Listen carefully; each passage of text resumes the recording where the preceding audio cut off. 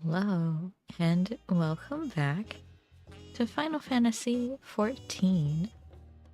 So, as you might have heard from the title, I forgot to do my role quests. Well, actually, we can use this screen instead. So, how do I even explain this?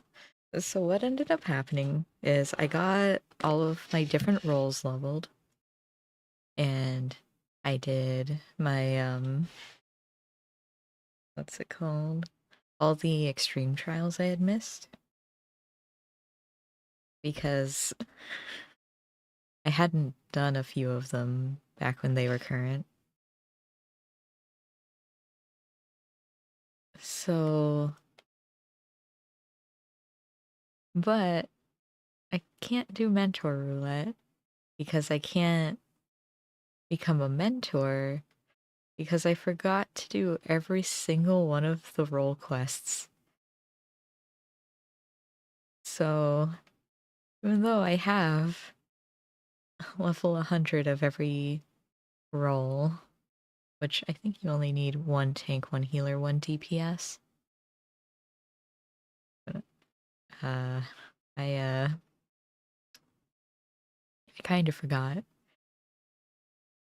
which is also tied to another thing because the role quests are how you can dye the job gear. So, like my paladin gear, I can't actually. Well, it says I can, but I haven't done the role quest, so I can't actually dye it. We're gonna do that today. So the plan right now is I need to do the tank and healer one for sure, and then one of the DPS ones. And I haven't entirely decided which one I'm gonna start with yet. As for the story of the role quests, I only vaguely remember what happened when we first unlocked it. Because there were the people sitting around that table over there, which according to Brook Evu were the Passage of the Unbound. I just know them as Saturday morning cartoon villains. League of Villains. But they were very goofy. So I expect the role quest to also be a bit goofy. But let us start with the tank quests. With Lozeniqua? The Narwhal beckons. Oh boy. Alright. Hello. Oh, hello. Judging by your attire, you must be the traveler from across the seas. And I suppose Brook Evu has enlisted you to our aid. Hello. That you were guided here safely must be the work of the brave Narwhal, who remains watchful even in this dire time. We are ever grateful for its vigilance. Who? My name is Lozeniqua. I hail from the northern reaches of Zaktaral, where even our breath freezes when caught in the chilling winds. Our people revere a Tyrell Vidral of the Narwhal, whose essence rests in the cradle of the sleepless, our most sacred treasure. Through fathomless depths it swam without rest, protecting its home from any who would do it harm. Legends tell that the narwhal could place the burden of its fatigue upon another, and thus was able to maintain its vigil night and day. So too can any who possess the cradle lull a person, willing or no, into a deep slumber, all while avoiding the need for sleep themselves. Needless to say, such power would cause untold harm in the wrong hands. Thus was the greatest warrior of our village, Tentoa, tasked with crossing the ocean and returning that which is most sacred to us. I'd have joined him, but I feared I would only be a burden, so I remained here that I might find someone to send to his aid. Tentoa has ever rushed bravely and blindly into the thick of things, leaving me behind to watch and worry. But if there's anything I can do to help him, even a little, then I must. Brook Evu has done well to send you to me. I can tell you are just the man to temper his more reckless tendencies and keep him safe during his quest. As luck would have it, a letter from Tentoa arrived shortly before you did. It seems he discovered that the thief made their way to a place called Ishgard. While I don't doubt his prowess, even Tentoa would be rendered helpless before the narwhal's lullaby. Please, could you follow him to Ishgard and find him before he does anything rash? Sure. Ishgard is like a second home to me. My FC has a house there. No, wait. No, my FC's in Kugane. I have a house there. Thank you, Jel. I knew the narwhal would guide a brave protector to our side. Tentoa sails to an unfamiliar place, but despite his hasty nature, he'd doubtless spend time gathering information about his new surroundings before planning his next step. If Ishgard has a place like this one, where people gather to drink and talk, he might go there first. Ask for a swordsman with blue hair and attire like mine. I'm sure it won't be long until you find him. You got it. Ishgard, huh? Yeah. I do this every time, too. Because I look at Shiro for Shirogane, which might be castle for Shiro, but I read it as Shiro for white, and I think white for snow, therefore Shirogane is Ishgard, but it's not. Uh, okay, we'll go to my house.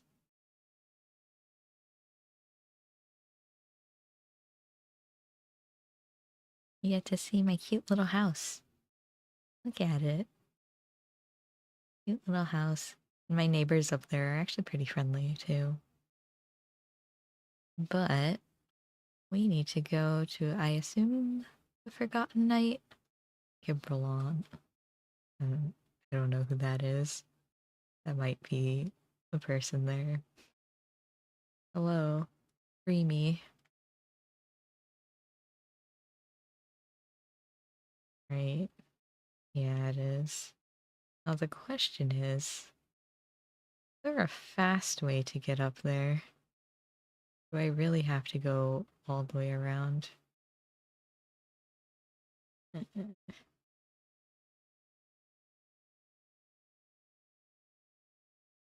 Is this faster? No.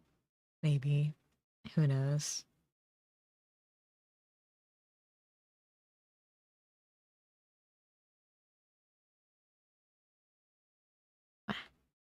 Alright, you.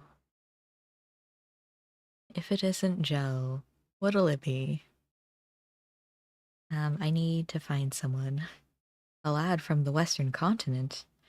Well, I can't be going around gossiping about the comings and goings of my customers, now can I? That's a quick way to an empty tavern. But I suppose, since you're you, I can make an exception just this once.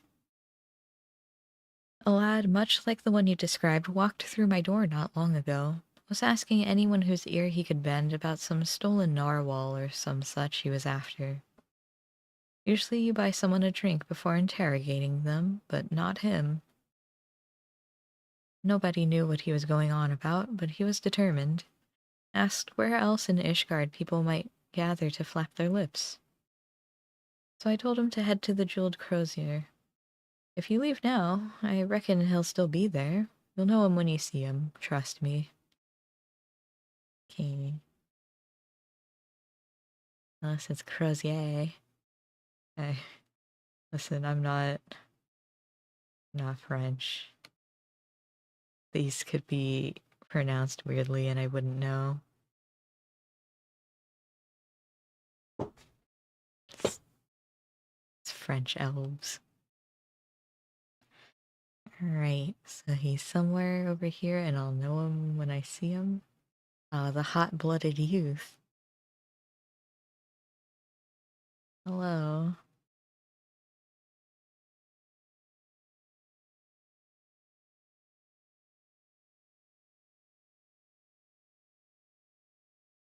Uh-oh.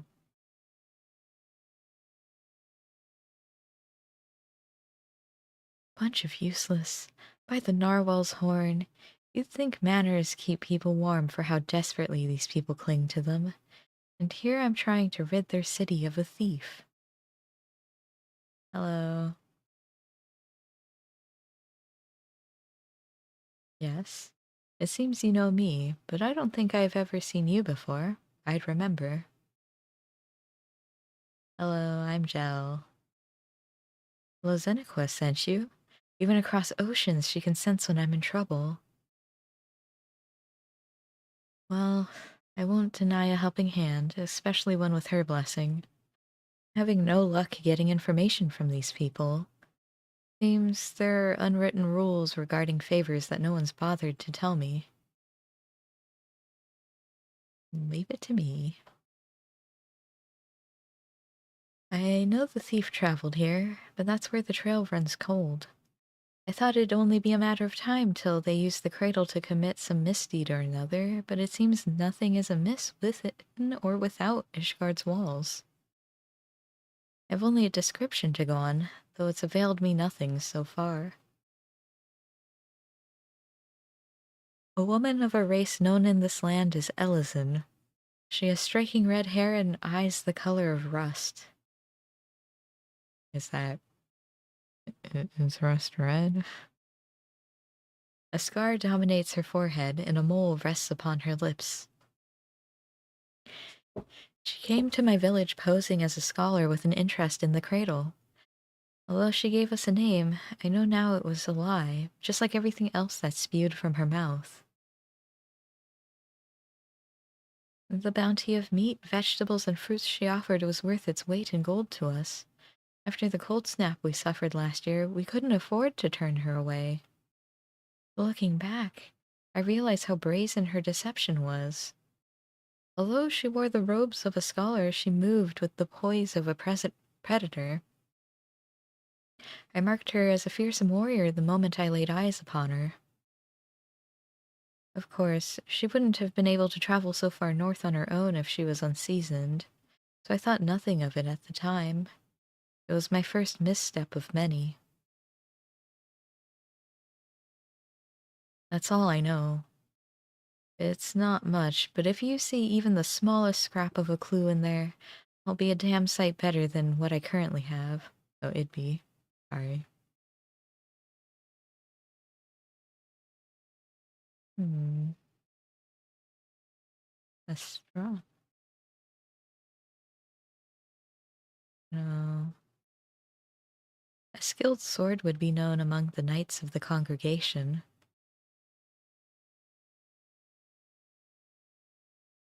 Knights, was it? I suppose that's what you'd call these deadly-looking fellows clad in steel. Yes, you may be onto something there. But where would we find one willing to speak? Can I talk to Amaric? I'd love to. At their barracks, near the tavern. I know the way, I'll meet you there. Okay.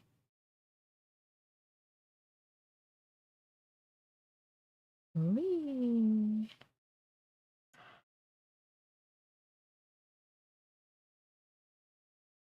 Uh, am I gonna be able to talk to Amaric? Or is it gonna be what's her face, who I definitely remember the name of? It's been a while.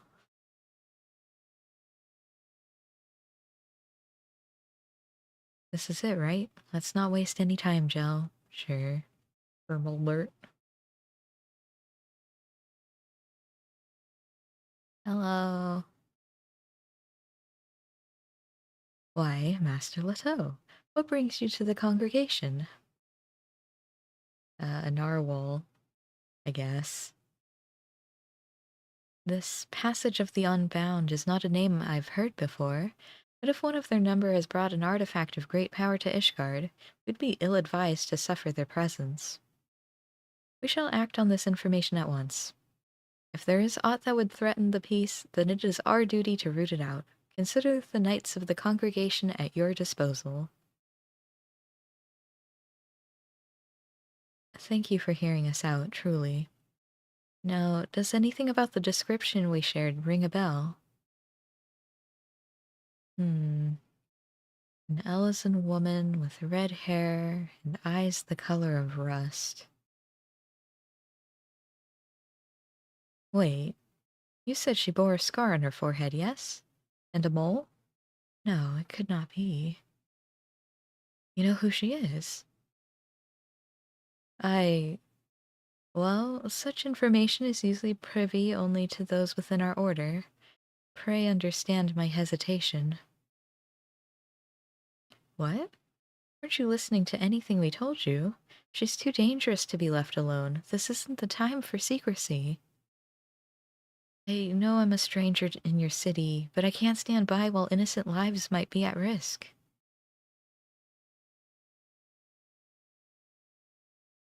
If you can't trust Tentoa, then trust me. Yeah, trust me. I'm the warrior of light and darkness.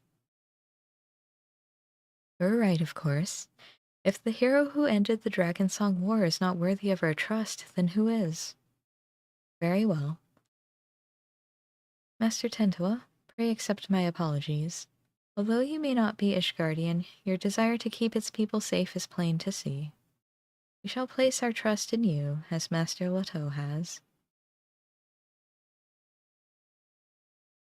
I'm glad we can see eye to eye. Now then, what do you know of this thief? Your description called back some old memories. Memories of a knight named Leafine? Okay. We'll say Leafine. Merely recalling her story makes me ill at ease, for the mark she left upon our honorable order was black as pitch. None know of her whereabouts since she was expelled from the congregation. I had thought living with the shame of her deeds would be punishment enough, but if she now consorts with villains that threaten the very foundation of order, then 'tis clear we can suffer her freedom no longer. I shall inform my superiors of this development and suggest that the congregation does all in its power to track down Lafine and place her in custody. If we learn aught of value, I promise to share it with you at once. Really? That's more than we could have asked. Okay. I suppose we ought to consider what to do in the meantime. Care to join me over there, Jel? Over there? Okay. Well, well, just across the plaza? You can be out of earshot? What? Why? So we have a name. Lafine, a former knight of Ishgard. That means she knows how to hide herself in the city well. Grasping about at straws won't get us anywhere. My own unfamiliarity does little to help our chances. We may have no choice but to wait until the knights discover a lead. Nevertheless, I intend to spend every waking moment learning more about the city and its workings. As for you, I only ask that you be ready to move at a moment's notice. Until then, be well. Okay. Hey, I'm back. There you are, Jel. I've been walking Ishgard's streets whenever I've been able, and I've been taken to searching for any sleeping people. I've taken to searching for sleeping people? What? Why? You see, the land I'm from isn't much warmer than this, and people know not to tempt fate by dozing off in the open air. Even those blind with drink manage to find their way home somehow. I figure the only force powerful enough to overcome that instinct for self-preservation would be the cradle. If we find a sleeper exposed to the elements, we may very well discover Lafine nearby. I can't imagine she brought it all this way just to remain idle. It's a tedious prospect, but we need to scour every back alley and shadowed walkway before anyone catches something much worse than a cold. Okay.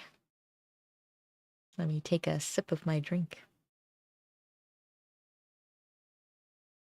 Oh. Master Leto, Master Tentoa, I bring good tidings. The Temple Knights wasted no time in distributing handbills across Ishgard containing Lafine's description. These efforts have already borne fruit. We but recently received a report of someone matching her features being sighted. Really? Where? She was sighted near Camp Dragonhead by a patrolling sentry. Described a woman with red hair and a distinct scar on her forehead. The outpost can be reached by passing through the Gates of Judgment and heading east. Once there, speak with Sir Eugene Noir for the full report. Eugene? No? I knew she'd show herself. Let's hurry, Jill. They're having this discussion and I'm just in the corner like, how do you pronounce this? Sir, please.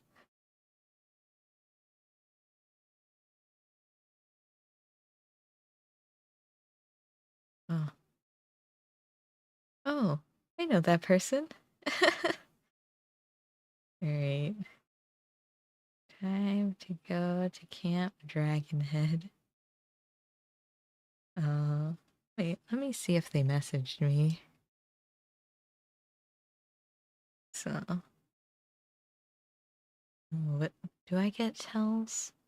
I don't think I do. What? I need to go to this screen. I'm sorry.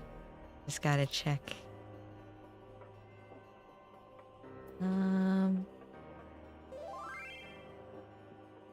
Yeah, okay. What?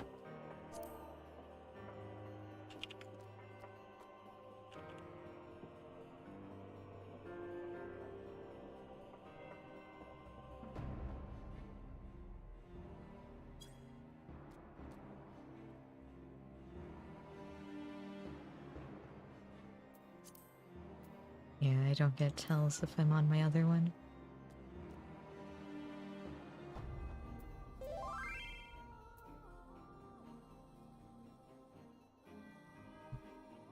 Alright.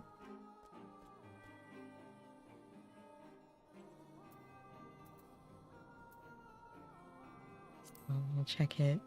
Check it later. Okay.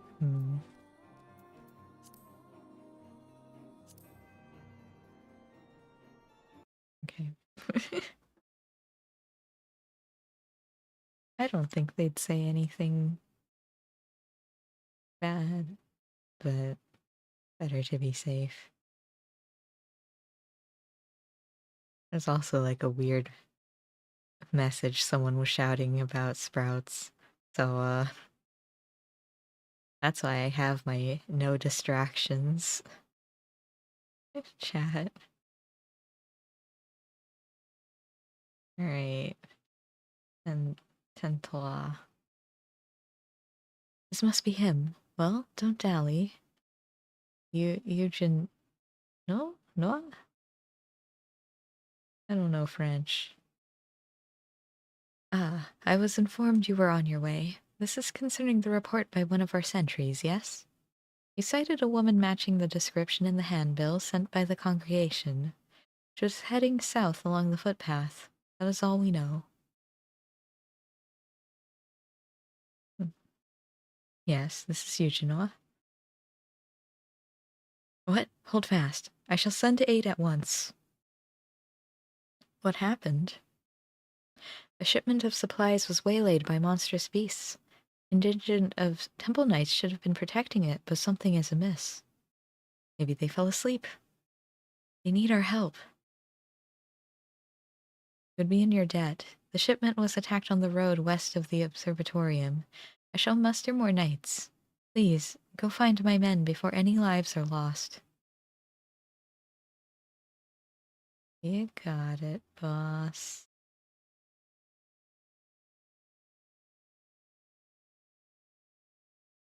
Oh, there is a fate here.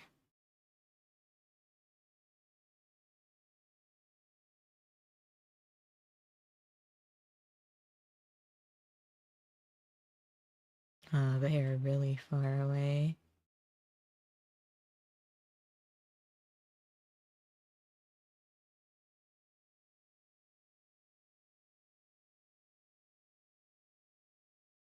Oh, I should probably make sure my friend didn't message me. I'll love it. This is my only screen with the chat hider. Sorry. Okay, no, I'm good.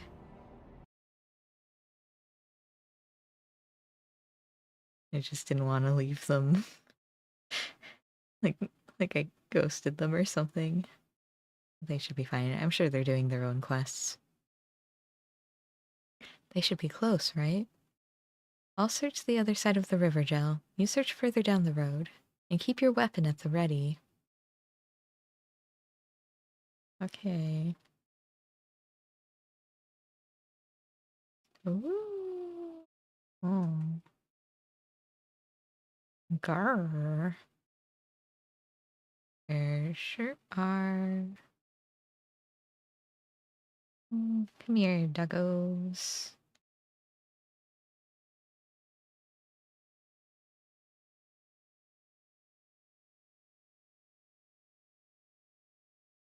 Pew.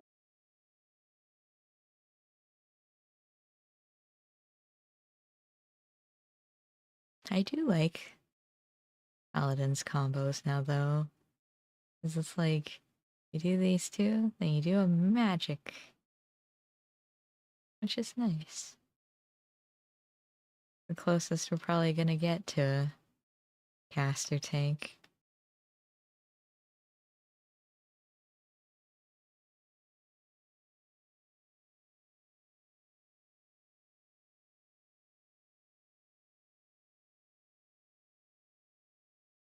Hello. You saved us. We were almost... Oh, not crocodiles. You won't be feasting today. Not a moment too soon. Oh, is that the giant skull stuff? The wide eye watches eternal, and eternal is the sleep it bestows. The wide eye? What? What's the wide eye? Why is your shield so small?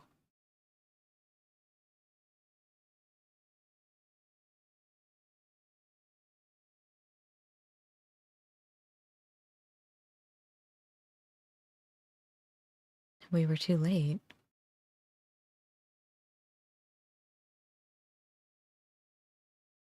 No, they're not. Ah, just look. They're asleep is all.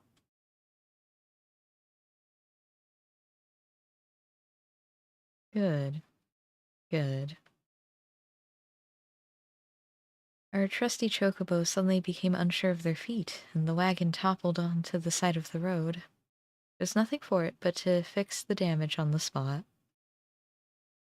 The temple knights went to secure the area, but before I knew it, each and every one of them had fallen asleep where they were standing. Then the beasts attacked. It was just me before those snarling fangs.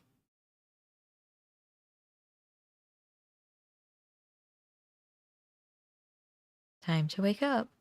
Sleep here any longer and the cold will have you.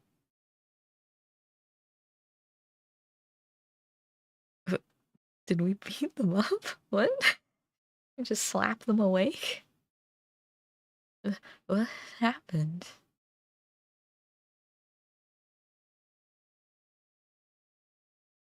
What? I'm sure they're fine. We fell asleep, but we were patrolling. You must be mistaken. A temple knight would never shirk his duty so. Are you calling me a liar? I saw you fall over on your arse with my own eyes. If not for Sir Eugena's quick response and the bravery of these warriors, we'd all be food for the vultures by now. The congregation will hear of this dereliction of duty, you can be sure.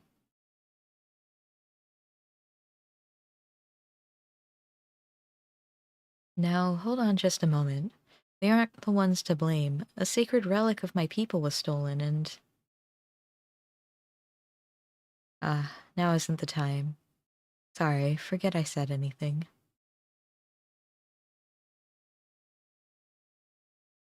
Whatever dizziness overtook the chocobo seems to have passed, so I'll resume my journey once the carriage is repaired.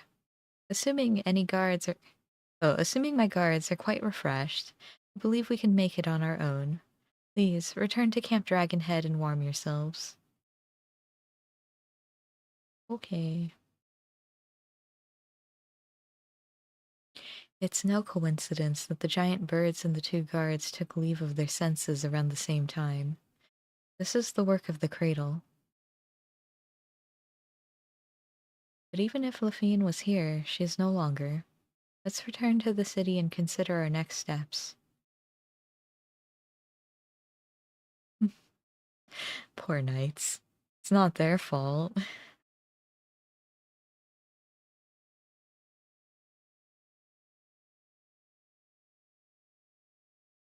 Aw.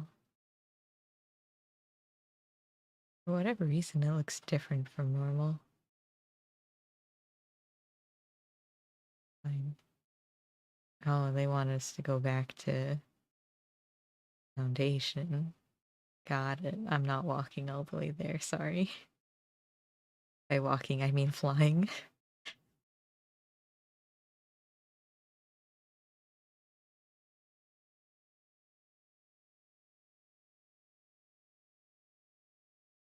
Alright.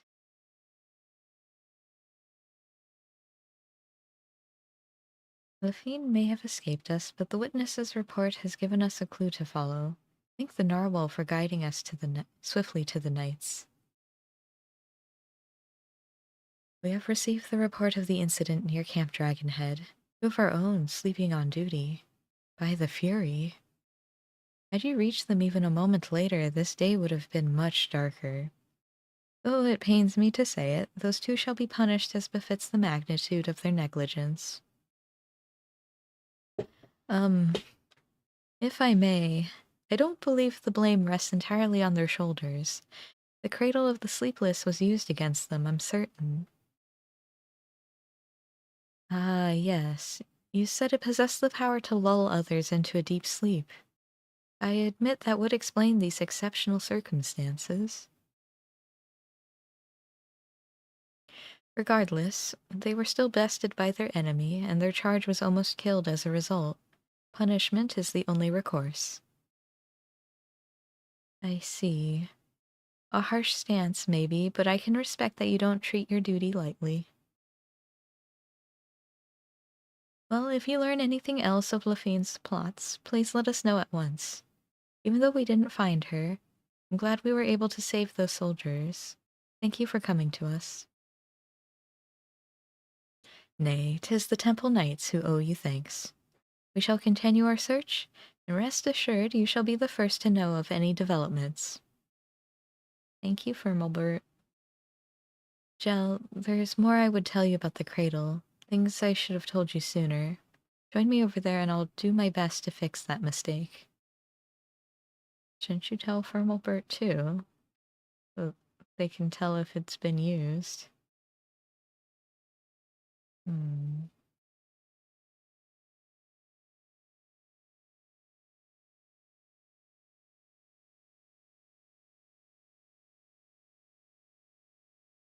Now you've seen with your own eyes what I've only been able to describe.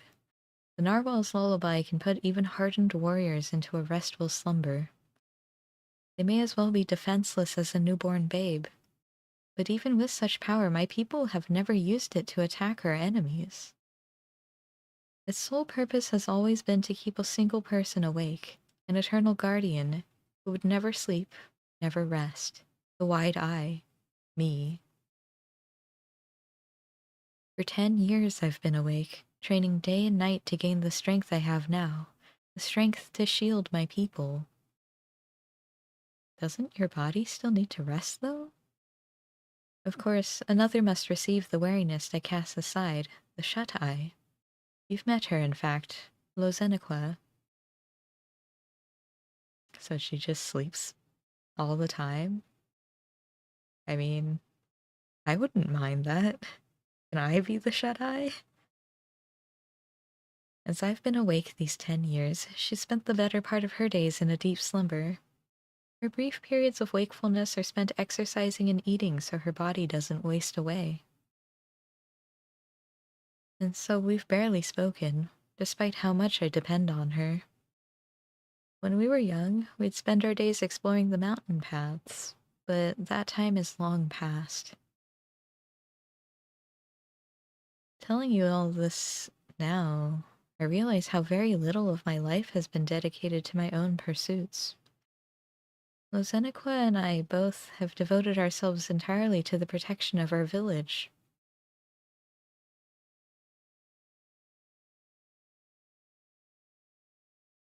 How did Lafine steal the artifact from such an accompli? Did she steal it? I thought she traded for it, or did I misread that? Hmm. Don't you miss Lozenequa?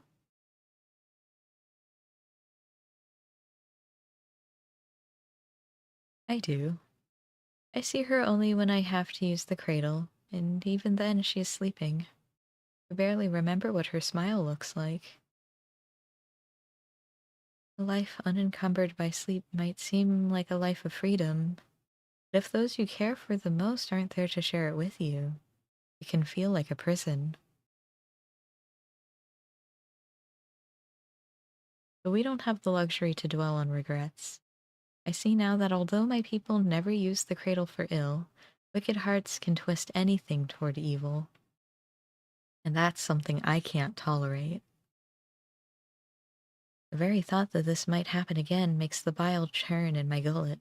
We must bring Lafine's schemes to an end. Okay.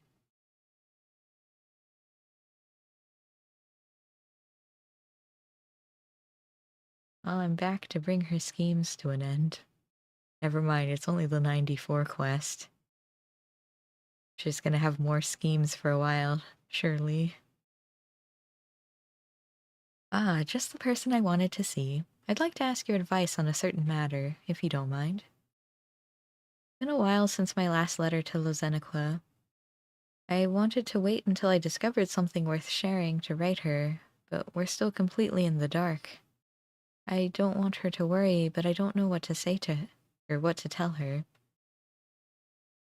Um, yeah, tell her you're in good spirits. That'll suffice. She just wants to know that he's okay. You might be right.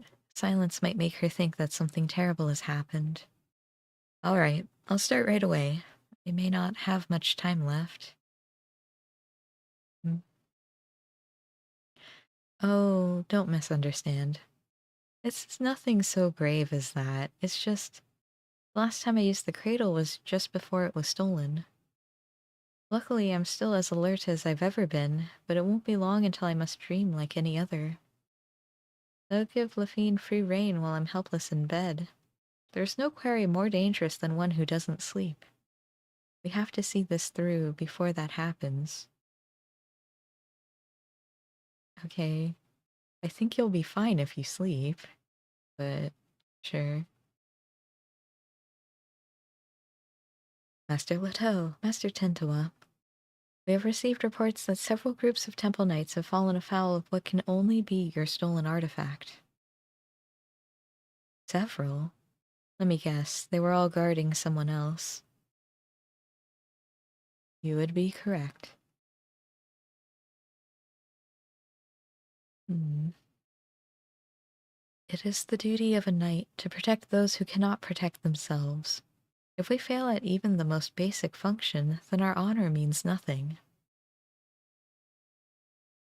As if the incident near Camp Dragonhead was not shameful enough, the knights in these most recent attacks were left in quite compromising positions. Huh?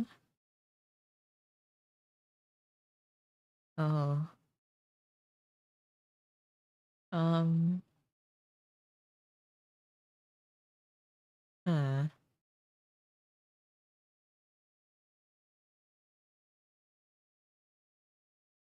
Yet, the weight of embarrassment is a trifle compared to the guilt we would bear if any innocent came to harm. The Fury was merciful in that respect, but we would rather not see these incidents repeat. Still, while the Temple Knights must work to repair their reputation in the days ahead, 'tis a far cry from bringing Ishgard crumbling to its knees. Truth be told, the methods of this passage of the Unbound leave me mystified. Yeah, like I said, Saturday morning cartoon villains. But Lafine was cunning, if nothing else. Though we can discern her true motivations, we have little recourse but to wait until she makes a mistake. Hmm. She may be testing the limit of the artifact's powers.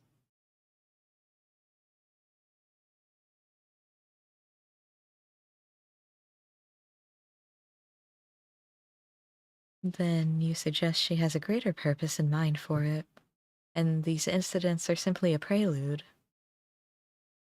We cannot discount that theory, I admit. We shall remain vigilant. There's no telling how much chaos she can sow if left unchecked. We have to do everything we can to get the cradle out of her clutches. And to do that, we have to start asking the right questions. This new information makes me wonder, why has she focused her attention on the Temple Knights?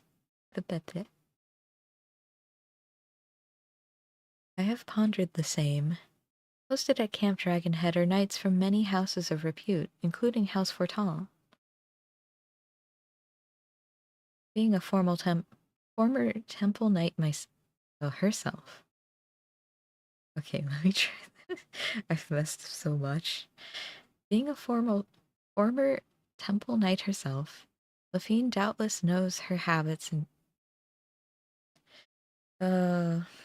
okay, let me drink my other drink. Because I have two. I have tea and a soda.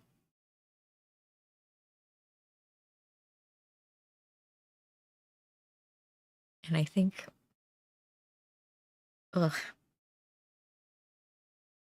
I think I might need the sugar.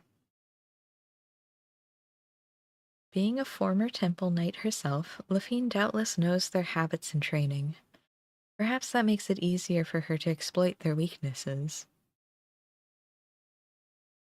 Then, if we follow the knights, we may pick up her trail. It's not ideal, but it's the best we have to go on.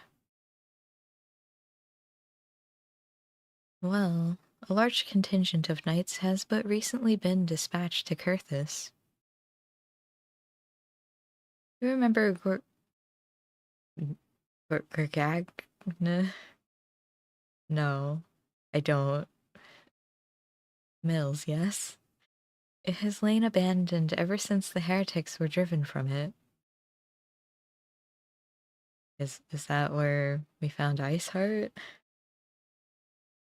Yet there is ever the risk that unsavory elements might infest it once again. Thus have the knights planned joint patrols of its premises with other contingents. If you speak with Sir Reynold at Falcon's Nest, or Redwold, I am certain he would be glad to have you along. Redwall. Okay, thanks. Falcon's Nest, huh? Can I take the ether right there?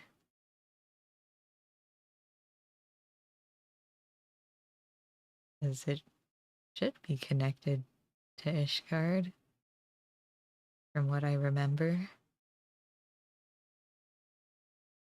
No. Then it's near the Sky Sea? Yeah. Hmm. I wonder why it's not a place you can just teleport to. Seems a little strange, but... Alright, let's go. Ooh.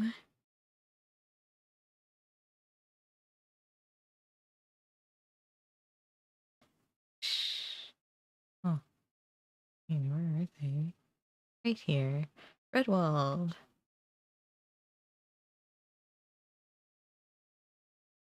I mean, he sure does have red on him. Is that Master Leto I see? Of course, you are ever welcome in Falcon's Nest. Yet, I believe I do not know your companion here. This is Tentua? Indeed, whispers of the Temple Knight's humiliations have reached us even here. Falling asleep while on duty. I dared not believe the stories, but it seems there was truth in them after all. They fell asleep, true, but it wasn't their fault. We suspect they fell victim to an enemy wielding a powerful artifact. Now, the rumors failed to mention anything like that. If it can lull even trained warriors to sleep, then we must treat it as a serious threat. Nevertheless, if one knight falls, another is always at the ready to take their place. So long as this artifact cannot put an entire regiment under its spell, I believe we are well positioned to combat it. Interesting.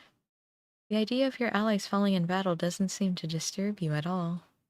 Where I hail from, a single warrior is responsible for the safety of his entire village. Make no mistake, we do not doubt our allies' mettle, we mourn every loss. Yet each man and woman here knows that if they must quit the battle, another sword just as fierce will take their place. Know that an ally is at your back, would allow you to fight with abandon.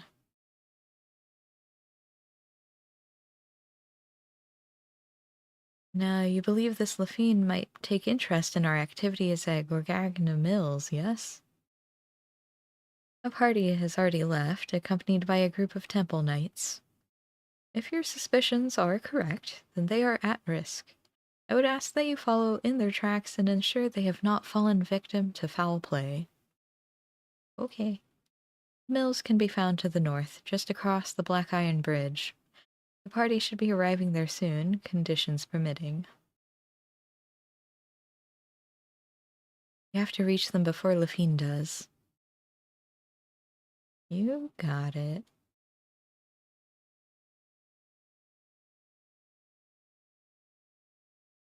All the way... Oh, all the way out there. Got it.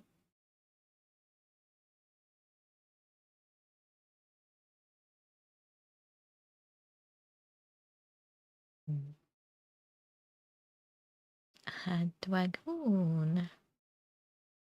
Oh. The pike.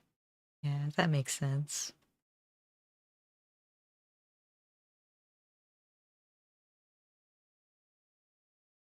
It is the mill where we talk to Iceheart.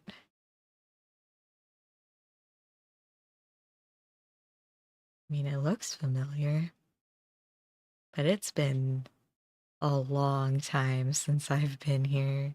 Since I did like Heaven's Ward. Or I guess, because the Ice Heart stuff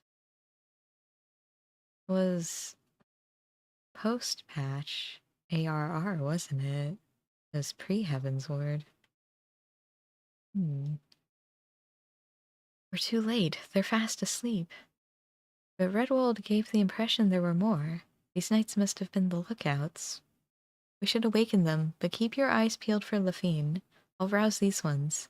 Jill, you search that building yonder. Okay. Into the building I go. I go inside, yes. Yes. Alright. Who the hells are you? How'd you get past the guards? Uh-uh.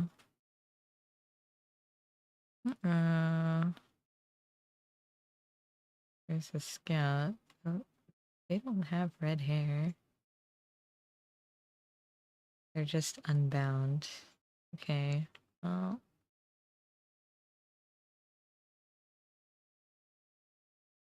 Pew. Pew. And swords.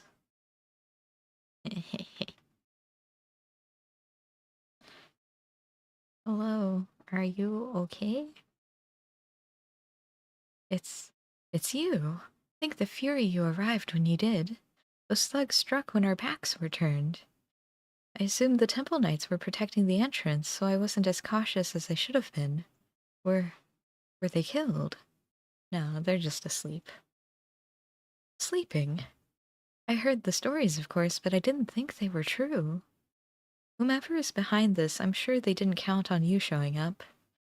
For now, we shall tend to our wounds and then finish our inspection here. Master Leto, I ask that you join the knights outside and wait until we're finished. But in theory, shouldn't Lafine be nearby to use the artifact?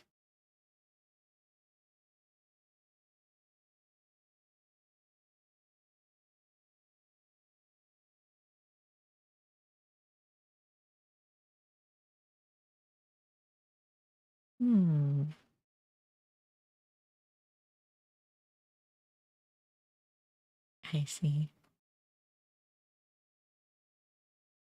Ah, as I thought. Just when I was becoming bored, I sighted a familiar face among these slumbering knights. I simply had to come and make sure it was you. You finally found the courage to show yourself. Hand over the cradle now, and I won't kill you. Well, that was certainly an animation. What do they call you again? The Wide Eye. You must have had quite the journey to come this far. Hello? Be careful, Jell. This is our quarry. The thief who stole the cradle of the sleepless. This is Lafine.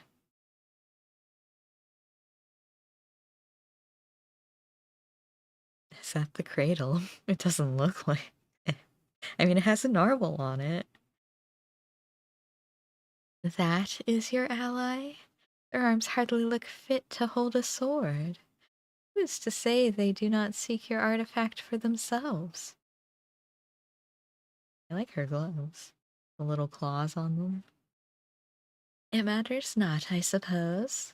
Before you both throw your lives away, I suggest you think for a moment. Is the cause you fight for worth the sacrifice? So few of us know true freedom. If there is aught you would grasp with your own hands, do so before they wither and your eyes shut for the last time. The codes and rules that would bind men are mere illusions. Open your eyes, truly open them, and you shall see a path all your own. Only a fool would waste their life in the struggle of another. Quit spouting nonsense. Nonsense? Perhaps. I'm here because of another, after all. Apyahi. who came to me at the height of my debauchery and welcomed me into her devious brotherhood. She guided me to great power, yes, and now I lead others upon the unbound path. Yet, truth be told, I have little interest in seeing where it ends. To tear down the world's nations, Ishgard among them, and usher the world into... well, what does it matter? Yet I do derive great pleasure in shaming the temple knights, in seeing the snickers and jeers deflate their pompous pride as they walk down the streets. If this artifact can hasten their fall from grace, I believe I shall keep it.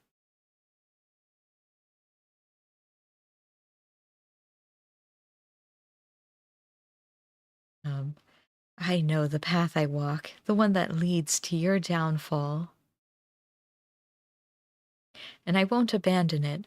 I'll take the cradle back. And then I'll... oh...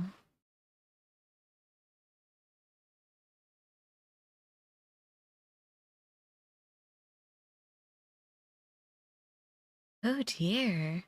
You seem to have lost your train of thought. I know you cannot hear me, but if you want your artifact back, I might suggest stealing it from me while I'm asleep. But considering the burden I've just passed to you, that opportunity may not come for some time yet.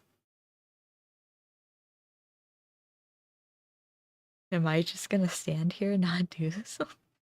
Why, I feel absolutely transcendent to think the shackles of fatigue weighed so heavily. Alas, it appears the artifact needs its own repose of sorts. No matter. I've learned more than enough to take my next step. See to it that this lot is disposed of. 'Tis the least you can do for the freedom I have given you.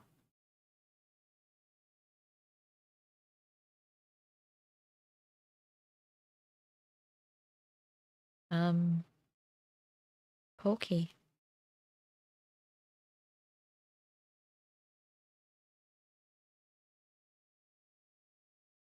Come at me.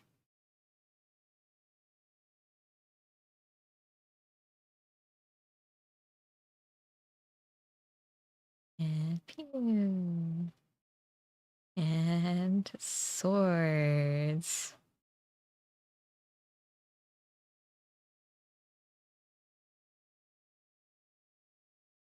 Oh, now I want to use my pew. Dental, let me just quickly slap you awake. He needs a lot of aid, huh? Try as you might to rouse Tentua, he seems completely detached from the waking world. Oh no. Kick him.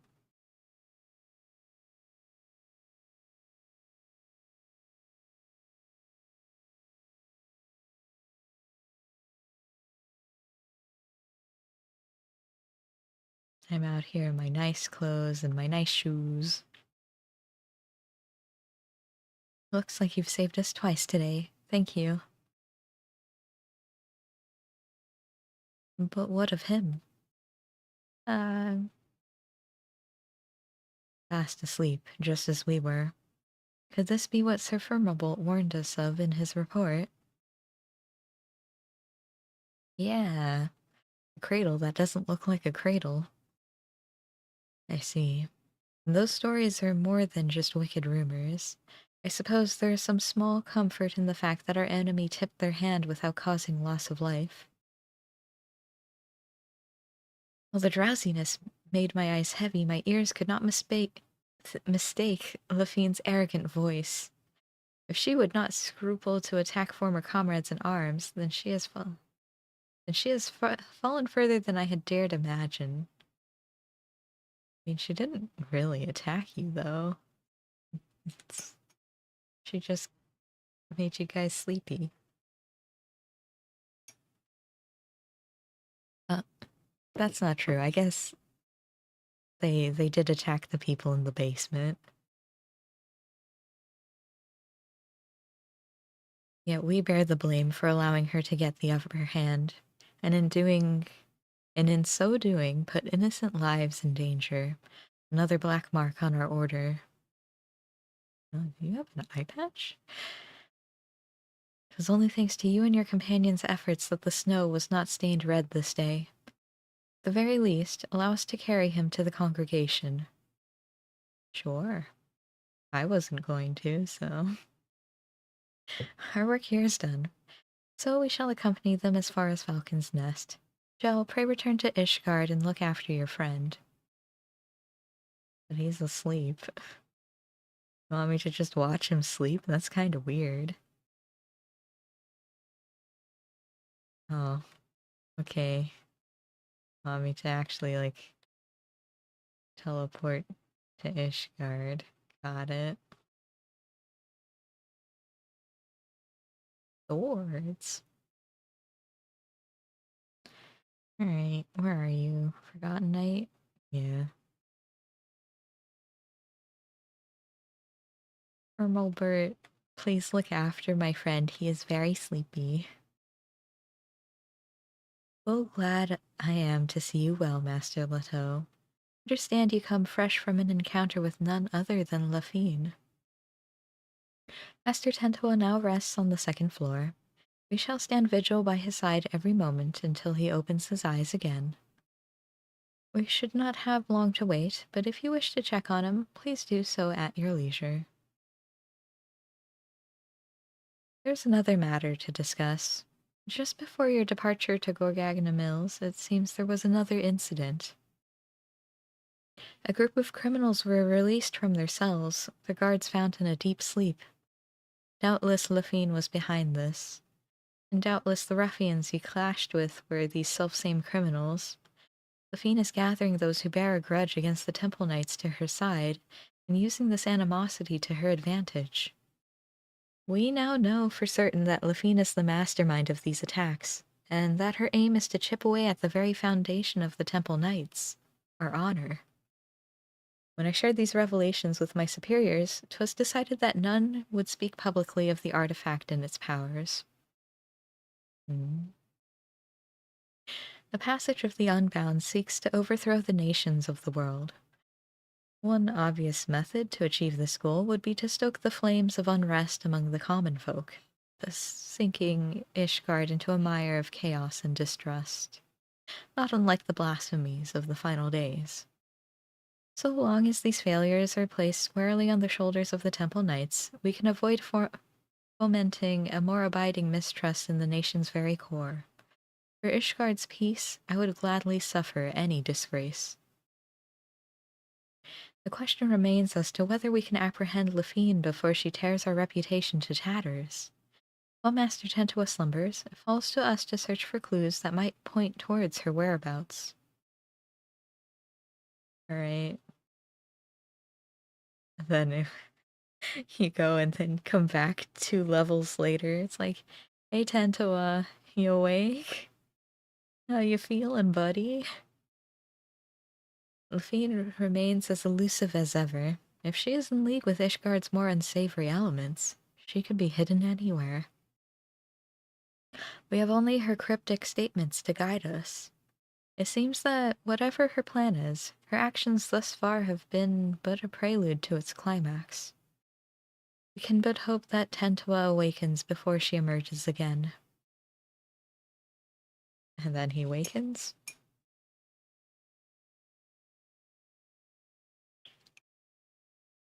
Ah. Jel, there you are.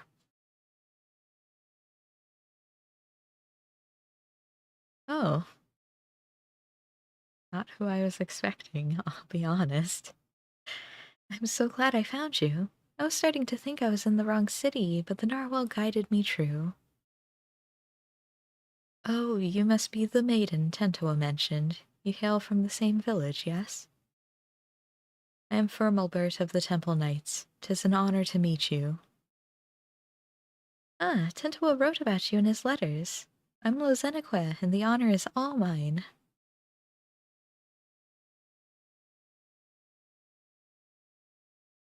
Is Tentoa with you? I haven't received a letter from him for some time, so I came here to check on him myself. He's asleep.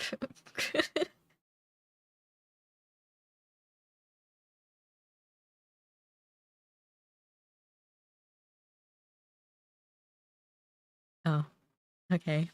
Well, I guess she'll go check on him. I guess we'll all check on him.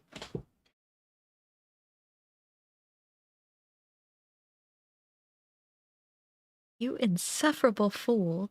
What have I always told you about rushing ahead without thinking?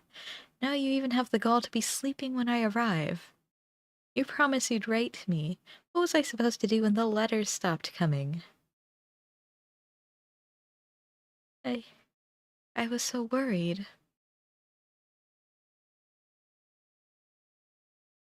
He doesn't even have a mattress. What is this? At least I can take some small comfort that he appears otherwise unharmed. I take it you're to thank for that, Jell. Yep. Um, is there any way to counteract the cradle's influence?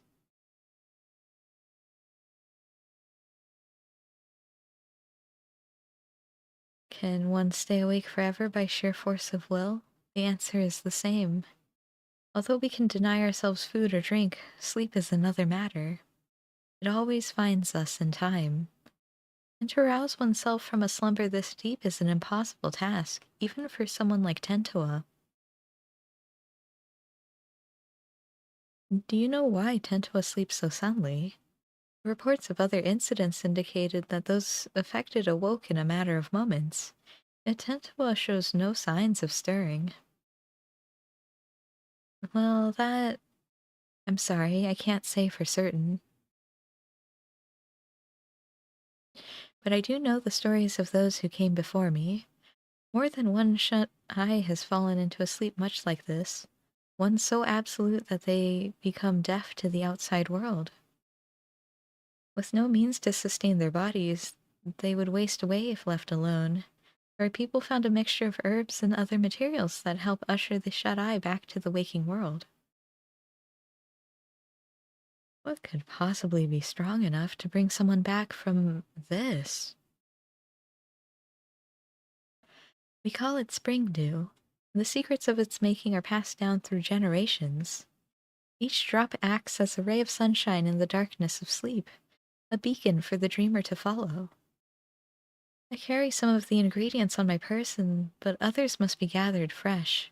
It won't be an easy task, but I'm certain it will save Tentoa. I don't know the Eorzean name.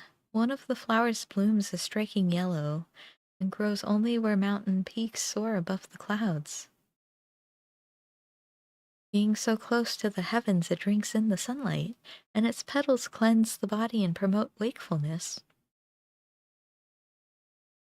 In the churning mist blooms a yellow flower called the dandelion.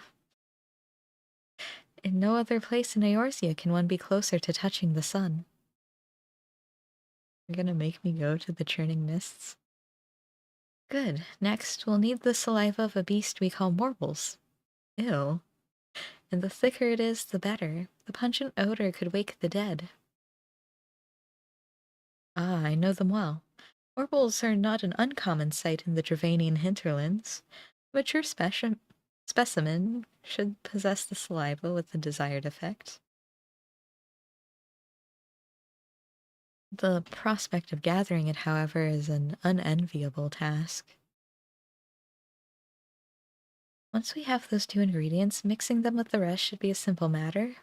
Do you think you could procure them, Jell? Sure. Oh, your confidence is reassuring. Yeah, I sounded so confident. Since the marble saliva must be the fresher of the two, guess that you first climb into the heavens and pick dandelions for Tentoa.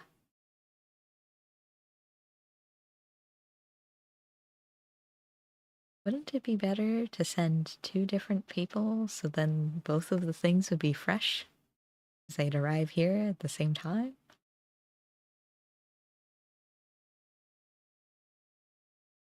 Or am I just silly to think that? Right at the forearms. What? Where is this? I said, wait, not Curthus. Mania? Oh, guess we're going to Zenith.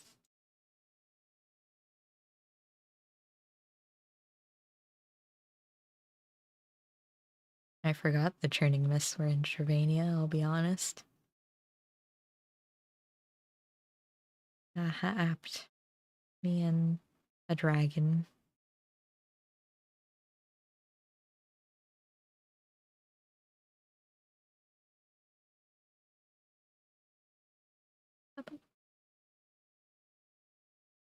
Oh yeah, I forgot I did those. Alright. A dandelion.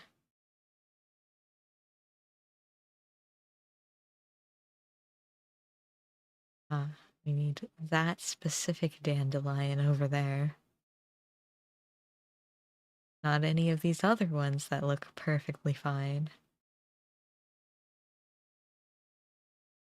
Suntress, dandelion shine an almost golden yellow. Now for a much more gruesome task. Venture into the Dravanian hinterlands and collect saliva from the mouth of a full-grown marble. Ooh. Hinterlands. Wait, can I not get to the hinterlands from Orleans?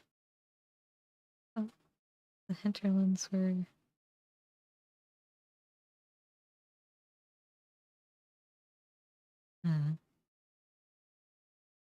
Right, that's fine.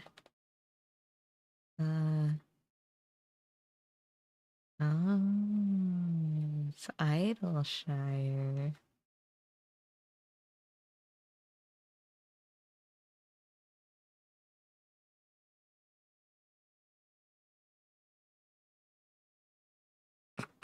Oh, my capybara. Look at it go.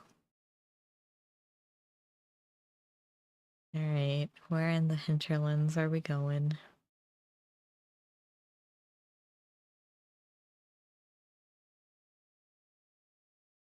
Over there.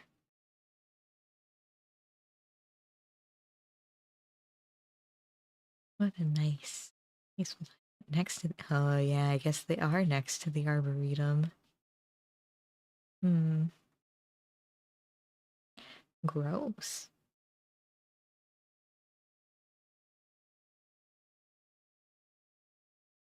Alright. I mean, they shouldn't be that... Unless they make me fight special ones, which they probably will. Yeah, okay. Time to fight some marbles. Or just one?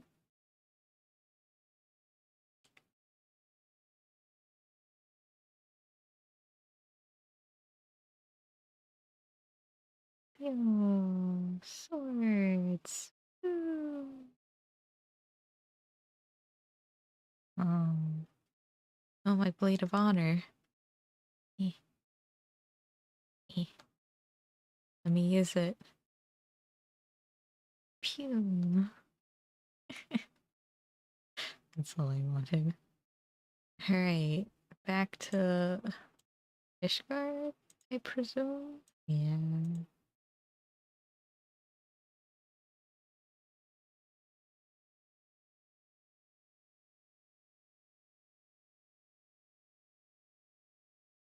Could just walk, but I'm not going to. I'm gonna take the short teleport. Alright. We must save him. Oh, never mind, there's stairs. Ooh. Ooh. These barracks where they don't even have mattresses. Come on, who wants to sleep on just boards of wood? I'm ready to start mixing the ingredients at once. That is, of course, assuming you've brought them with you. There you go.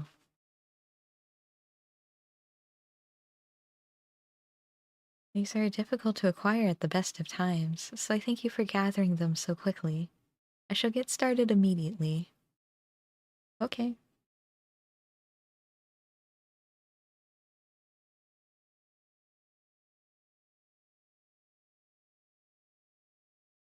We've done all we can. Now we wait for Tentoa to open his eyes.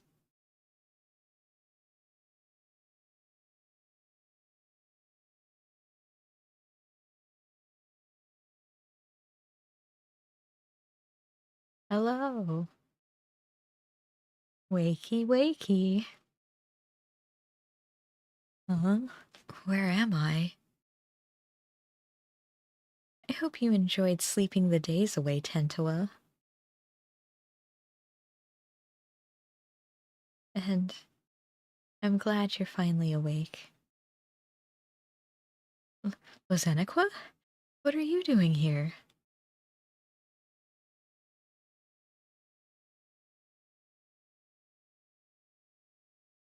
Silly.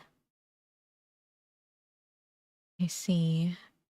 Lafine wielded the cradle against me, and while I was tucked soundly in bed, Lozenequa came all this way. Curse my weakness. Just when we had her, just when I was needed the most, I failed. For 10 years I endured countless trials. When the time came, I couldn't even swing my damn weapon. It's not your fault, Tentoa. If anyone's to blame for what's happened, it's me. Huh? No. No, I won't hear it.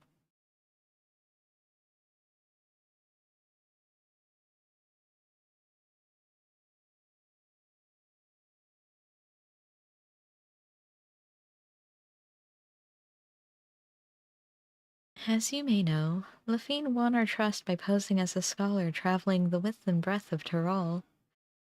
She expressed great interest in the cradle and our customs, and I was so excited to meet an outsider that I answered her every question. I told her that the wide eye keeps the cradle with them at all times, and then she hatched her plan. She took me hostage to draw out Tentoa. While Lozenequa was sleeping, Lafine snuck into her chamber and held a blade to her throat. I had no choice but to give her what she wanted, the cradle of the sleepless. I put Lozenequa's life before the future of our people. It was at that moment I became unfit to be their guardian.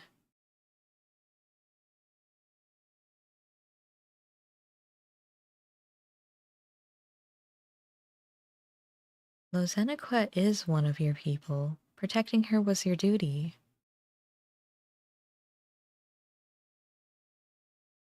It's very dark in this room.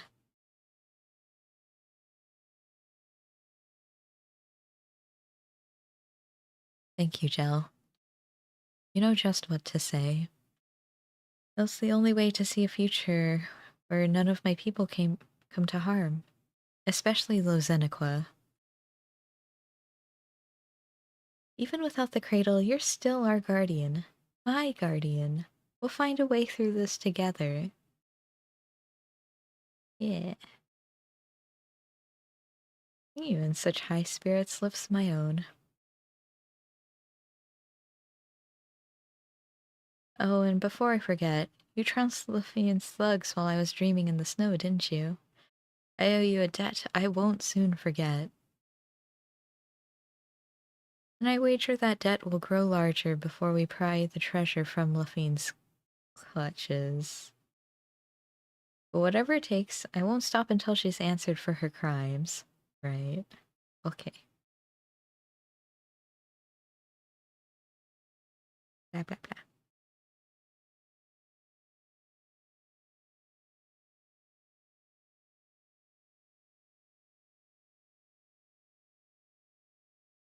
Alright, you. What's the plan? You know, While I was sleeping, I dreamed. I saw Lozenequa and I as children. Nothing particularly interesting happened. We just whiled the days away without a care in the world. I'd forgotten what it was like to dream. It was pleasant. I can remember wanting to stay there, to never open my eyes again. But of course, the moment I gave form to that thought, I opened them, and Lozenequa was there. Even if we get the cradle back, will things return to the way they were? Will you go back to spending your life in dreams? I suppose so. My duty is the shut-eye, after all. Your duty. And it was your duty, too, that compelled you to come all the way here to Ishgard.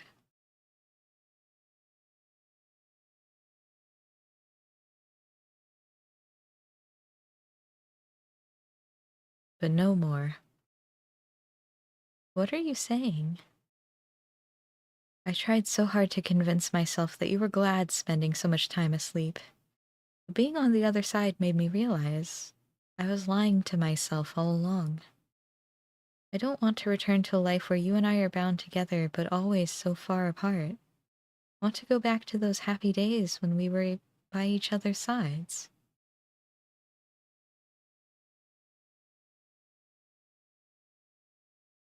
I guess what I'm saying is, if there's a different path for us, I want to find it, and I want to walk it with you.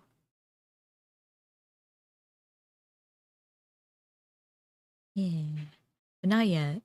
First we reclaim the cradle, and when we have, we'll take our first steps towards the new future. I promise. That new future, my bad. I must confess, I haven't felt the same since I woke up. I know I was in that bed for a while, but instead of feeling refreshed, my body feels weaker somehow. Almost as if my very strength was sapped when the treasure was turned on me. Can't even grip my weapon properly.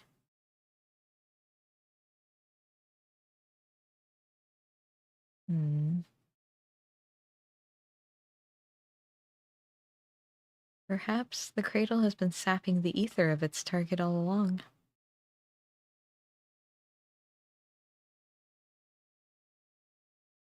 Then does that mean the cradle has powers we don't know about?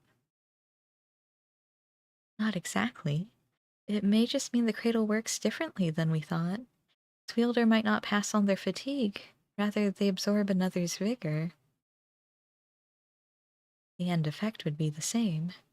The cradle's wielder can go on without sleep, and its victim loses the strength to even keep their eyes open. You never took more than you needed, so my slumber was always light enough to awaken from. But if the treasure was used without restraint, if we've had this realization, it won't be long until Lafine does too. And then it'll be too late. We have to root her out. But I mustn't rush ahead blindly, as Lozenequa never tires of telling me. I feel nearly weak as a child right now. Must spend what precious time we have training to regain what strength Lafine stole from me. You have my word, I won't rest until I'm in top form again. I suggest that you do the same, if for no other reason than to give me some stiff competition. Okay, sure. I'd like to see her try to steal my ether. My ether dense. My soul is dense. I don't have enough ingredients to make spring dew again. We'll have to deal with Lafine before the cradle's power returns. Gonna give me food? Okay.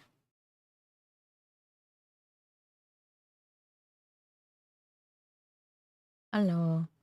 You're looking strong, Gel. Oh, I'm not my old self yet. I'm feeling better by the day. Still, there's much work to be done.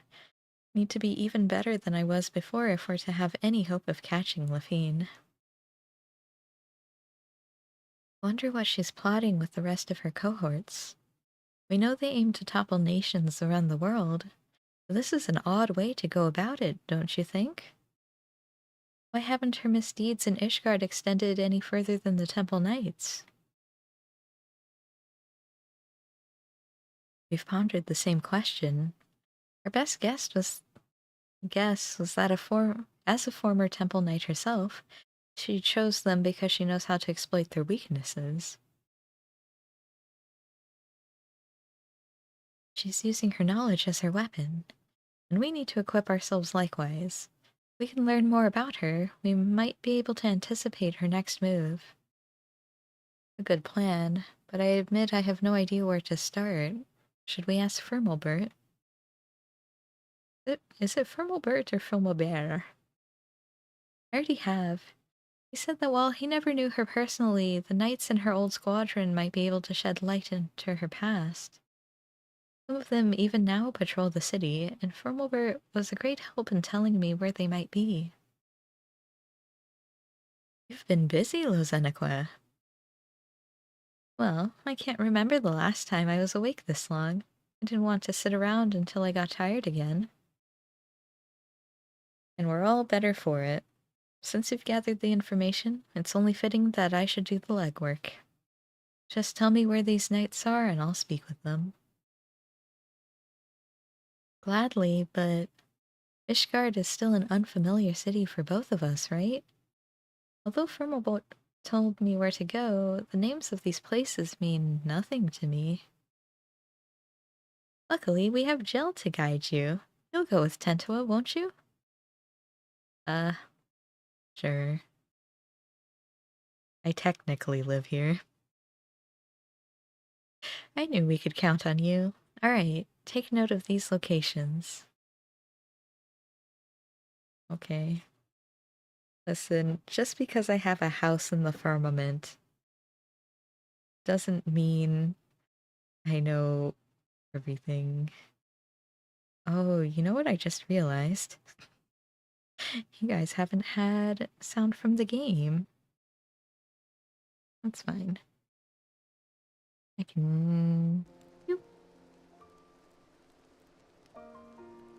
Yeah, I mean, you've been missing what? Music? Because there's no voice acting in here. It's just me. Which kind of hurts my voice, but that's what I have my drinks for. Alright, Tentua. Being forced to work with someone like Lafine isn't a fate I would envy. I'm curious to hear what these knights have to say about her. Hopefully they provide insight that'll help us forward. Time is of the essence, Gel. Let's get moving. Alright. Where are we going? Oh, we gotta talk to... Wait. Not Firmalbert? Someone inside?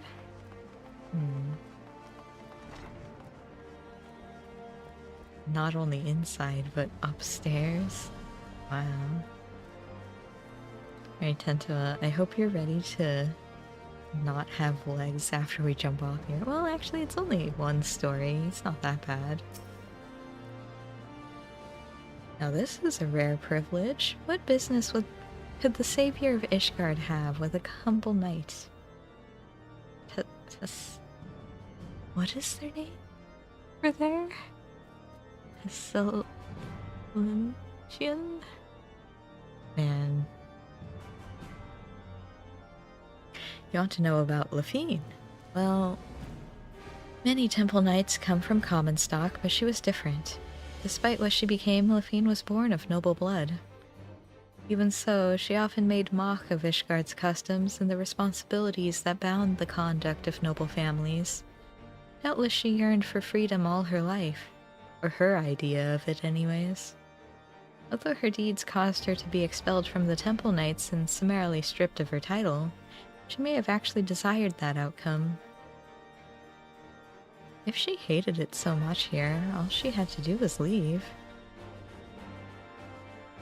I hear she did leave, for a time at least. Now she's in league with the group that aims to plunge the world into chaos. If a selfish heart like Lafine was sought out to aid in this plot, I shudder to imagine how wicked their leader must be. Right. Jump, Tentala. Oh. Just appear. I see. Where's this? Where's the plaza? You know what? It's not that far. We can walk. Come on, Tentala.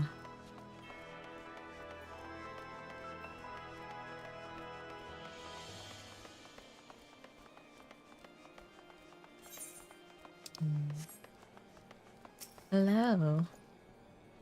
You require aid.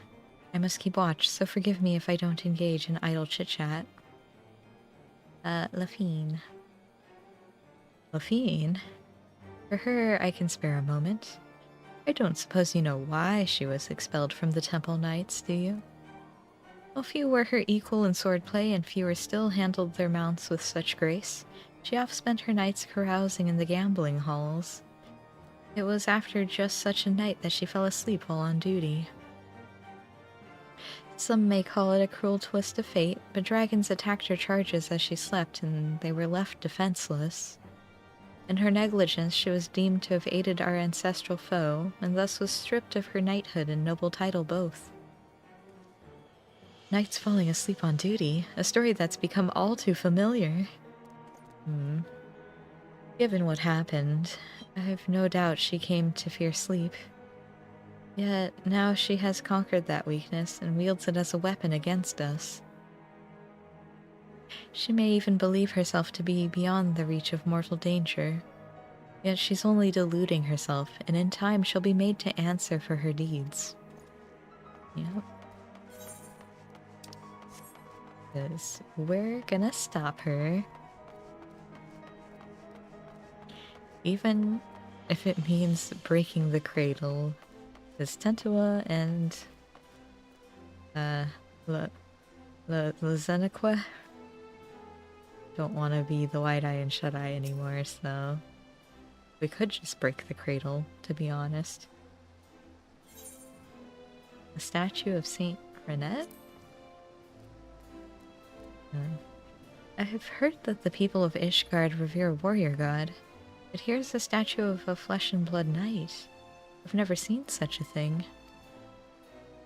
The people make no figures or depictions of our departed, fearing that such objects would keep them from finding their way to the next world. The only idol we keep is the cradle of the sleepless, and thanks to its blessing, a Wide Eye has always watched over us. So our reverence is devoted solely to the narwhal. It's enough that it guides our people safely to the next sunrise. I see. Hello. All is quiet. Even so, I must remain vigilant. Lafine, a name spoken of in hushed whispers now, but many have forgotten her strategic genius.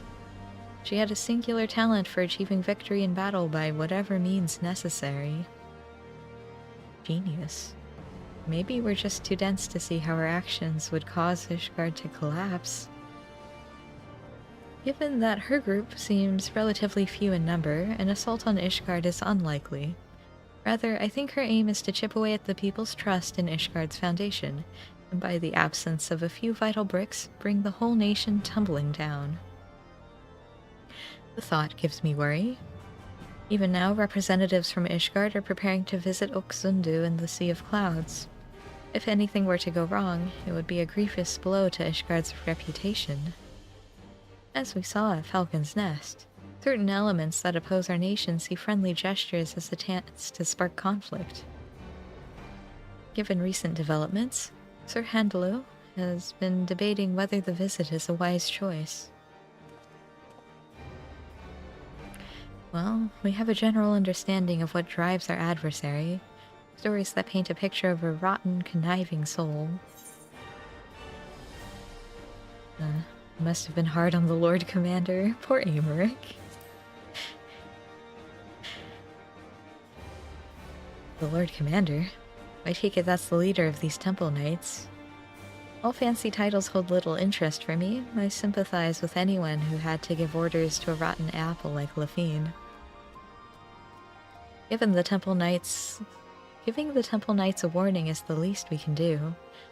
It's clear that this delegation, was it? Might prove an enticing target for Lafine. Finally, we have knowledge to use against our enemy. If we all work together, we might be able to trap her. We haven't much time. Let's return to the congregation and tell this Handaloo what we know. Okay, well, we're gonna turn right around. Splash in this fountain a bit. I'm sorry, Tentula. This is, what you have to deal with when traveling with me. Alright, Handaloop.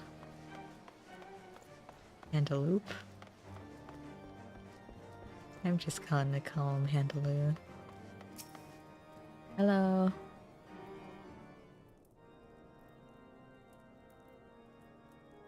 You are ever welcome at the congregation, Jell. I am well apprised of Lafine's wicked deeds. Your efforts to flush her out have been much appreciated. And this must be Master Tentua, across the ocean from Tiral. I hope you have recovered from your ordeal. I'm better than ever. Apologies for taking up one of your beds for so long. Please, no apologies are necessary. On the contrary, the Temple Knights yet owe you a debt for all you have done. Which brings us to the purpose of this visit. You had something to discuss with me. Yeah, Lafine.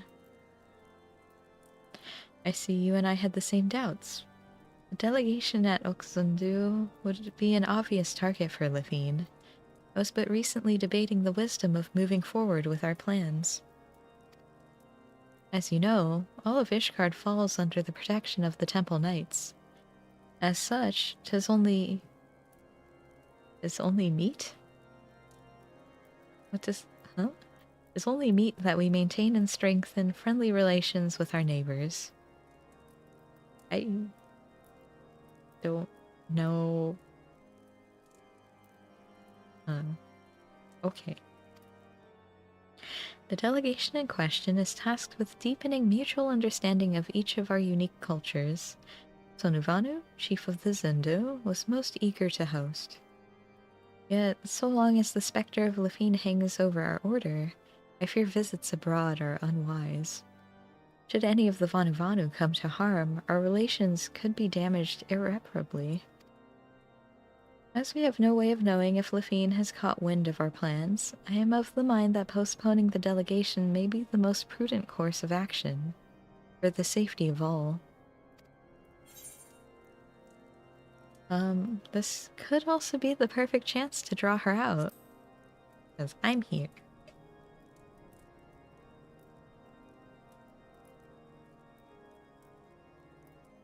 That's right, Jill and I won't let anyone come to harm. And as long as you warn the Vanuvanu in advance, they shouldn't hold the actions of a rogue against you. If they're truly your allies, they'll see the wisdom in your judgment. Please, send the delegation as planned. It'll be our best chance to capture Lafine.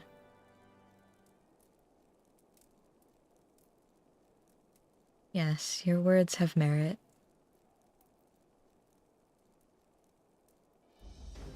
Thank you for the sage counsel. You're right. The Zundu would not stand idly while we suffer at Lafine's hand. In fact, the fellowship between our two peoples was forged when a god assailed their home and was brought low by a great hero. Jell. Me. Wait. Their god is the narwhal. You tell the Zindu that he is keeping watch over the proceedings, then I'm certain all doubts shall be quelled. Then you'll proceed.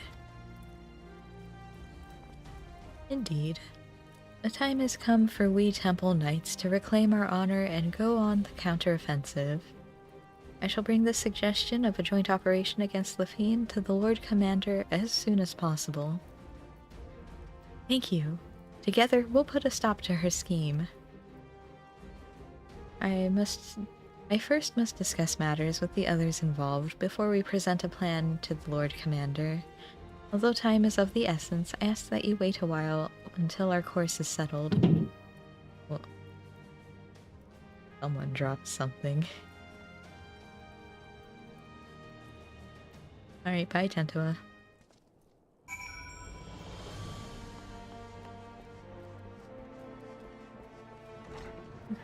Just ran off without a word.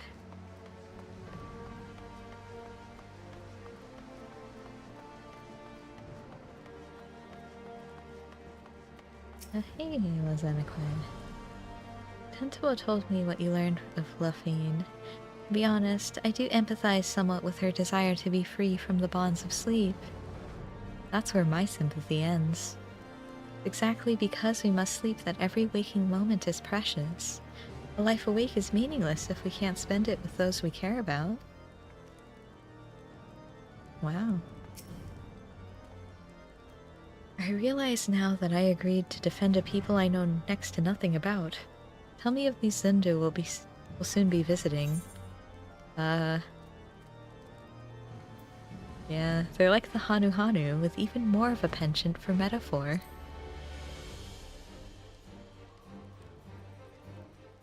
Really?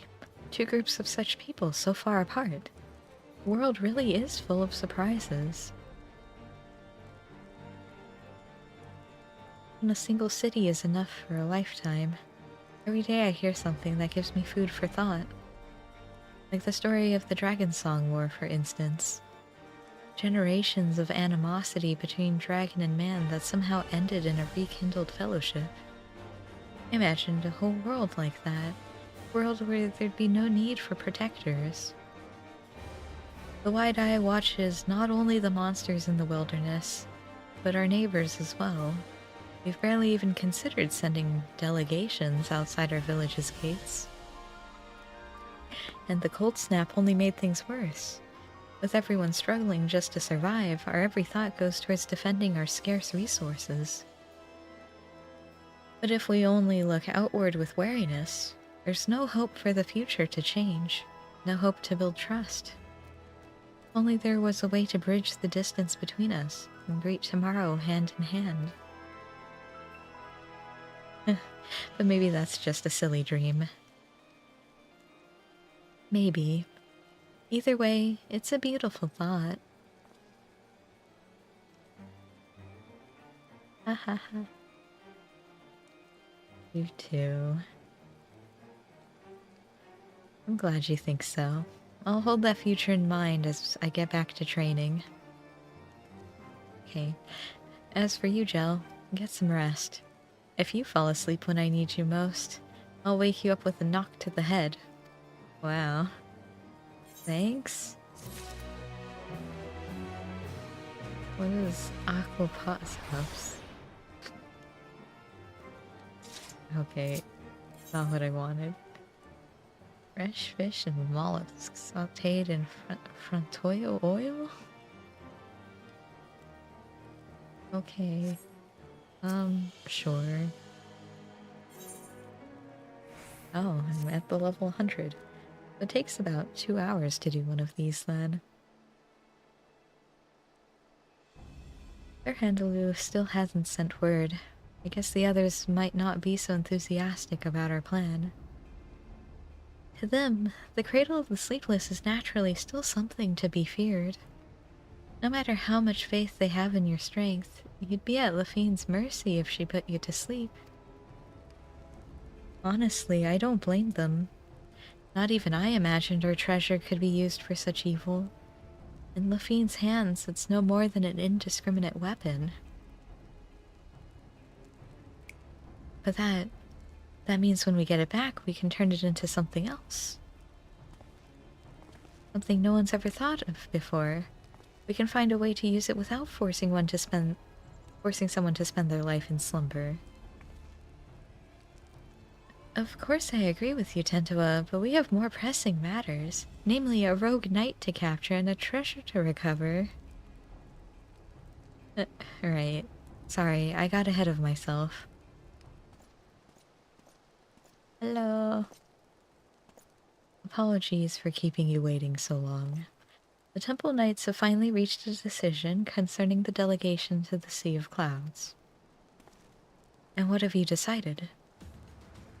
I'm pleased to say that the Zundu have agreed to join forces with us. Together, we shall drive back Lafine should she attack.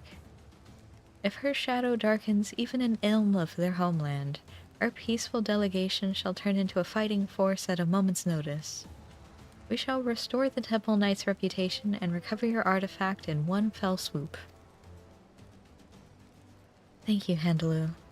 We promise to do our part if Lafine shows herself. She won't get away this time. We have but to hammer out the finer details.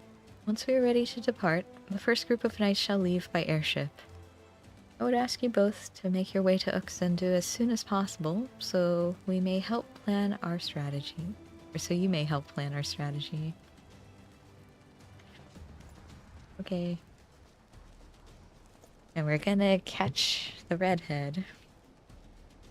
I'm coming too. I can heal your wounds, and if it comes to it, my staff can bruise as well as a club. Okay.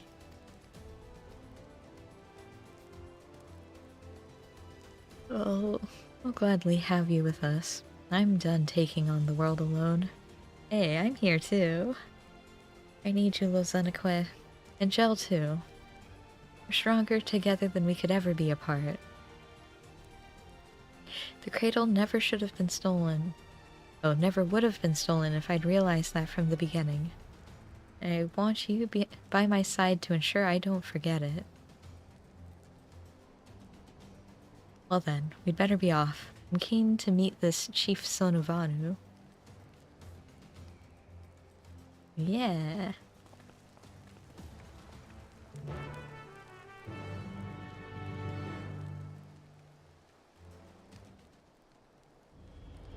Speak the Sonuvanu, not Oxendu. But there we go.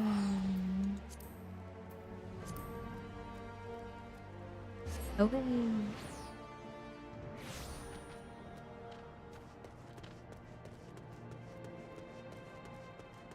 You guys are just here. You're not my quest. We're on a floating island. What other fantastic locales can be found in Eorzea? Their graceful dancing belies their bulk. Can they fly too? Hello, Chief. Been a while.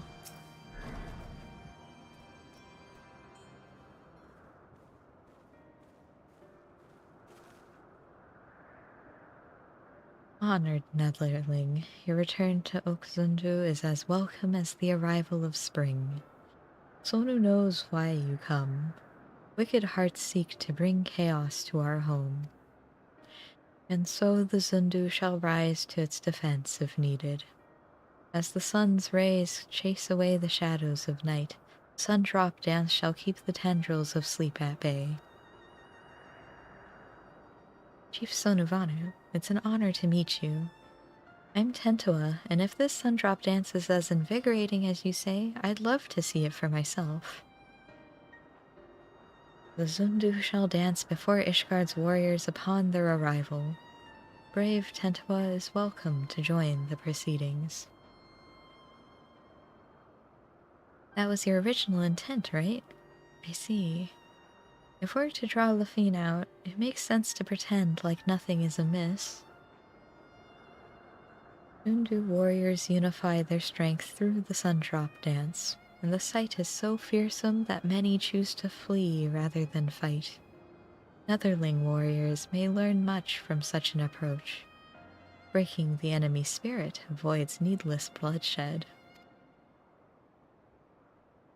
Yet all dancers must hone their skills before wild animals first, that the Sundrop dance does not fail them at the most crucial moment.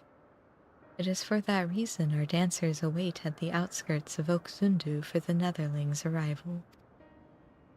When the performance begins, it shall draw the attention of all like a roiling cloud coming over the horizon. Watch carefully for any who would take advantage of that moment. You got it. After the dance is finished, Netherlings will present the Zundu with Chief Sonu. Netherling's ship appears in the skies like sudden sun shower, hurtling toward Earth. Swiftly it descends, crashing down near Zundu dancers. Ship's markings are Ishgardian. Zundu are unhurt. The wounded Netherlings pour from vessel. Like a lightning bolt in the night, Lifine strikes.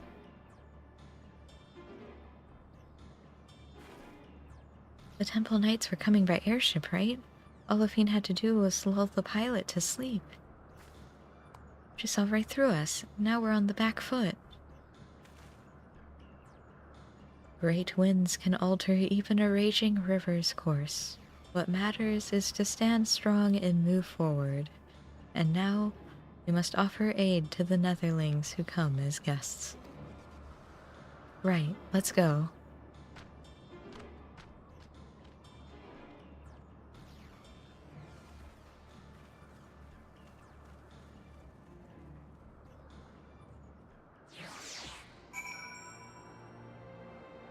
Alright.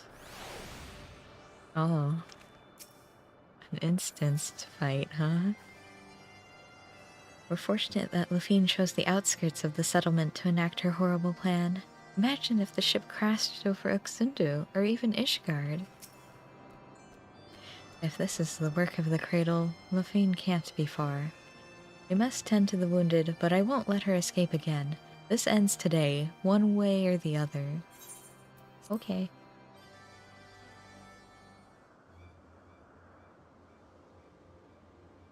And there they are, snoozing.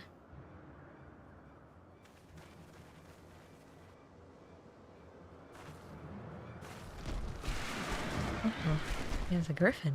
I guess they did say she was good on a mount. There you are, Lafine. You came all this way just to greet me. Oh, I'm honored. I only hope my gift was satisfactory. It's a shame you'll not see Ishgard crumble. Alas, I can scarcely suffer rats to scurry about my feet, threatening to gnaw away at my carefully laid plans. At least you bear witness to the dying breath of the Temple Knight's flagging honor. We would sooner see the wrecked airship soar again than their reputation return to its former glory. Yet even I did not foresee that the Zindu would be in the ship's path. The Fury favors me, for who now would trust a nation so careless as to put their neighbors at risk? Everyone knows you're behind this. People won't turn on each other so easily. Oh, I didn't see you there. The shut-eye wide awake. Doubly honored I am that you came all this way just to meet your end. Enough. We're taking the cradle back. We won't let your evil continue any longer. Such bold words. If I recall correctly, your people reaped great benefits from this artifact's powers. All at the cost of someone's waking life. Your life.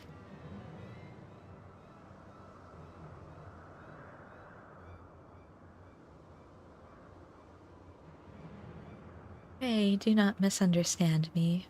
That was not meant to be a denouncement of your people. On the contrary, they have my utmost respect. We are bound by our very nature. No matter how mighty we become, we are slaves to the whims of sleep. Yet this artifact can sunder those shackles and grant true freedom. It makes its wielder stronger and their enemies weak. A perfect weapon, if you ask me. I can't say whether using the cradle is right or wrong. I only know that a life lived at the cost of another is no life at all. You're right about one thing. We are bound by our nature. But that doesn't shackle us. It brings us together. Whether I'm asleep or awake, as long as Lizenequa is by my side, that's the life I want.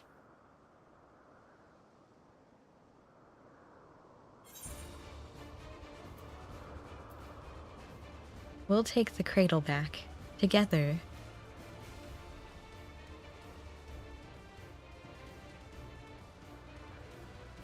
She exhausted the cradle's power on the Temple Knights. This is our chance. No plan is without its wrinkles, I suppose. Fortunately, I prepare for all contingencies. And they just appear.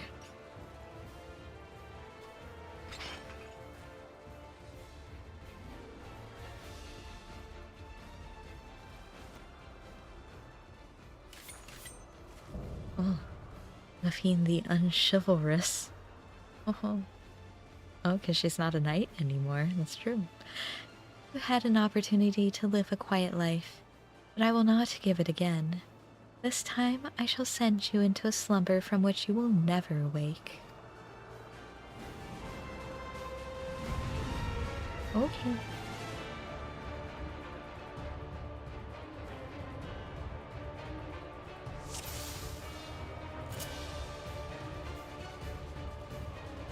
Give back the cradle or we'll take it back. Luster's usual. Take it if you dare. No. Alright, let me at him. I have me.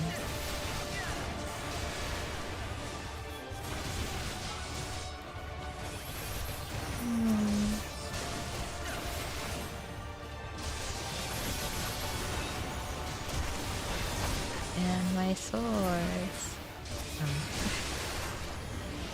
My swords.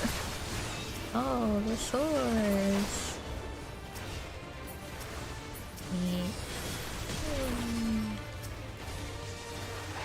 You take care of those, I guess.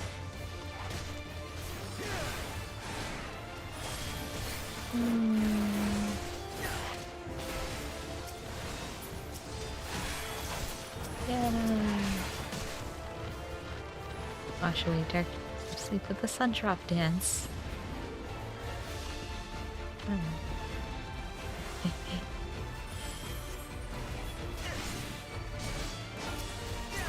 Right, come on. Now all fight together.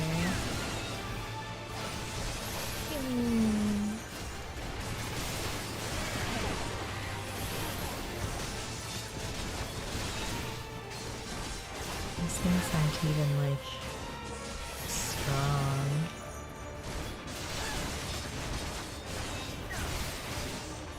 Come fight us. You coward. The sun drop dance. Oh. Netherling warriors awaken. Whoa. Did it. What happened? We were attacked. Everyone's awake. I'm glad they brought back the Vanu. Be cautious, like Gala Cat under stormy skies. I see. Come on, Lafine. Come fight us. Ew.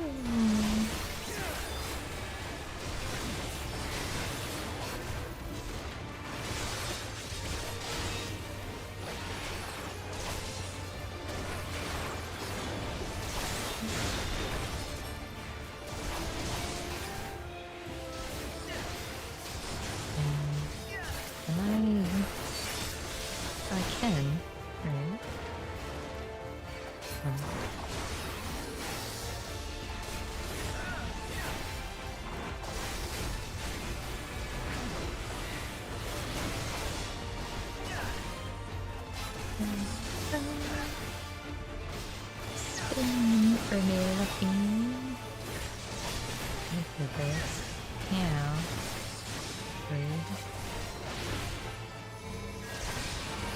Very gentle. This one's mine. I suppose I should actually use a shield. Yeah. Probably be the best.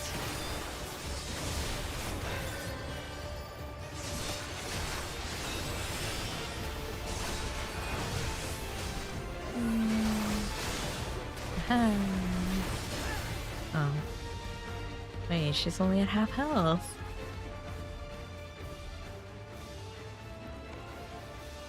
Uh-oh. The artifact swells with power. It begs to be released.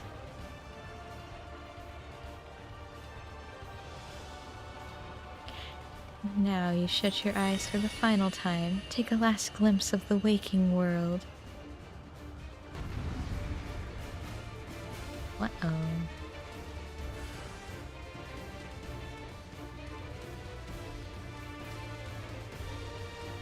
Brace yourself against the power of the artifact. Oh, protecting in wings. Aha. Oh, we got a buff called Wide-Eyed.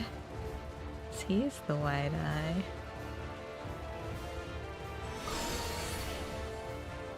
Oh, and now he's the Shut-Eye. What about Tentula? I'm sure he's fine.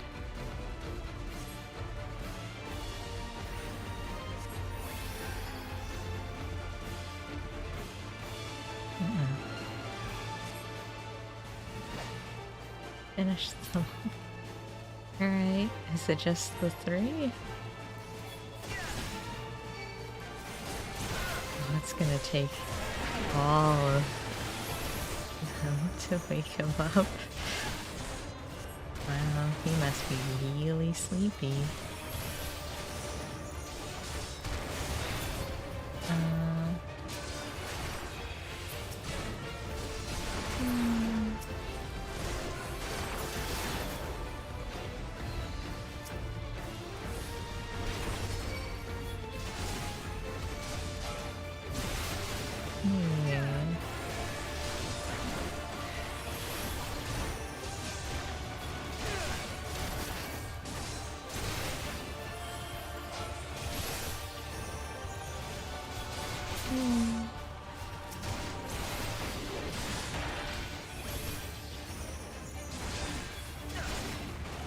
Just over there chucking daggers.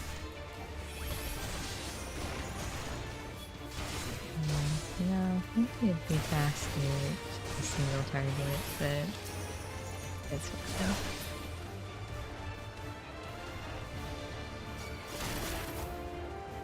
You done with your daggers? Wow. What? I was asleep? You sure were. Maybe all my life, thank you. And to go to help allies. May Zephyr winds guide you to victory. Oh, thanks.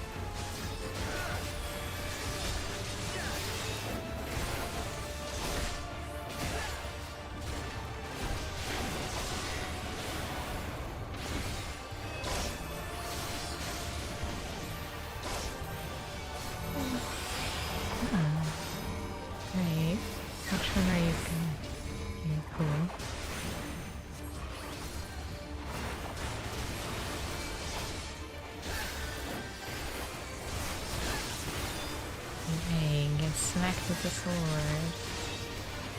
I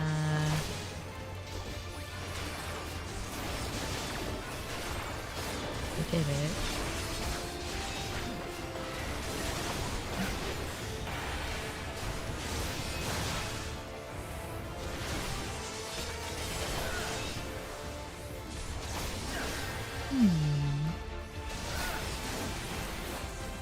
We did it.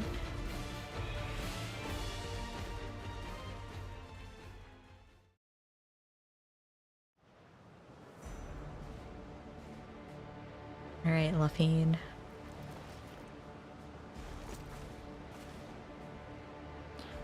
He's stubborn. You may have won today, but this is not over. Now, hit the griffin out of the sky. Yes, it is.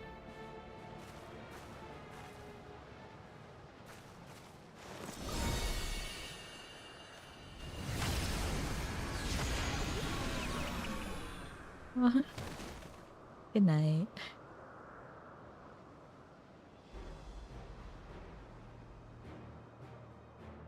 Damned fool.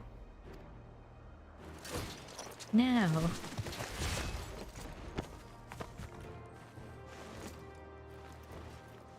No!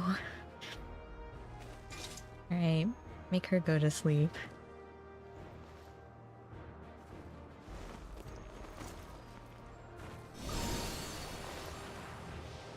Say goodnight, Luffine.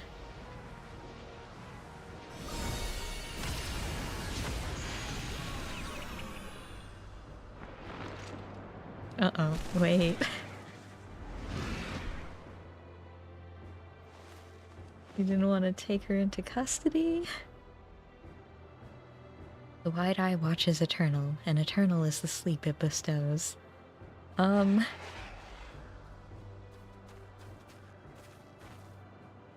We finally stopped her. But... Yes, we have someone else to worry about. Oh, I'll be fine. I have so much ether. Joe, wake up. Are you alright?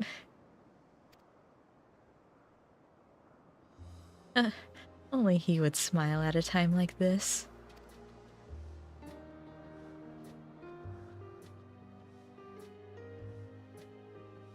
Oh boy.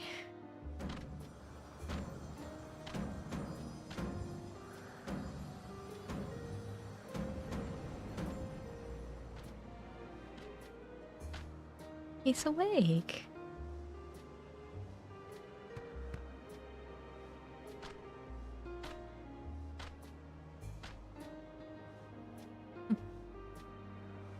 Us and our Vanu Vanu friends.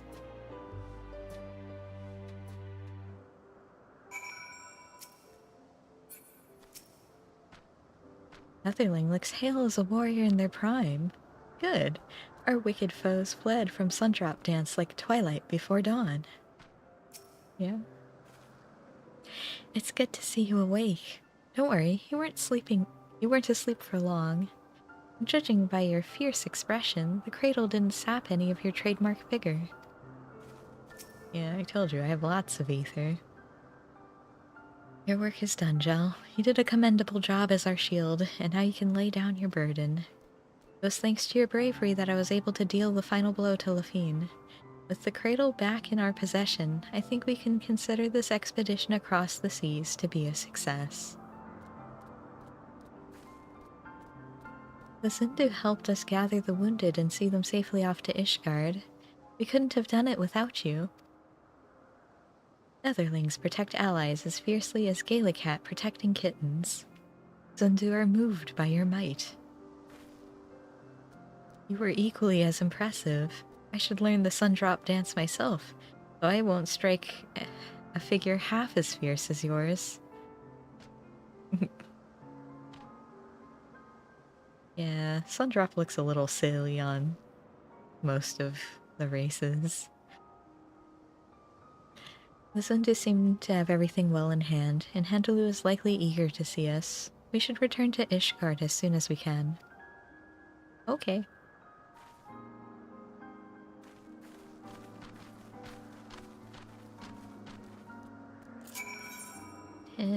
Foundation. That should, in theory, be the end of this class. Oh, there's still more. Oh no. Is it gonna take me back to Tulial? Is that where it ends? That would be somewhat convenient, but... Alright, hello. I'm here.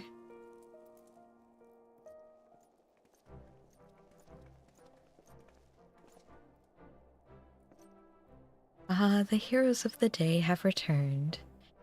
Thanks to your valor, the threat Lithine posed is no more. What's more, not a single life was lost. Oh, so Lithine's alive. On behalf of the Temple Knights, allow me to express my utmost gratitude to you all. You don't owe me any thanks. After all, it was my fault that the cradle was stolen in the first place, and ultimately my fault that your delegation to Oxundu turned into a melee. It may be true that our visit to the Sea of Clouds was far from peaceful, but the bond between the Zindu and the Temple Knights has only deepened through overcoming mutual adversity. Blessings often take inscrutable forms. And while we know not whether Lafine yet lives, well, and how can you say no lives were lost? We do know that she can no longer reach the source of her ill-gotten power, so we have little more to fear from her. With the crisis behind us, the common folk no longer have aught to fear. We will make known the story of Lafine's schemes and the heroes who work to foil them, and in time I hope that trust in our order will be restored. The Temple Knights shall continue to build relations with our neighbors for years to come. Relations which shall form the foundation for Ishgard's future. We would be honored if we could count you among our allies in this endeavor. Anything you need, simply call upon us. We'll be there, no questions asked. And with that, it's time we returned home. It's been an honor.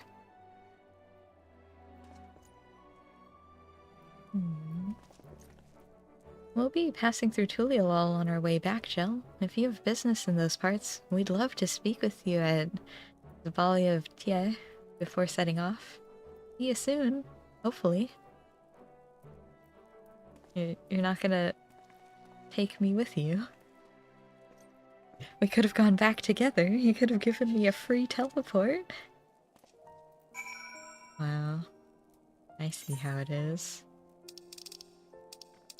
Alright. This is the thanks I get for helping them.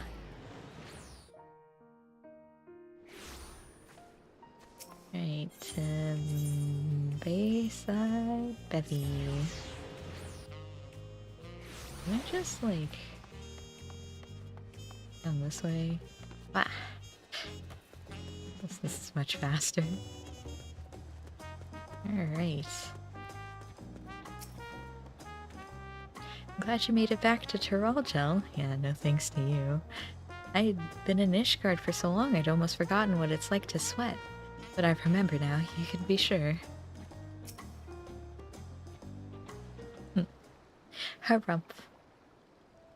Jel, there you are. I was afraid we wouldn't see you before we left.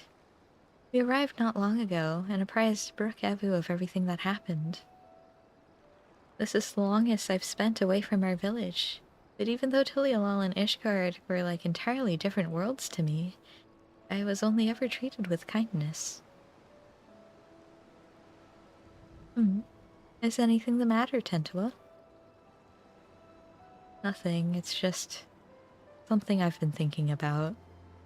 Our people have always been self-sufficient, but the Ishgardians in the Zundu showed that looking to your neighbor can reveal a way through the harshest difficulties.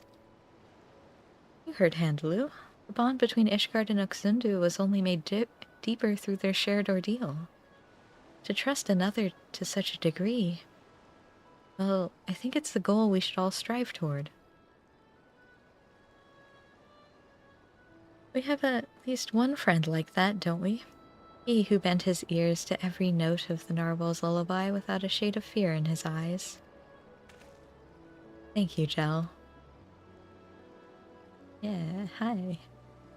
for believing in us, for believing that no matter the outcome, your actions would not be in vain.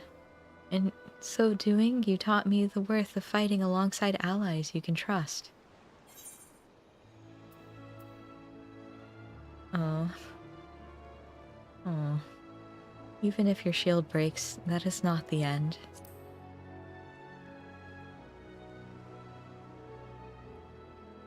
You're right. It's our faith in our allies, and their faith in us that gives us the courage to protect each other. But approaching someone with open arms doesn't mean they'll accept you. The relations between our people and our neighbors have been strained by generations of mistrust. We must take care to mend them properly. If we can do that, and learn to look towards the future hand in hand, there will be no need to use the cradle ever again. People can sleep and dream untroubled, and awaken with bright eyes. I want to see those days come to pass. Me too. Then you and I can finally spend more time together.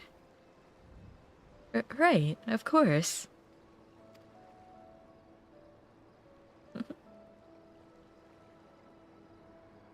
If we're going to see this future, then we should get back to our village. They'll be overjoyed to see the cradle returned. Thank you for everything, Jel. Next time we meet, may we both have good news to share. Yeah.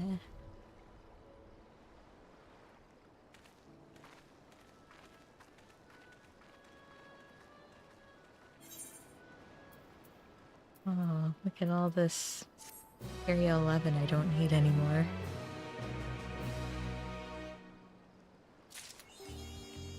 No sleep till Tulialol. Wow. Now I can dye my tank gear. Alright. Which one's the healer quest? This one? Okay. Let me give my throat a quick break. But you guys can still have some music while I do that.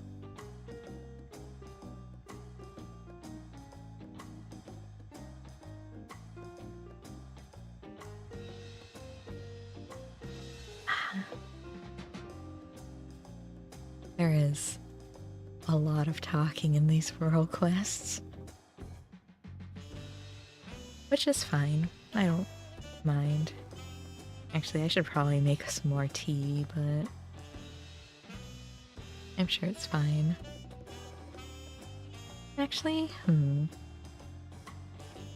yeah, let me make some more tea.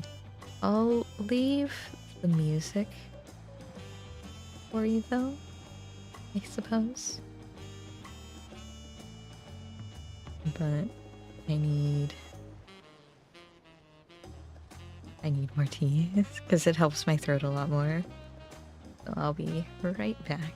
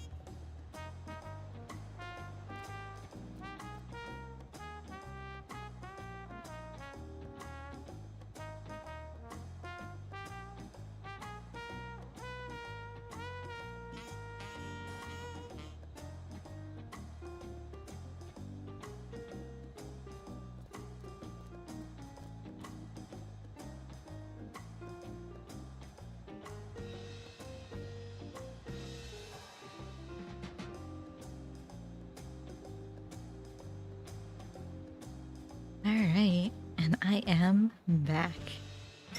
So not only do I have tea, I also have a couple slices of pizza, which I wasn't expecting. So, yeah.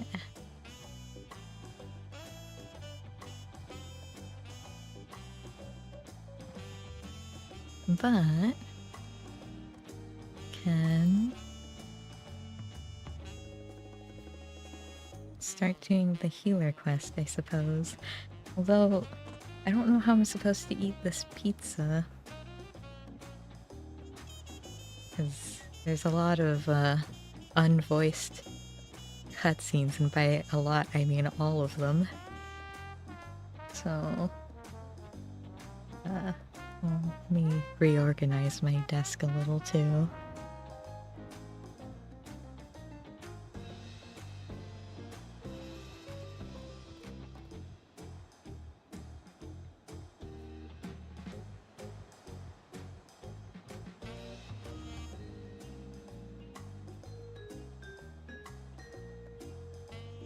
Right. I guess I will try my best at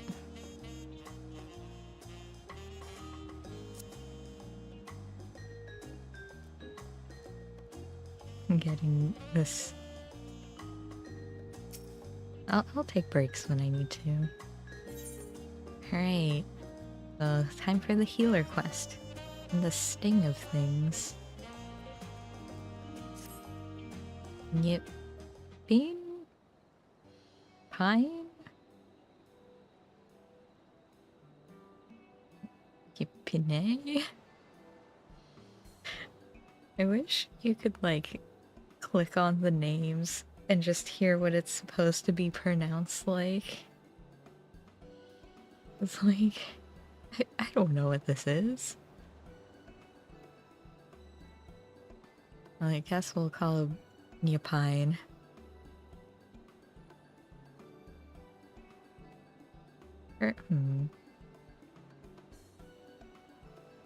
Nyapine.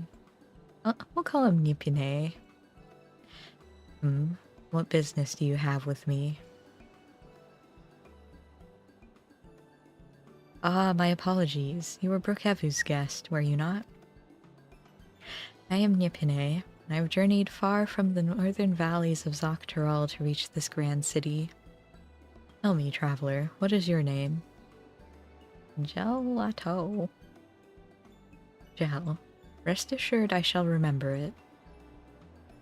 A shame that we must meet under these unfortunate circumstances.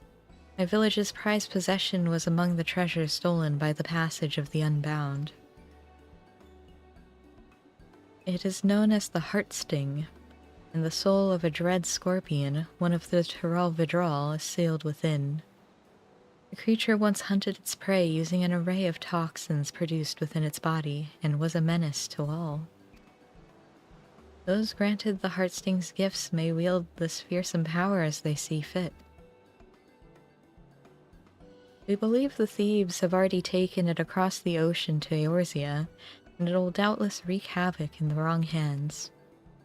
Thus, I seek a healer to remedy any harm wrought by the Heartsting's toxins in that faraway land. I won't mince words. You are precisely the sort of man I seek, and we must act quickly to avoid the worst.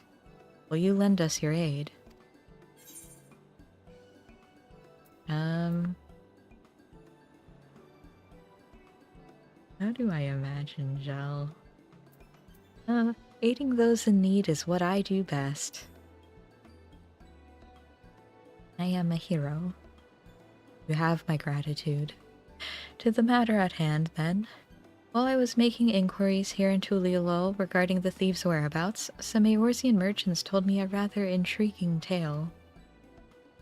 Specifically, those returning from Limsa Lominsa bring fell tidings, tales of able-bodied men and women suddenly losing their vision. This is a little awkward considering my healer has a blindfold on, but you know. I see. An all too familiar account, as the heartsting allows mastery over all manner of poisons, including those that inflict temporary blindness. A great deal of training is required to properly utilize the scorpion's gifts, but the blinding toxin is one of the simplest to wield. It seems to me the brigands are the masterminds of these strange incidents, harnessing the treasure's power for their own nefarious ends. Loshkana? Okay. Loshkana, the village elder's daughter, makes for Limsolaminsa in pursuit of the heartsting. I intended to set sail with her, but my foot was badly injured by a strange mechanical doll during the thieves' ambush. Loshkana insisted I remain here to recover, and she would not take no for an answer. I must ask that you cross the sea in my stead, and provide Loshkana your aid. Considering that our enemy wields deadly poisons, the danger is too great for her to face alone. Based on when she departed, I presume she's arrived at her destination by now. She boarded a merchantman... Okay, captained by a woman named Baldbrita. It was primarily based in Limsolaminsa. She may be able to help you locate Loshkana. Baldbrita. So that's a row. Alright. Well, Limsolaminsa. Good thing it's a favored destination. That's where my brand company is.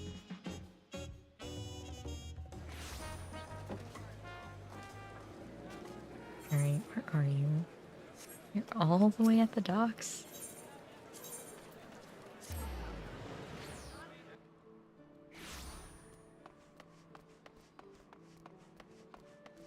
Alright, let me in. Ah, Baldbrita.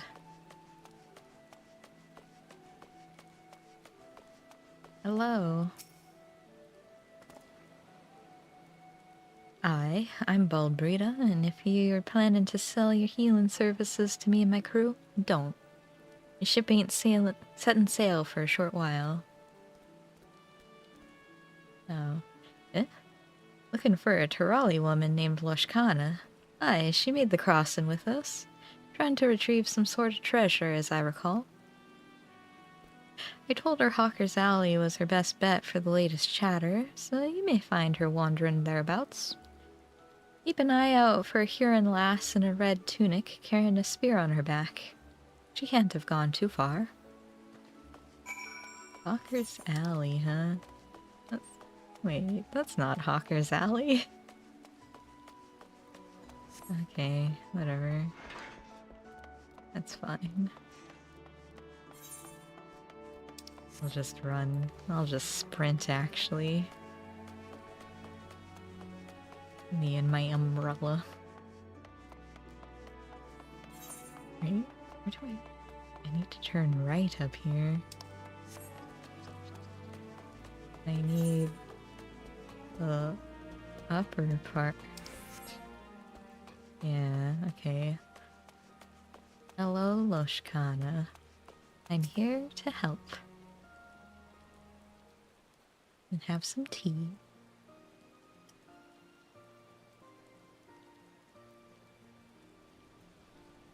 Hello. Oh, hello there, stranger. How can I help you? Or can I help you?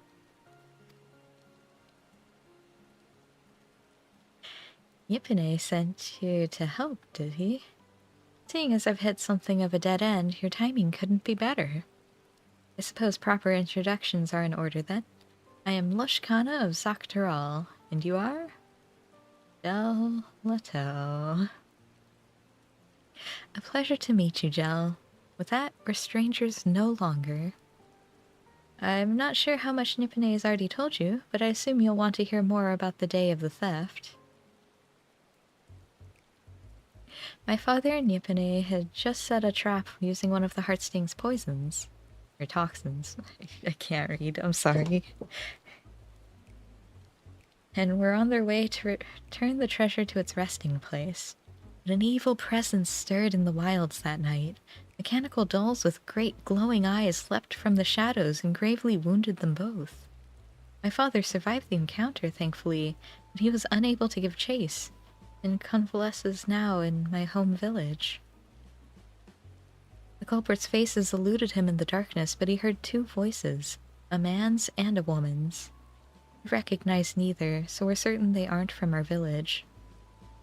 Whoever those two were, they must have been the ones controlling the dolls before making off with the heart sting.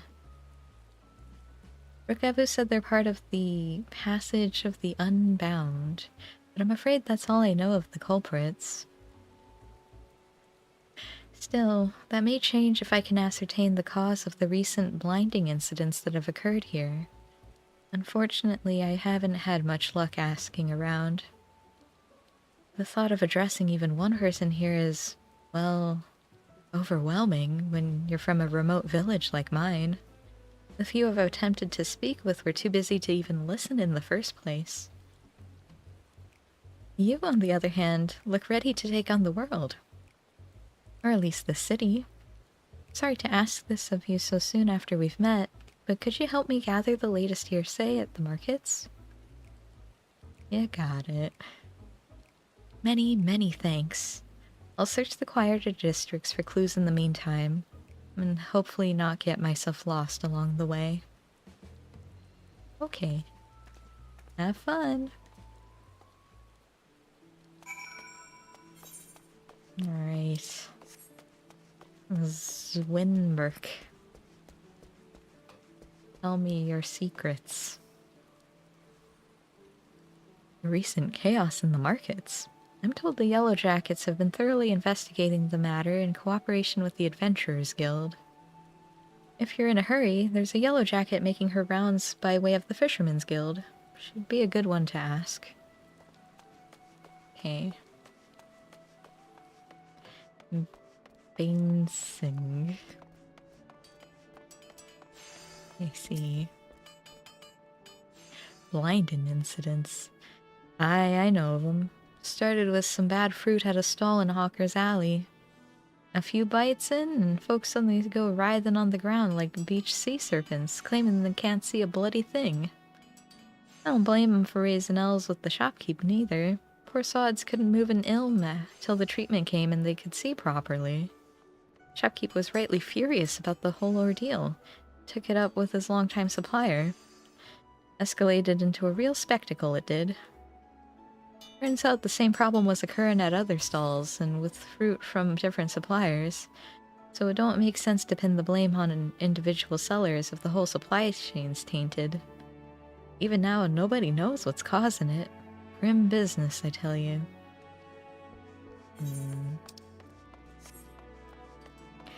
Hawker's Alley.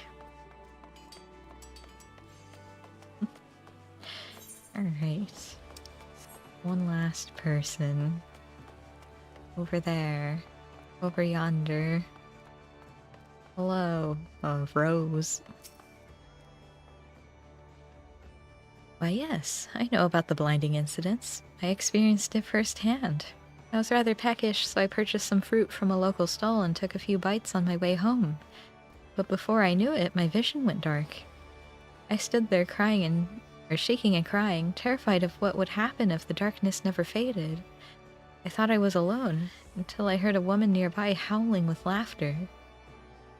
Fortunately, I didn't suffer for long. A passing adventurer cured my sight with Asuna, and I went about the rest of my day as though nothing happened, but I haven't been able to look at fruit the same way since. Your investigation of Hawker's Alley has proved successful, but you sense there's more to be found. Seek out the Yellow Jacket on patrol, who may have further details on the blinding incidents. Okay, down by the Fisherman's Guild, huh? Oh. Eesh. Eesh. Oh, there's a little hippo. Alright. A sunny Yellow Jacket. Well, we kind of need that in this rain. 12 be good. You're gelato, aren't you? the Gelato? It's an honor to meet the realm's vaunted hero up close. Is there aught I can assist you with? I hear all sorts on my rounds, so if it's information you're after, you've come to the right person. Blinding. Ah, yes, the serial blindings. They're causing a terrible ruckus around here. You know, a woman in red came this way a few moments ago to ask the very same. I take it you two are acquainted. Yes. Uh-huh, I thought so. As I told her, another incident was reported yesterday morning. The victim bought fruit from a local vendor, took a few bites, then temporarily lost all vision. Same as the rest. The vendor in question was last seen to the south of the Octant, so I'm heading there next to follow their trail.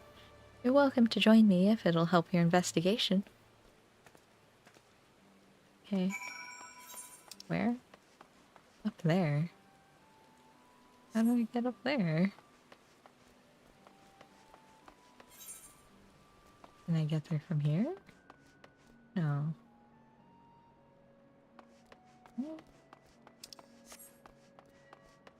I don't like Limsa. Too confusing.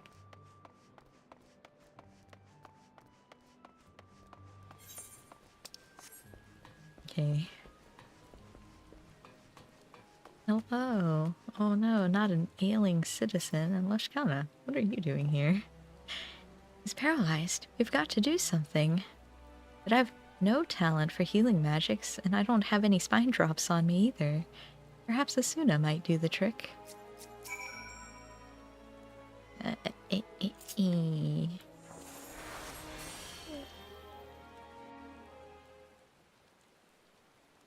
Hello, are you okay? I'm healed. I'm healed! Oh, thank the 12, and you lot, of course. Excellent work, Jill. On behalf of the Yellow Jackets, I owe you my thanks as well. Now, I hate to ruin the mood, but I'll need to report this to my superiors. Could you tell us what transpired here before we found you, sir?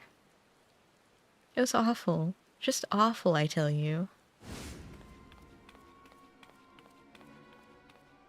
I was walking home after another arduous day at work, minding my own business, when a Lalafelian merchant suddenly called out to me. You, my good man, you look exhausted, he said.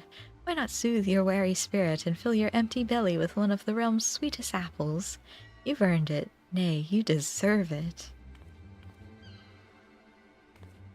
It was a tempting sales pitch, but I wasn't keen to gamble on potentially cursed fruit.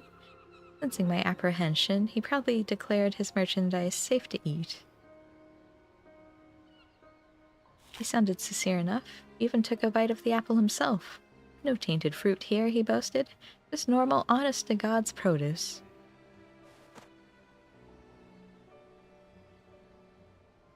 Sold me the apple at a reasonable discount, and all seemed well.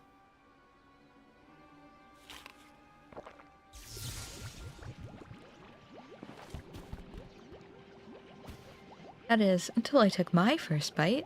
Numbness spread through my body like wildfire. I collapsed to the ground, struggling to speak a single word. The vendor and his fruit had suddenly betrayed me, yet I knew not how. As I fell, a woman's shrill laughter echoed from a few yalms away, and the vendors soon followed. I never saw the woman for myself, what with the whole not being able to move business. Between her laughing fits, she made mention of a heart sting or some such. Oh, you poor dear. And this woman you mentioned, you positive she spoke the word heart sting? As surely as the wind blows. For mercy, neither she nor the vendor friend tried to steal my belongings, but they've certainly stolen my dignity. I hope those conniving charlatans get what's coming to them.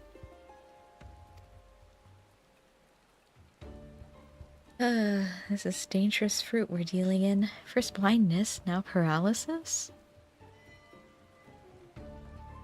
But first things first, I should escort this man home. If you've a mind to pursue the perpetrators further, then have care out there, alright? Yeah, I'll make sure not to eat any fruits.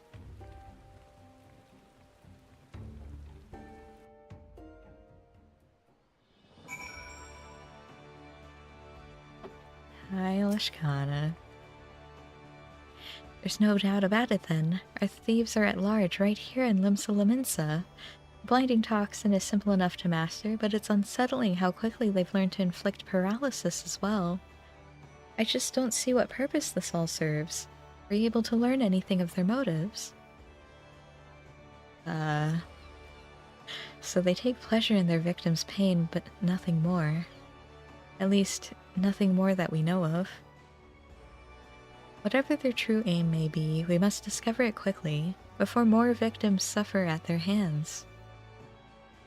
A hunter must adapt to their environment if they wish to snare their prey, and I have so much to learn about this place. Still, I've tracked them this far, which is a good start. For the time being, I'd like to petition those officers in yellow for any new information they acquire on the Heartsting's whereabouts. When we come across any promising leads, I hope I can count on your support again. Sure. You have any leads? Say, Jill, can you spare a moment? Sure. I'll try to start on a positive note then. The good news is that there've been no further incidents involving poisoned fruit. I should be happy about that, but it's not exactly conducive to tracking down our thieves. Despite my best attempts, my investigation's at a standstill.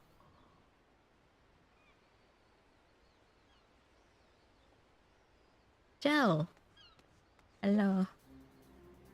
I bring news from the Coral Tower. A Lollifellian man matching the description of that fruit vendor was seen leaving the city with a Huron woman. It seems they were making for Aleport. We've increased patrols of late, so if I had to guess, the culprits are finding it harder to operate within the city. Seems we've forced them to withdraw for the time being. Aleport, you say? That's on this island, isn't it? Yes, that's right. It's possible to go on foot, but the ferry by the Fisherman's Guild can take you straight there.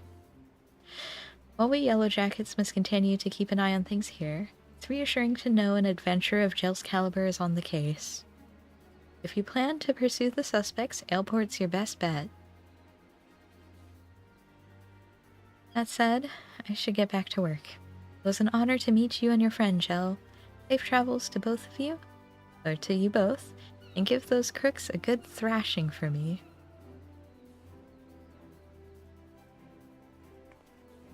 Okay.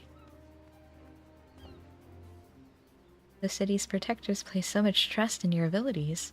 I'm lucky to have you on my side.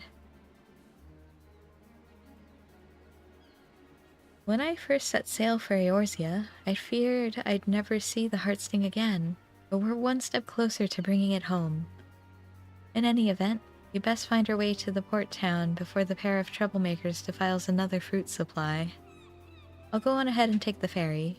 Meet me in Aleport once you're ready. Okay.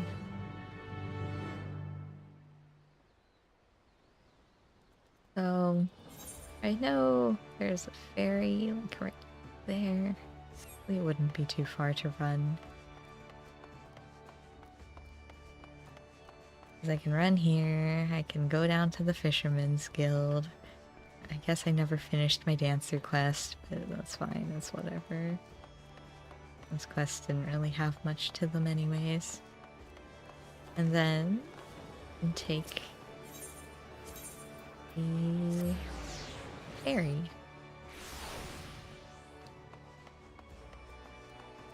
Hello.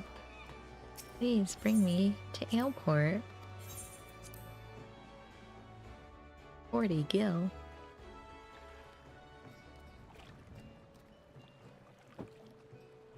Alright. So they're not far. Look. Hello. Did you find anything? Ah, there you are, Jill. You're a welcome sight among such unfamiliar scenery. The ferry skipper was eager to teach me all about this area on the ride here, so I believe I have a general idea of what's what. Wouldn't want to lose my bearings on a hunt this important. Asked him about our merchants, but he said he hadn't seen a pair like that. The skipper did mention another merchant, though, one who's well versed in the comings and goings of his fellow traders. If anyone sighted our unlikely duo, it's him. Let's hope it's enough to put us on the culprit's trail again. The merchant we seek should be peddling his wares by the gates to Skull Valley, so let's start there. Okay. Wait, Skull Valley? Oh. They're just over here. I thought they were gonna be all the way at Skull Valley. He matches the skipper's description. I think we found our merchant. Hello. Can I help you? Hello. Lalafell and Ahira traveling together. I have spied them, though I've never seen them before. They certainly made an impression. I sold some potions and elixirs to a pair of fresh-faced adventurers on the cheap, from what I could tell. If those merchants really are our culprits, then those potions are most likely tainted with toxins. Toxins, you say? That don't bode well. The adventurers who bought 'em, a marauder named Whistle and a conjurer named Zarek, already left for their next job. Said they were escorting one of the local farmers over to Swiftperch. They're good lads, the two of them. They've been making life easier for the small folk here ever since they arrived, and I'd hate to see something happen to them. Someone needs to warn them about those potions right quick. Leave that to us. Okay, Swiftperch is southeast of here, yes? Yeah. Let's find them before the poison takes hold.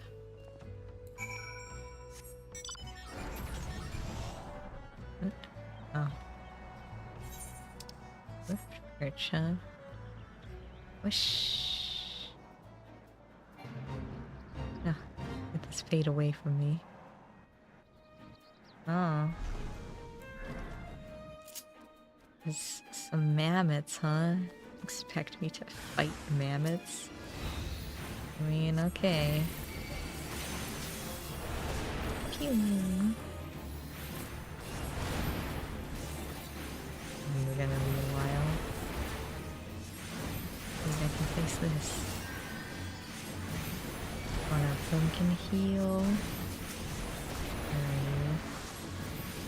They can all heal.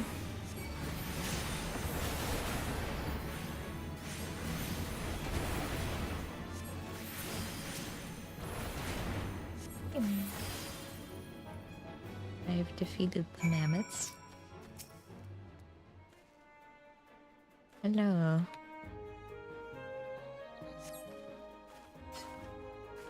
Yeah, thank the gods you found us when you did. Those potion sellers must have swindled us. One draught of elixir was all it took to send Zarek into the most furious fit of hiccups I've ever seen. Poor bastard couldn't cast a single spell. Who are you calling poor bastard? If the Heartsting's toxins are at work here, we should be able to cleanse them with Asuna, just like last time. I'm sorry, did you say... Oh, sod it. We'll have plenty of time to chat after Zarek stops hiccuping up a storm. Hate to ask more of you, but if you could cast Asuna on my partner, it'd be much appreciated. Okay.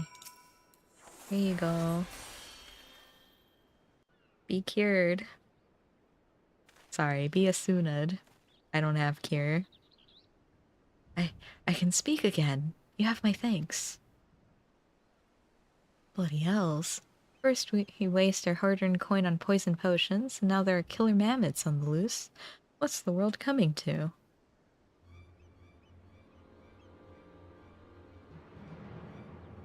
Who goes there? Show yourself. Oh me, oh my. Our spear-wielding friend is sharp of eye.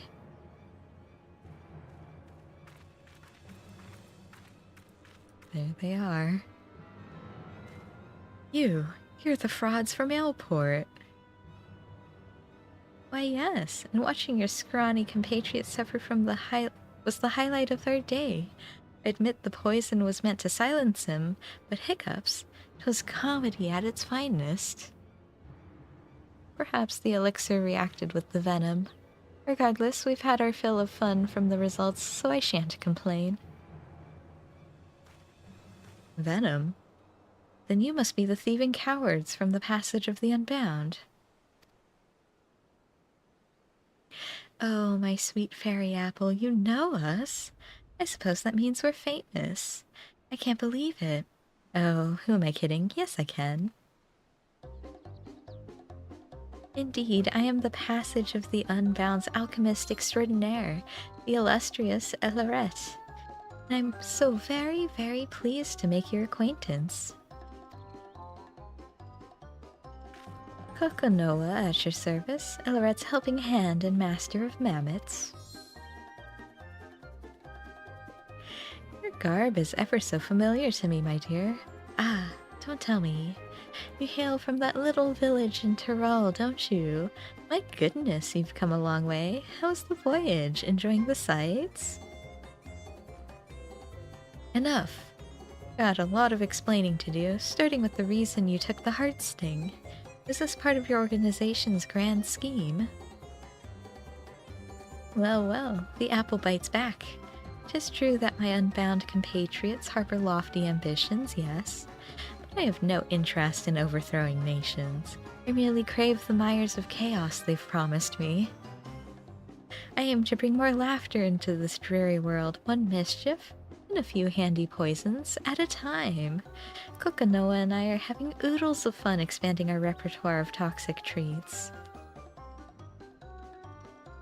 Yet there's no greater kill to our thrills than a healer who can whisk our hard work away. Unless, of course, I master a toxin even he can't cure. Ooh, I do love a challenge. Now, I hate to leave you, my dears, but our work here is done, and we've a busy schedule ahead of us. Mammoths to mend, venomous misdeeds to master.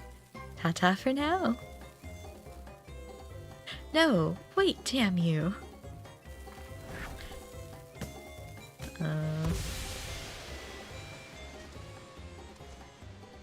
Ugh, that stench smells like a corpse that just shat itself.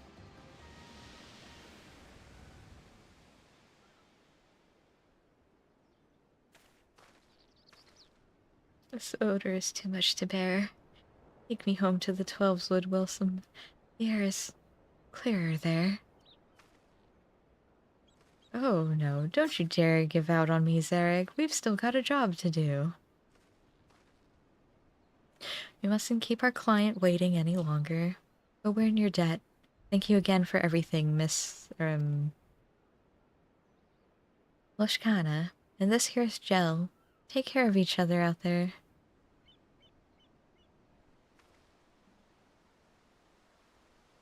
Have fun. Ta-ta.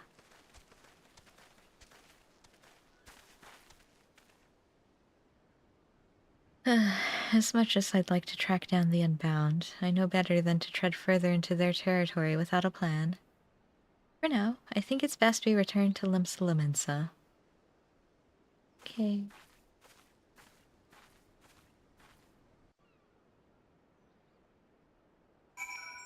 Oh. By that, you mean go back to Limsa yourself. Got it.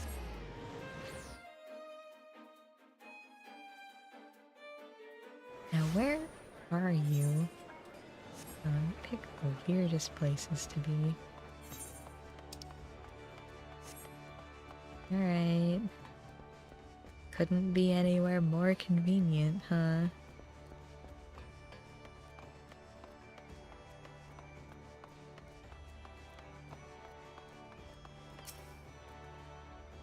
Thank you for the support back there, Gel. Asuna truly does work wonders. And that Ellerette. I can't stop thinking about what she said. My blood boils, knowing that this is all some sick game to her. How dare she toy with the heart sting for her own amusement? Honestly, even the youngest children in my village have more sense. Still, we did make progress. Now that the villains have revealed themselves, it'll be easier to give chase when they choose to make their next move. In any case, I'll keep you apprised of the latest news as soon as I hear it. We'll be back to the hunt before long. Yeah, like, how about right now? Oh, it's you, Jel. You'll have to forgive the dour mood, I don't understand it. How is it that Elorette and Kokonoa can so grandiosely reveal their names and identities, but I remain unable to track them down? I've been following the latest hearsay, but I haven't had much luck. Not a soul's seen them since the incident with Wilson and Zarek. That's not to say I've given up entirely. Now that they know I'm on their trail, I suspect they're using my unfamiliarity with this island to their advantage.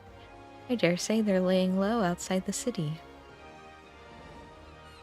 That's why I propose a trip to the Morby dry docks. Folk here often speak of it, but I've yet to go there myself. It seems as good a place as any. If you're game, I'll meet you there. Sure, I think it's a cheaper teleport, because that's where the island is. Not that I really go and check on my island, so, you know, I probably could move it to somewhere else, but...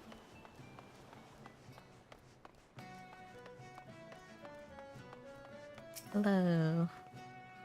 Ah, there you are, Jel. While I was waiting for you, this fellow came asking for help. Sorry to trouble ye, but me little brother's gone missing, and I could use a hand finding him. Said he wanted to see the ships I made, so I started showing him around. But the next thing I knew, he was gone. Les probably got himself lost. Oh, the poor dear. I know we still have the Heartsting to consider, but I'd like to search for this man's brother, if that's all right with you. Sure. Much appreciated. I'm sure we'll find him all the faster with your help. You have me thanks. Your brother shouldn't say boo to a goose, so I doubt he'd leave the docks on his own. What? That is certainly a phrase. He's got a mop of red hair like mine, so you'll know him when you see him. Well, keep an eye out. I know you're itching to search for him as well, but could I ask you to wait here in case he comes back? Let's split up so we can cover more ground. Good luck. Okay. Whee! Oh. Hello, red-headed youth.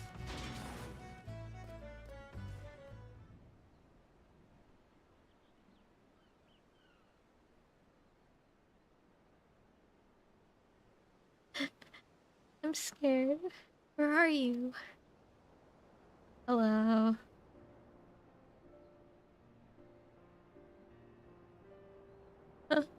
You're here to take me back to my brother. Yeah.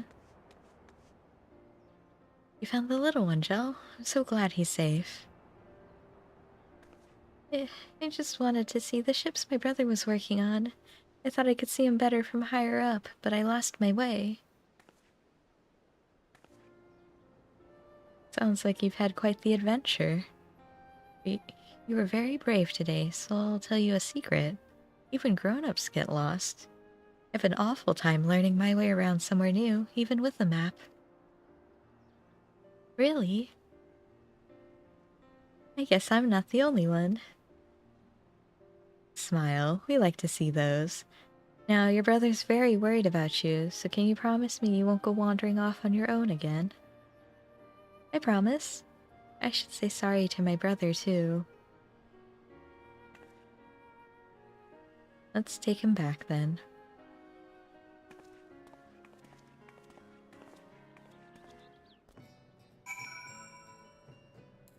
And... Roar.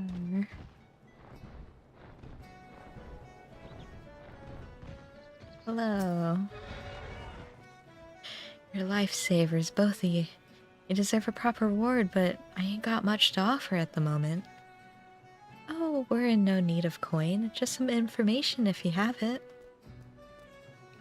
Have you seen a Huron woman and a Lullifelian man around the docks in recent days? One is an alchemist and the other a goldsmith. They'd likely have a few mammoths with them as well. If not, have you heard any rumors of food or drink that causes ailments when you consume them? blindness or numbness, perhaps? Afraid I haven't seen or heard anything or anyone like that. Sorry I couldn't be of more help to you. That's alright. Knowing they haven't been around the docks is equally helpful. Well, that's good at least. I'll be praying to the navigator you both find who you're looking for. Any road, the two of us ought to be heading home. Thanks again for everything. Good fortune and safe travels to you both. Bye. Oh, he gives us a bow. Wow. Still no word of the Unbound, but at least we could help those brothers. Children often let their curiosity guide them, which means they'll naturally wander off on their own adventures. I don't blame that man for worrying as much as he did. Something tells me you speak from personal experience. I do, in fact. I'm the oldest sibling in my family. Can't tell you how many times I've had to search for my brothers and sisters when they were growing up.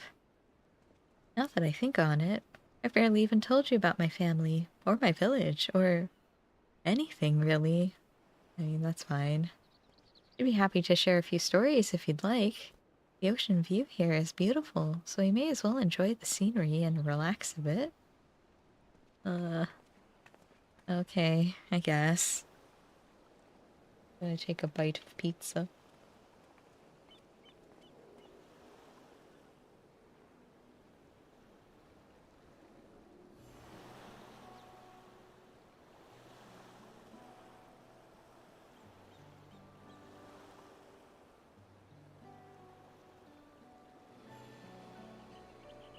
Oh, I really needed that pizza.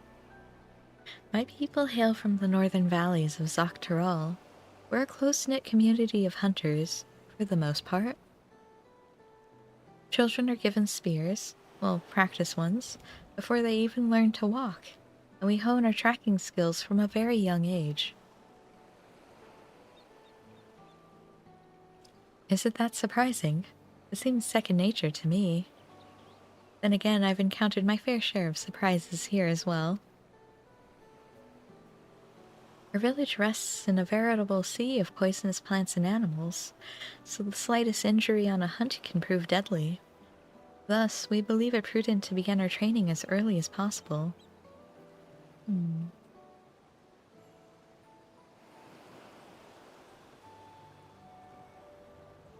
Yet, no matter how skilled we might become, accidents are inevitable, and the heartsting proves vital to our survival. Not only does it produce poison, it cleanses it as well. In the right hands, it can dispel some of the deadliest natural toxins known to mankind. It even purifies the beasts we hunt. In fact, our diet consists of highly venomous creatures, one that would normally kill a full-grown adult if ingested. The heartsting allows us to lead a quiet, peaceful life in lands where others dare not tread. It always has. I suppose that's why I never imagined someone like Elorette would take that away from us. When I left, our village food stores were well stocked, but I can't bear the thought of my younger brothers and sisters going hungry. I must return the heartsting as soon as I can, for their sakes. I wish to bring back their smiles and make them feel safe again, just as we did for that young boy. In any case, thank you for listening. Thinking of home puts me in good spirits. As long as I remember who and what I'm here for, I'll be alright. I know it. I've kept you long enough. I think it's time we made our way back to Limsa, don't you? Sure. Why don't you take me with you? Now I have to teleport there? All they have to do is add an extra line. It's like, you want to come with me? You can be like, yeah, let's go together. And then you can both walk to Limsa and continue the quest.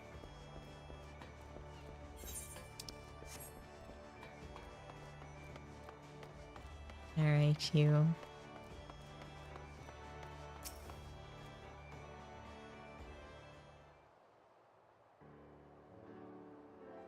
That was a much-needed reprieve, but we'll need to plan for our next destination.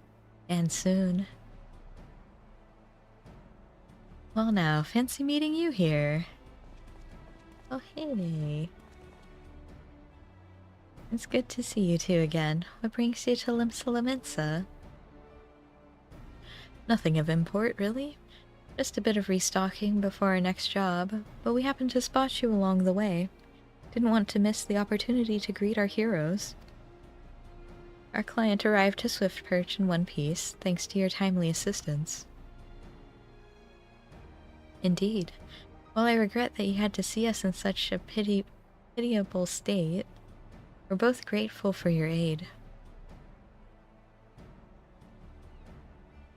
When last we met, you spoke of pursuing those two charlatans, did you not?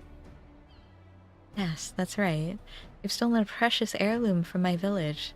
I'm doing everything in my power to return it to its rightful place. So that's the way of it. Bombastic as those two were, we've not seen hide nor hair of them in Aleport since. No word of any incidents like ours either.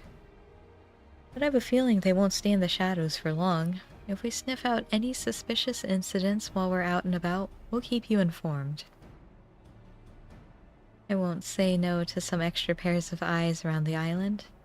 I've made my base of operations here in the city. If you hear even a peep about a poisoning, you know where to find us.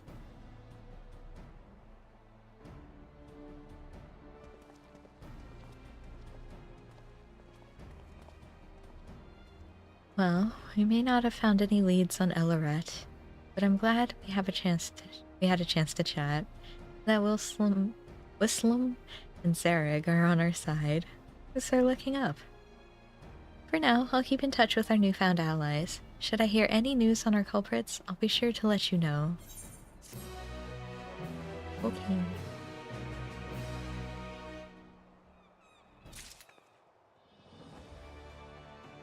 Alright, let me just take a few more bites of my pizza. One moment.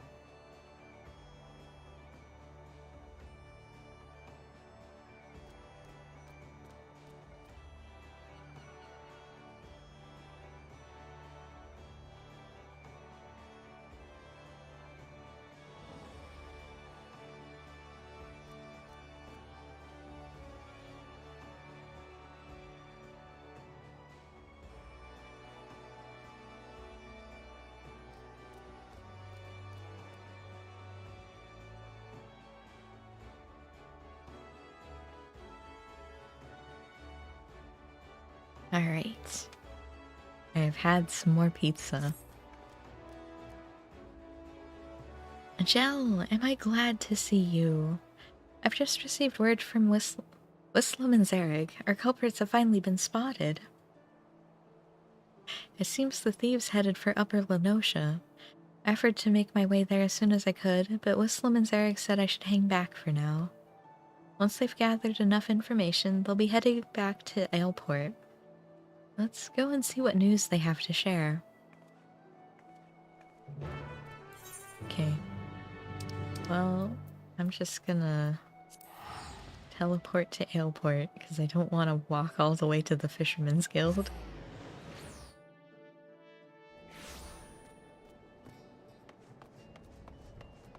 Alright.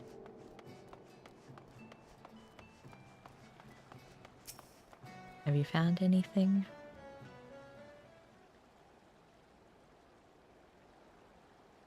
No signs of Wislam and Zareg yet. I don't mean to assume the worst, but I admit I'm a bit worried. I knew I should have insisted on going. I don't want them injured on my behalf. I say we head out and find them. Miss Lushkana, terribly sorry for the delay. Wislam, Zareg, thank goodness. How did you fare out there? You found Elloret and Kokanoa, yes? Oh, we found them all right. It didn't take long for them to find us. We were set upon by Kokonoa's mammoths. His mechanical menagerie greatly outnumbered us and may very well have been our end. Death by mammoths isn't an ideal way to go, mind you, so a retreat was our only option. Cowardly though it might sound, we needed to ensure we could keep you aware of the culprit's whereabouts. Before they spotted us, they were stuffing their little metal army into a skiff bound for Camp Bronze Lake. And mark my words, they're plotting something new. Of course, it's entirely possible they seek a quiet route to eastern Lenosha and wish to bypass Bronze Lake instead. But a thorough search of the camp would be wise. Alas, the enemy faces far beyond our capabilities, so this is as far as Wilson and I will be able to go. Sorry we couldn't provide more decisive information. Honestly, I should be the one apologizing. You've risked life and limb for me already. I never meant to push you past your limits. You needn't dwell on it. We're as eager to bring those criminals to justice as you. Indeed. We shall at least take pride in knowing we could point you in the right direction. We should take our leave for now. Whistlam and I ran most of the way here, and I think I speak for us both when I say we could use a comfortable chair and a hearty meal. None can gainsay your strength, my friends, but I beg you not to underestimate that of our foe. Go well, and may your determination guide you to victory. You got it. Bye-bye. Camp Bronze Lake. The ferry skipper spoke of the place my first time here. We should hurry and seek passage before Elaret and Kokonoa elude us again. Does the boat take us there?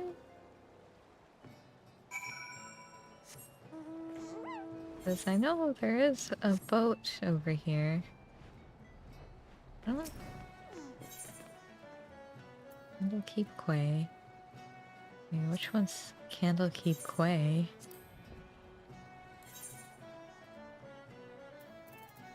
I wanted Bronze Lake, right?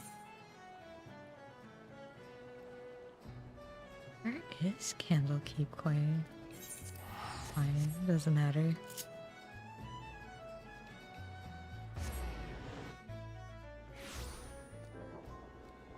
Alright, where are you at?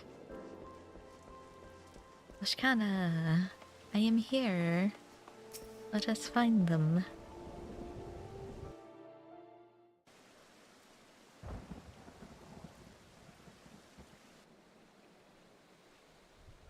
What a lovely camp. Now, if I were a half-crazed alchemist with a heart sing and a new scheme up my sleeve, where would I hide? I could really hide anywhere.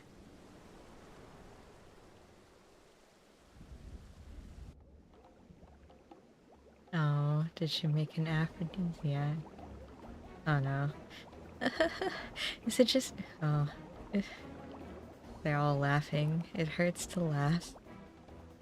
Oh no. Oh dear. That doesn't bode well. To the upper levels, Gel, quickly. Hee hee ha ha.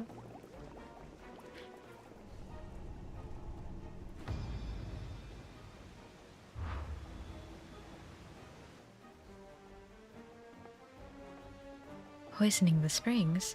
You truly are the lowest of the low. You flatter me. It was just a little poison, really, as a treat. I'm afraid I couldn't contaminate all the water here, but we're having oh so much fun with our shiny new hallucinatory toxin. Step away from the springs, Gel, now.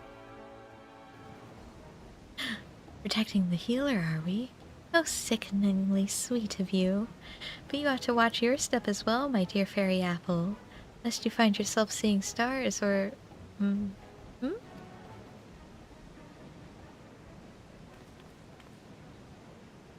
Elaret? Is aught amiss?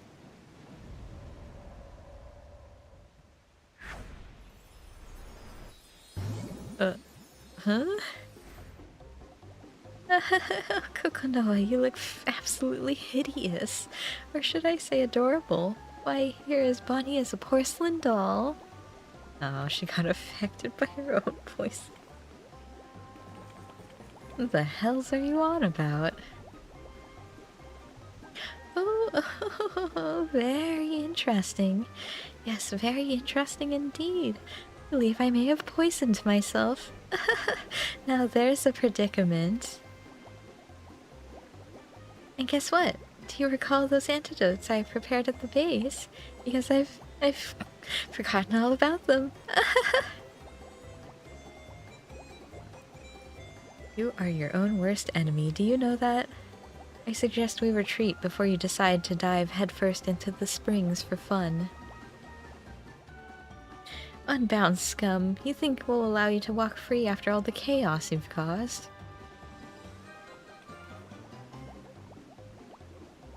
Well, yes, actually. Have you seen Ellerette? She's in no state to contend with you, and I've never been one for rough and tumble. Of course, you're welcome to give chase, provided you have no qualms about leaving these poor souls to laugh themselves senseless.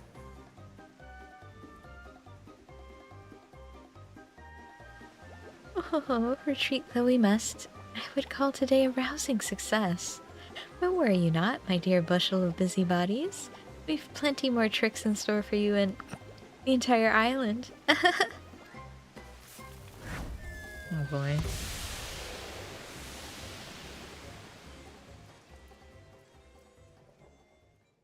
Oh boy.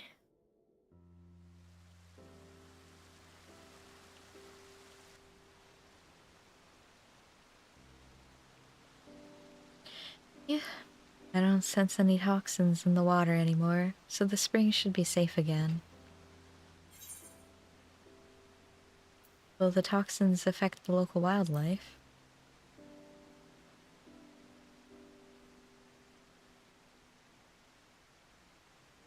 Seeing as Ellerette suffered from a taste of her own medicine, I doubt she's mastered much of the Heartsting's power. As such, any poisons she produces from it would be relatively weak. Most of her handiwork has already evaporated with the steam. One might compare it to the way those awful unbound smoke bombs dissipate. And thank goodness they do. In more capable hands, however, the Heartsting's poisons remain active until dispelled with the Suna, or another form of antidote. The same permanence applies to its cleansing abilities for our food. Now, there's much on my mind, but I think we've bigger problems to address first. Let's make our rounds of the camp, then talk about our next steps. I'm going to have a look around the springs to ensure the toxins are gone for good. Could I ask you to treat any victims you come across? You got it. Asuna away.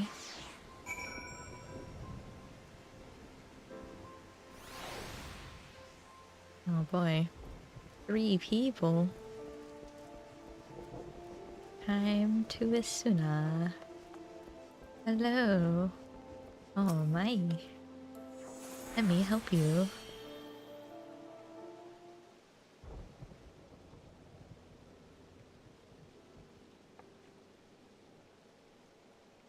Much appreciated, sir. I wasn't anywhere near the water when it was poisoned, but the toxic steam must have drifted this way. When I heard the rumblings about mysterious mammoths roaming around the camp recently, I was more than a little apprehensive, but I never expected those mammoths' masters would do something so cruel. Your efforts are helping us put this turmoil behind us, and for that, you have my thanks. But I can't simply let you administer this aid alone. I should tend to the remaining victims as well. Okay.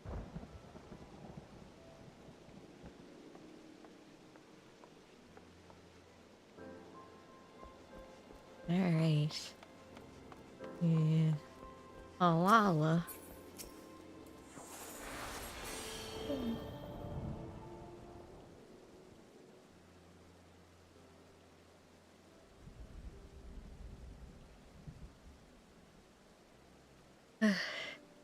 Oh, thank God. Thank the gods. I wasn't expecting to nearly laugh myself to death at a place meant for healing, but at least I can breathe easy again. I hear you're chasing after the ones who did this. You're either very brave or very reckless, but I'm inclined to assume the former. Any road, all that laughing has exhausted me. I may as well take a break from my soak. Thank you again for your kindness. May the navigator keep you.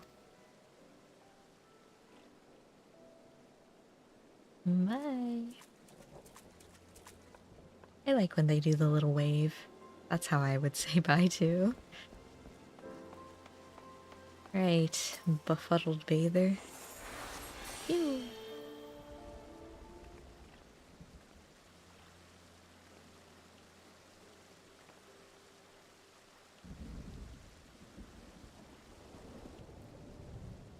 My costumed compatriots, they're gone. Farewell, my visions. May you revel on in my memory. They say laughter is the best medicine, though I feel far worse than before. Many thanks for putting an end to it. I think I've earned myself another soak and an extra flagon of mulled wine.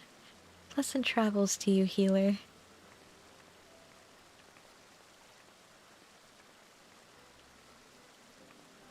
And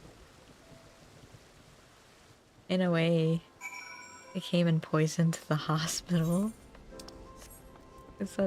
That's kind of what the springs are, is here to heal the people.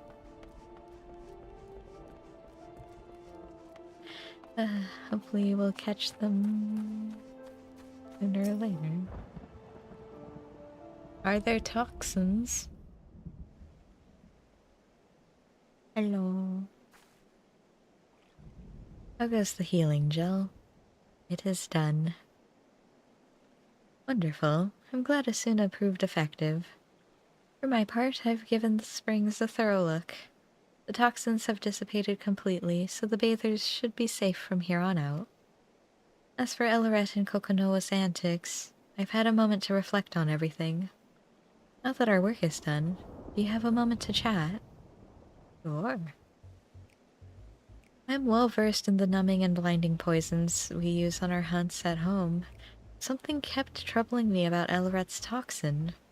I've never seen anything like it. I've had no idea it even existed among the scorpion's gifts. Elaret may be inexperienced, but the fact that she's learned to inflict hallucinations is cause for concern. Still, we should try to look on the bright side. She's yet to discover the Heartsting's cleansing properties, judging by the way she couldn't cure her own ailments. Knowing her as we do, I reckon she only has toxic trickery on her mind. Kokonoa, however, handled himself surprisingly well despite his exposure. Do you recall the man in Limsa Lamensa who ate the poisoned apple?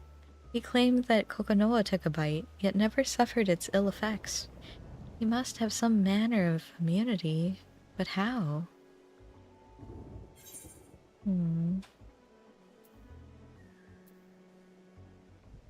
This reminds me of the attempt on the Sultana's life. Yeah, does it? I know nothing about the Dinsfolk families, so I'll speak from what I've experienced. That's quite the tale. So the real poison was switched for a sedative with similar properties. And as a Dunesfolk, she regularly ingested small amounts of toxins to build a resistance against such things, which allowed her to awaken from her coma. I didn't realize Kokonoa might have had that sort of upbringing, but it would certainly explain why Elaret's tricks don't seem to affect him. Few in my village would ever think to consume potentially lethal food or drink without drawing on the Heartsting's power, yet the Dunesfolk do it gladly. The more I consider our differing approaches to poison, the more fascinating it becomes.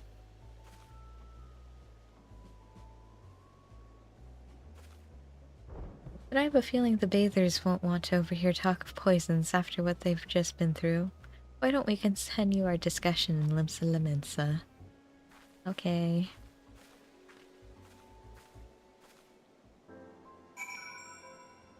And away we go.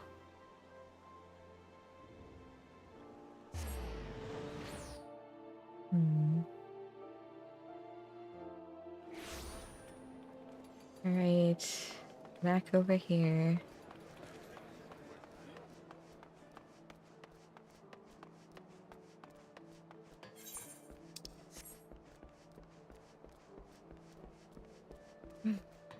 Tim, it's Pepe.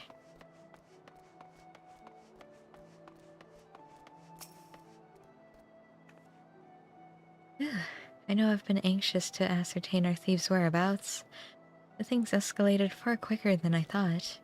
Your presence throughout the whole ordeal was a welcome one, Jel. What was not so welcome were Elleret's parting words. Whatever she has planned for the whole island, it can't possibly be good. Her acts of mischief have only grown worse since I arrived in the city. You must take the Heartsting back before she causes any lasting harm. Of course, it was Wislam and Zarek's efforts that led us to Elleret. We'll have to thank them when I get the chance. In the meantime, I'll do what I can to track down our unruly thieves and report to you as soon as I'm able. Okay. Level 98. Still have a quest after this? Wait, well let me eat some more pizza.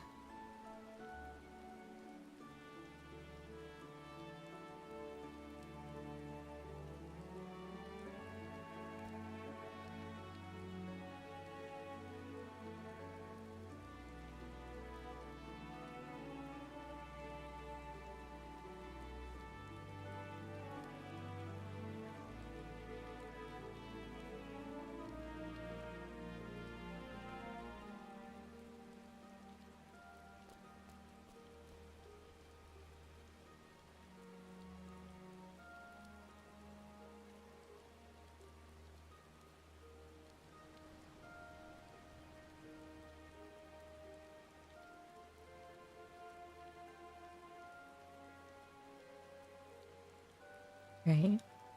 Add pizza and some tea. Jel, I'm glad you're here. I'm on the cusp of a breakthrough in our search. Or I'd like to think so. This won't come as a surprise, but Elleret and Kokonoa went back into hiding after the Bronze Lake incident. With all their grandstanding, I wasn't expecting them to lay low for so long, but I doubt they'll keep it that way. Fortunately, we have prior experience to guide us.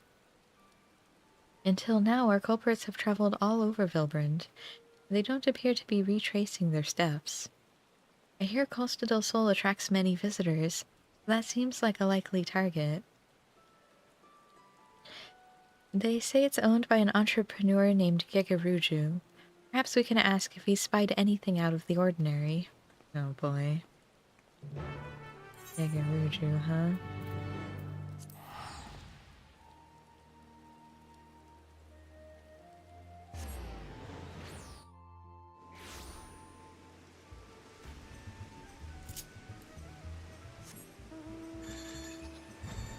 Alright. Why is it raining? What picturesque scenery. Is it? Probably be more picturesque if it was sunny. But sure. I hadn't expected Costa del Sol to be so grand. From what I gather, Gigaruja should be just up ahead. I don't suppose you're already acquainted with him. For better or for worse, yes. That's not very encouraging, but as long as you're on good enough terms, I'm sure we'll be fine. In any case, let's be on our way.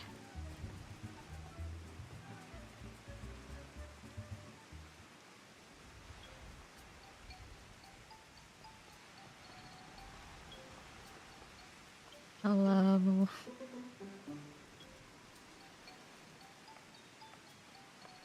Well, well, if it isn't our favorite intrepid adventurer, what business brings you to my abode?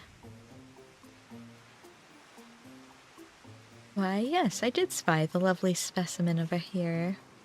Alas, I was so entranced by her feminine wiles that I cannot recall any such entourage of Lalafellian men or mammoths. With that, I never drank that wine she so gracefully gifted me. A single sip, and I saw oh so many stars. Thought them wonderful in those first blissful moments.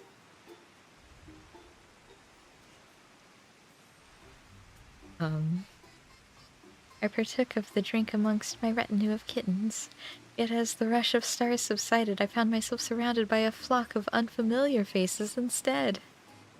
At first I presumed the wine caught up to me faster than I had anticipated, but time passed, and the unknown faces stubbornly remained. I dashed across the shore in terror. In the midst of the mayhem I could hear her, the wine-wielding beauty, maniacally laughing in the distance with some other chap. I feared these cackles would be the last thing I ever heard. Which is precisely why I found it appropriate to slap the sense back into him. Oh. Waistcoat. Judging by the way Master Gigaruju was darting around at the time, I suspect he'd been in his cups. Drink the whole bloody bottle, too, so if you wish to investigate the wine itself, I'm afraid that won't be possible. Can you blame me? Questionability of her wine aside, that woman was immaculate. Was she? A sight for sore eyes. Any gentleman of taste would have fallen for her tricks. Sure. Though we may lack the drink in question, we received reports of mammoths roaming Raincatcher Gully not long after the incident. If you intend to investigate this further, you'd certainly be doing us a favor. Okay. Any news of wayward mammoths is promising for us. We'll give the gully a look and relay to you whatever we find. Godspeed out there. And our next destination is clear. But before we depart, Jill, might I have a word? Sure. Bye. So the wine was poisoned, and it caused hallucinations? Based on Gigaruju's account, it's safe to say Elleret's discovered a new poison. While similar to the hallucinatory toxin she used at Bronze Lake, it strikes terror into the hearts of its victims instead. I have a bad feeling about this. She's gained proficiency with the heart sting at an alarming rate. We must tread carefully when next we cross paths with her. As for the mammoths, Kokonoha doesn't seem the type to send them wandering around aimlessly. That's why I think they're bound to have some clues on them. If we can track those mammoths down in Raincatcher Gully, we may be able to discern what those two are planning next. Okay.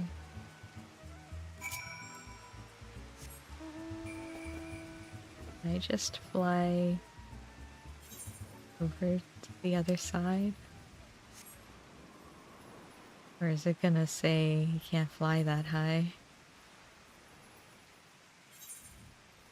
Guess we'll find out. Okay, looks fine.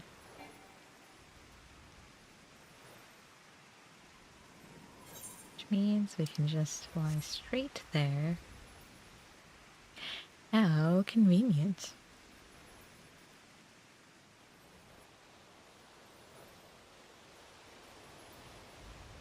Right, where are you? Oh. Oh no, a purple destination. Am I fighting more mammoths?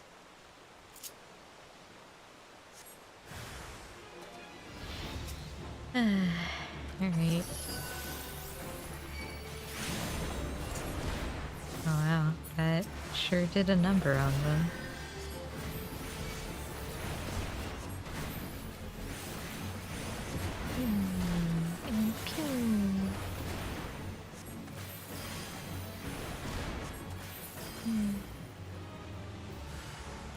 Another mammoth.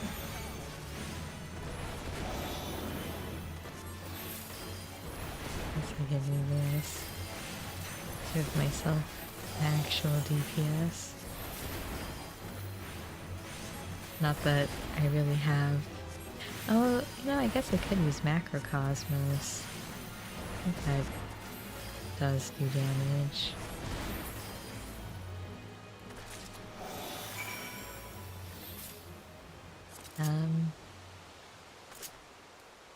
Alright. I dealt with the mammoths. Where are you? Yeah. Oh, you also dealt with mammoths. Phew, I think we've cleared out the mammoths. How fared your hunt? River survey notes.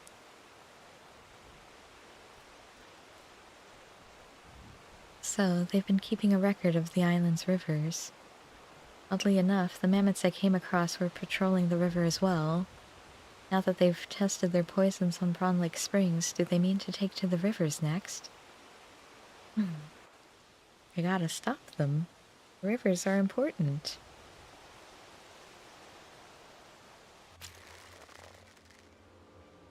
Joe, watch out. With you. The mammoth had a bow. Okay, I can Asuna. My.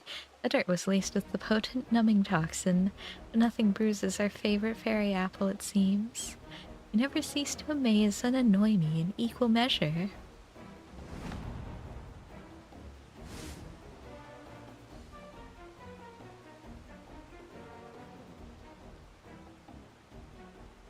Just like to have the same manner of immunity as I. The village is positively brimming with poisonous flora and fauna, after all. I have a request for you, my dears. Would you please give up on your little trinket? Pretty please? I wish only to revel in the fruits of my devilry, yet you continue to spoil my every attempt. And trust me, I despise our conflict as much as you do. Indeed. You think we enjoy watching our finest mammoths suffer at your hands? Enough. If you truly wanted to end this, you'd hand over the heart sting. The scorpion's gifts weren't meant for a petulant, childish criminal like you. Fine then. No more Miss Nice Ellerat. But answer me this. Who have my antics killed, Who? No one, I remind you. So why must you refuse me? Why must the world refuse me? Our blighted society has never looked fondly upon my love of mischief. For years I despaired, until my unbound family and its leader granted me the finest gifts of all, love and understanding. Okay. So long as I remain unbound, I care not what the wretched masses think. I shall play my tricks as my heart desires, and all who stand in defiance will know my wrath. That includes you, my dears. My next scheme will finally plunge this island into the chaos I so desperately crave, and I will stop at nothing to see it realized. Bye-bye. Oh boy.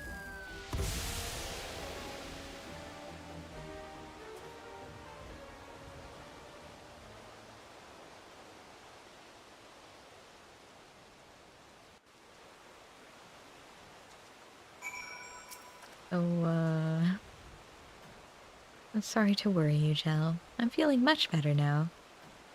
I'm ashamed I didn't sense the mammoth's presence quickly enough, but I'm glad you came out of the ambush unscathed. That aside, I wish they didn't use such putrid smoke to make their exits.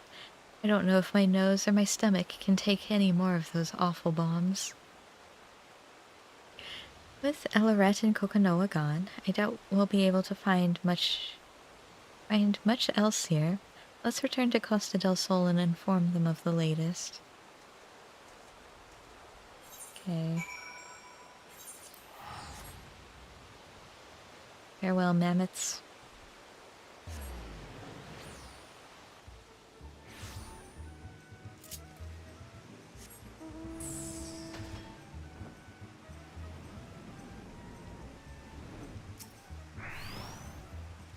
Shall we report to Gigaruju?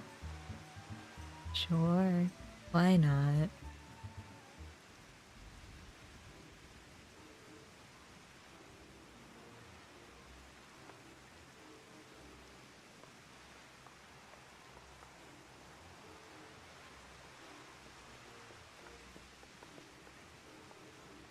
Hello.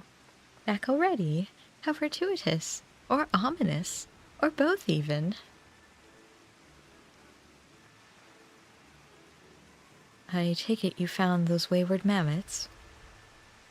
Yeah.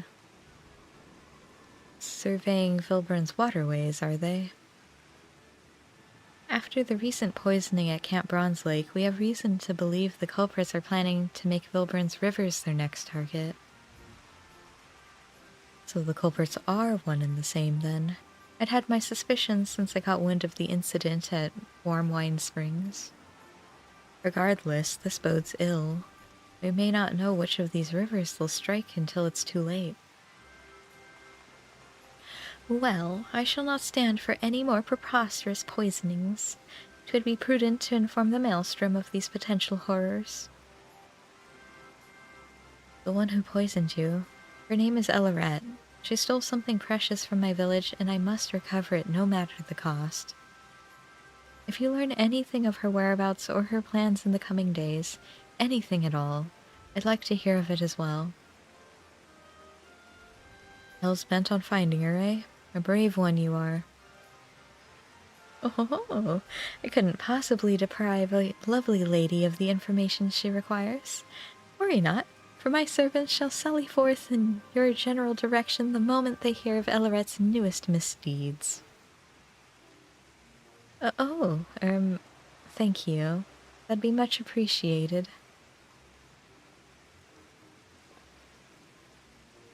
It's going to be an uphill battle, but we can't afford to let Elleret and Kokonoa elude us any further. Come, Jel, it's back to Limsa Lamensa with us. Okay. Bye.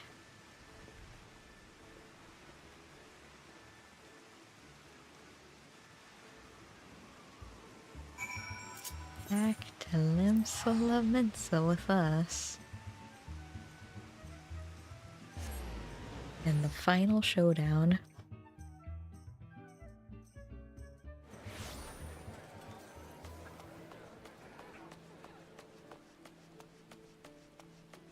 Alright. So they plan to poison the rivers. I mean, we already know they're not retracing their steps, so it would have to be a new river, right? Or a river in a new place. Thank you as always for your support, Jel. Ikaruja was interesting, to say the least, but I'm glad we obtained the information we needed. I don't know why I allowed Elleret to say her piece. I should have swallowed my pain and taken up my spear. We could have apprehended her right then and there, and yet... There's no more room for mistakes. The longer Elleret lurks in the shadows, the greater the threat becomes. Countless lives are at risk. The next time we find her, we end her tricks once and for all. For now, I'll remain here and await news from Costa del Sol. Hey, any news?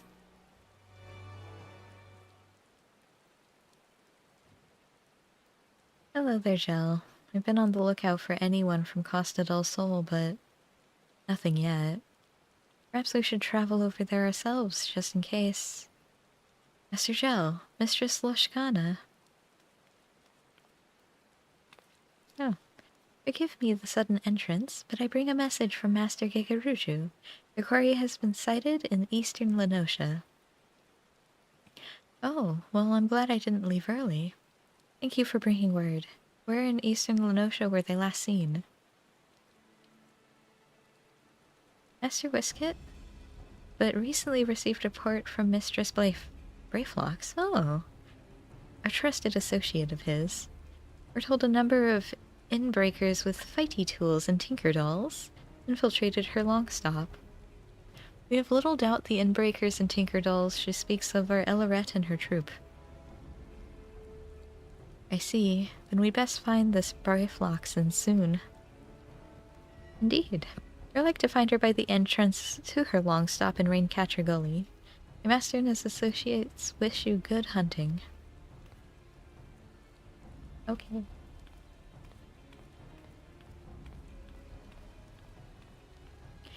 We should get a first-hand account from Briflox as well. Perhaps she'll have more to tell. Let's be off, Jill. Briflox Longstop.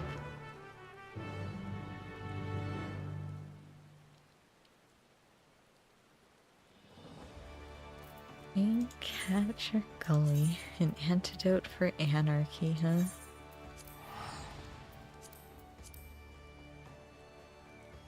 Oh, but I'll have to have more pizza after. We fly.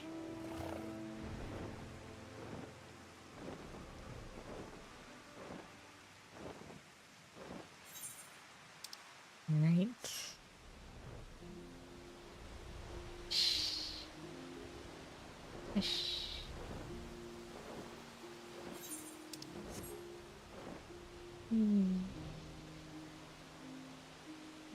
Alright. Briflox. Uplander Gobby friend returns to Longstop. Yes, it's me. So this is Briflox. I told her she reminded me of a moblin, but I got a bit of a scolding for that. Not mobbies, she said. Gobbies. Yes, gobbies. Gobbies require hand-lending to backstrike at Inbreakers. Inbreakers bring big flock of Tinkerdolls to search for water gush. Water gush? Does Ellerette mean to poison the island's water source? This must be why they were researching the rivers. If the toxins are strong enough, anyone or anything that draws near the water would grow terribly ill. All of Vilbrand would fall into disarray. Poison makes no good for Gobbyflock, no good for Vilbrand. Narrowheart's in need of many punishings. This goes far beyond trickery. We must end Ellerette's ambitions here and now. I doubt she'll come quietly, and she has the Heart Sing at her disposal. But with your aid, Jill, I know we can take it back. As soon as you're ready, we'll storm the Longstop. Okay. Chase Narrowheart Inbreakers and back take Longstop. You got it, Briflox. Well, this is it. Ready to storm the Longstop, Jill? Sure. It can only go well. Did she change her clothes?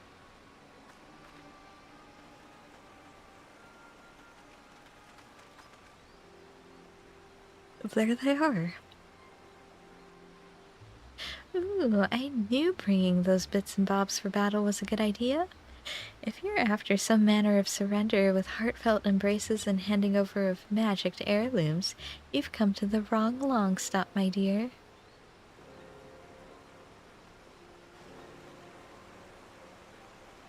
You monster, you plan to poison every waterway in Vilbrand, don't you? But of course. The trick is to let the poison stew for a few bells.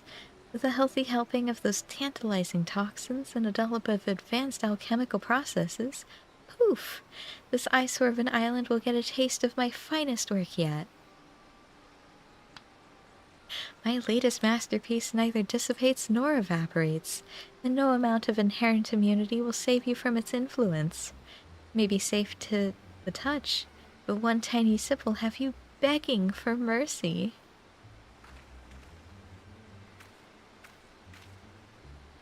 That's no jest, by the way. I won't begin to describe what manner of havoc the experimental doses wreaked on me. I will look forward to seeing how it affects the general populace. Oh yes, the residents of Limsa and its adorable little hamlets rely on its water. So very many people, blissfully unaware of what's to come. And every single one of those wretches will be at the mercy of our malice. Every single one. she unleashes those toxins into the waterways, this is going to end up far worse than Bronze Lake. The only wretches I see here are you two.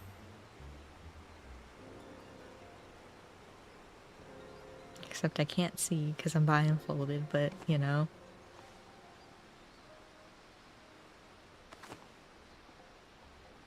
Your precious scorpion once hunted prey with these poisons, yes? Perhaps I should learn from its example and revel in the thrill of the chase. Huh? You gonna poison yourself?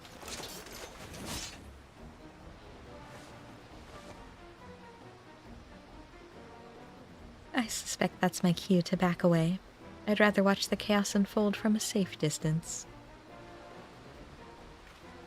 Oh boy.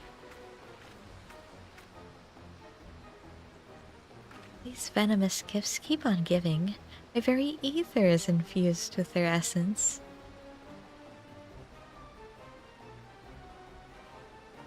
So now, my dears.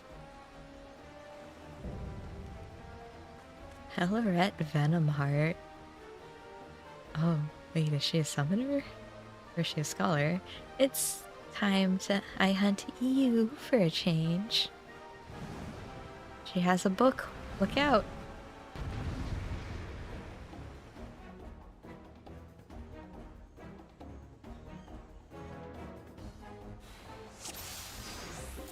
Okay.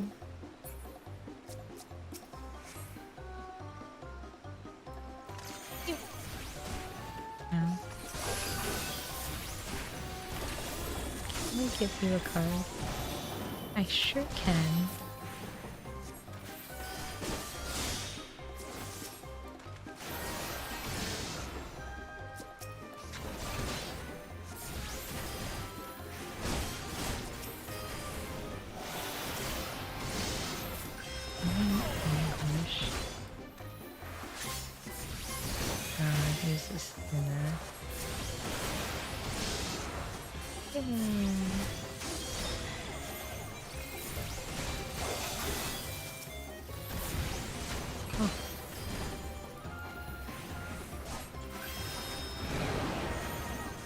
HP recovery down. Yeah. Gotta get yours too.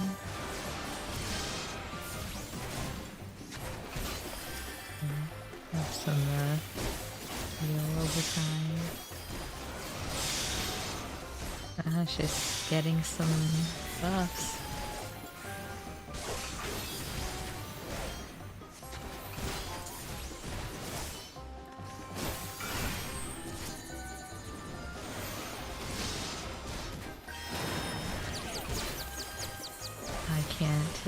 This one.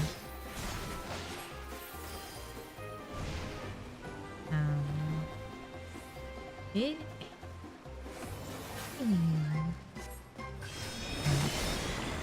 I mean, that's fine.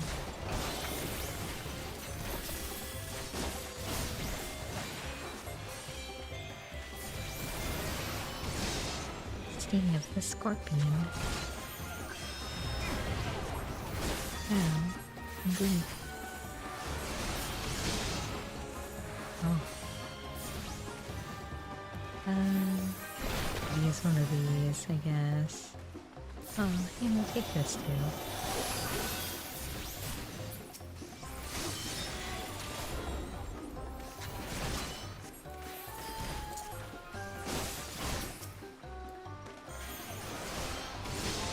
Mammoths? Oh no, not the mammoths.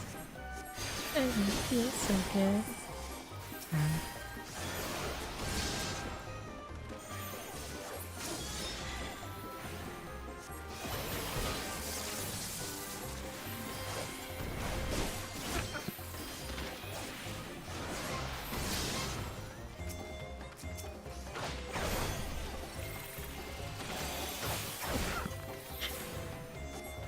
She's so silly. Be fine. Just a few more drops.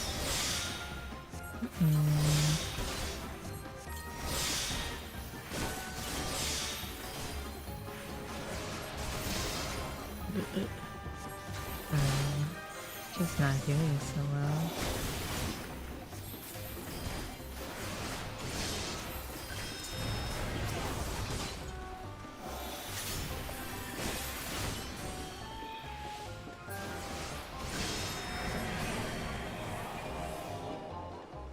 Oh.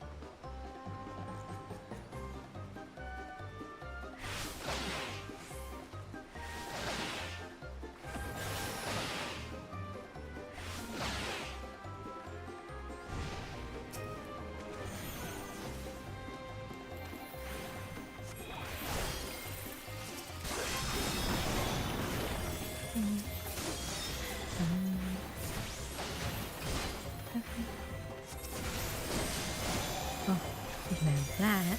Aha. This will do quite a bit of damage.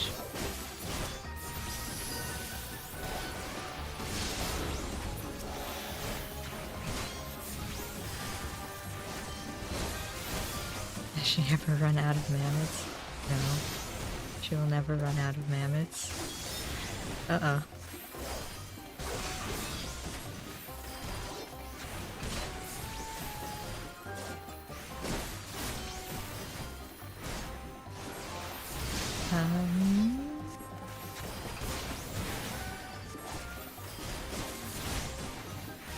I need to run in a moment, aren't I?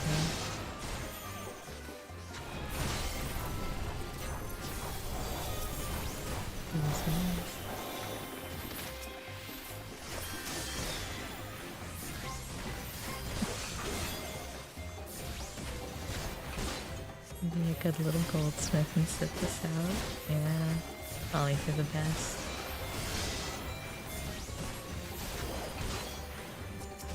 Lashkana.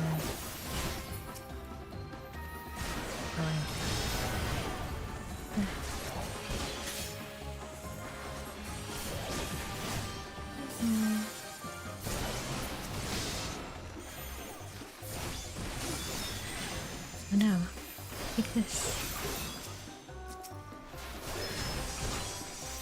It's okay, because now we will be healed. Whoa, I'm so strong.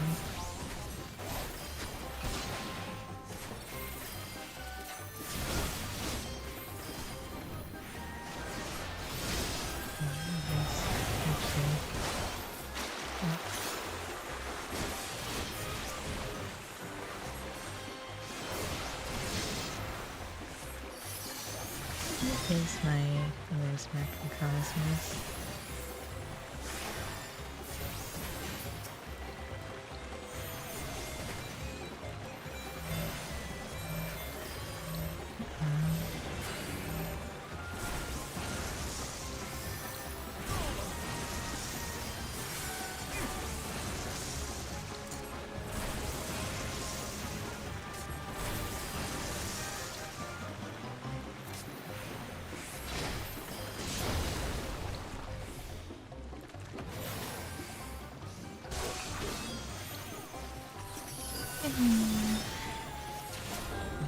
This? Oh, whoops. Yeah, you're gonna have a lot of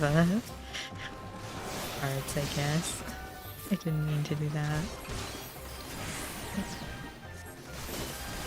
Uh-oh, now she has all the ailments.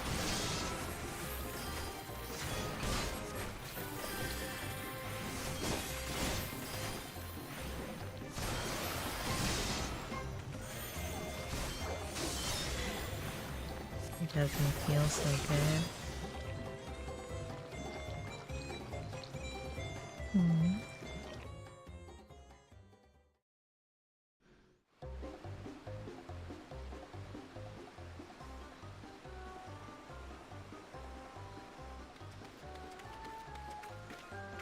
Enough, Ellerat. We must escape while we still can. A smoke bomb, quickly!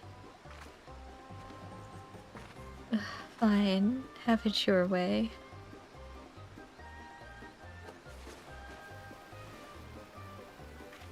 Wait, that's a goblin maid.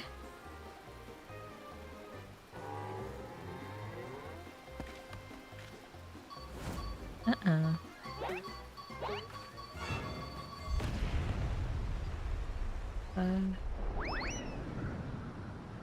no, no! You'll rue the day you made enemies of the Unbound! Hmm.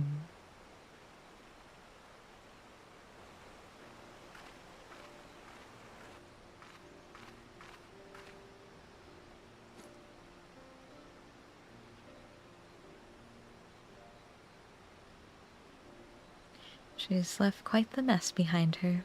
Nothing the heart sting can't detoxify, though. Let's hurry and clear away the poison.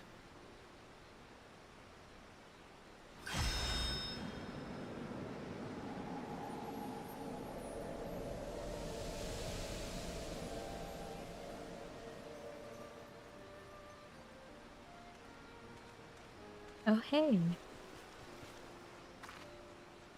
There you are, Gel. We came running once we heard the explosion, but I'm pleased to see you're none the worse for wear.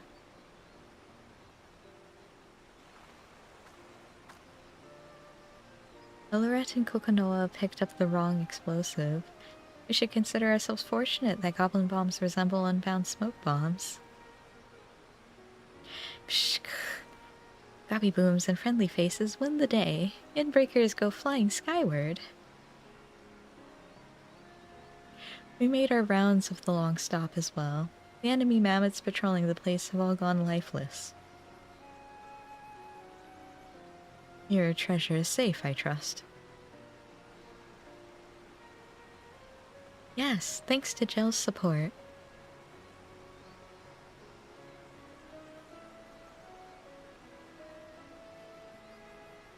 Very good. Should those troublemakers survive the impending fall, they won't pose the same threat without it. If they do happen to show their sorry faces round here again, I've notified the Yellow Jackets to be on the lookout for them. They send their regards, and their deepest gratitude, of course. Yeah.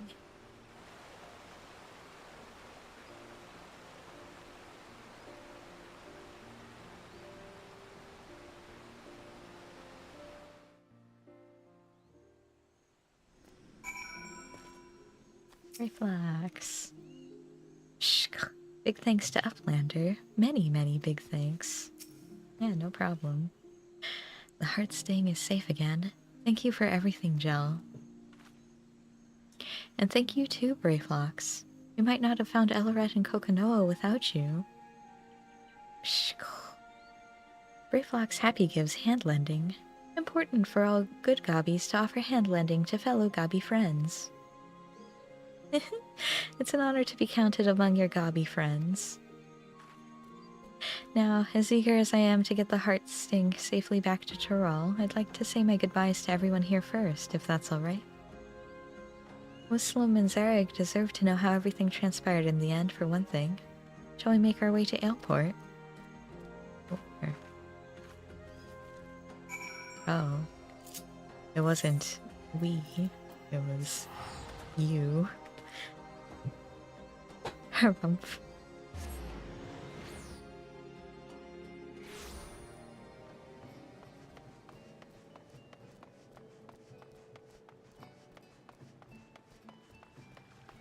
Alright. Hello.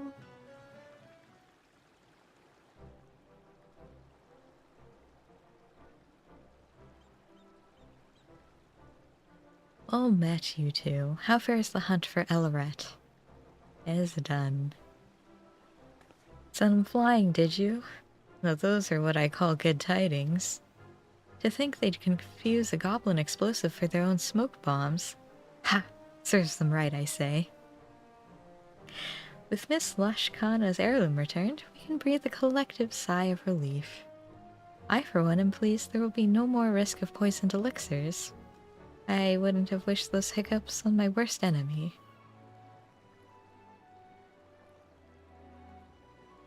By the by, Miss Lushkana, I knew you traveled far to get here, but I didn't realize you hailed from Tyrol. It's quite a voyage. We'll be heading home soon. Yes, that's right. Vilbrand is a fascinating place, but my village is probably worried sick about me, and the heart sting too, of course. Though your time here was short, you'll be sorely missed. We still have much to learn, but one day perhaps we might find our way to Tyrol as well. Oh, that would be wonderful. And when you do, I'll look forward to hearing all about your adventures.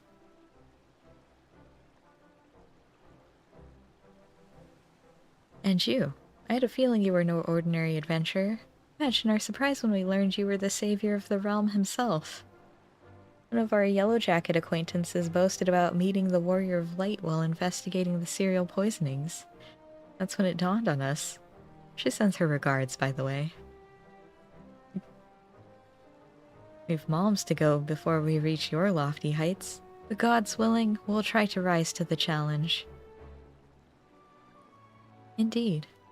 You've given me much to aspire to as a fellow healer, and I shall do my utmost to follow your shining example. Okay. Be well, you two. May we meet again on distant shores. Thank you both for your help. I'll never forget it. It's time I returned to Tulialal. It would mean the world to me if you'd come too, Jel. I wouldn't want to report our success to Nippene without you. Nippene.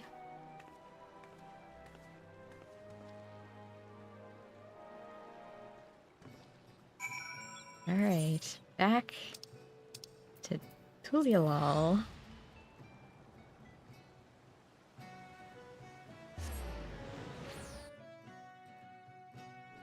Ugh. I didn't expect the role quest to be so long, but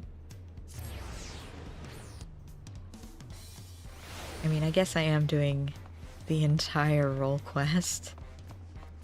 I know these are meant to be done as you're going through the story, but sometimes I'm forgetful, and I'll forget the story if I don't do it all at once.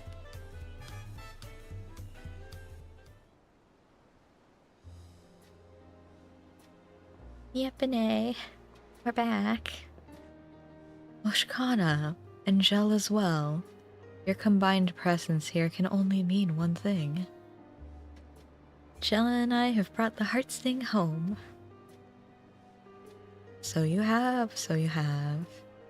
I regret that I could not assist you, but I'm relieved that all is well. Words cannot express my gratitude to you both.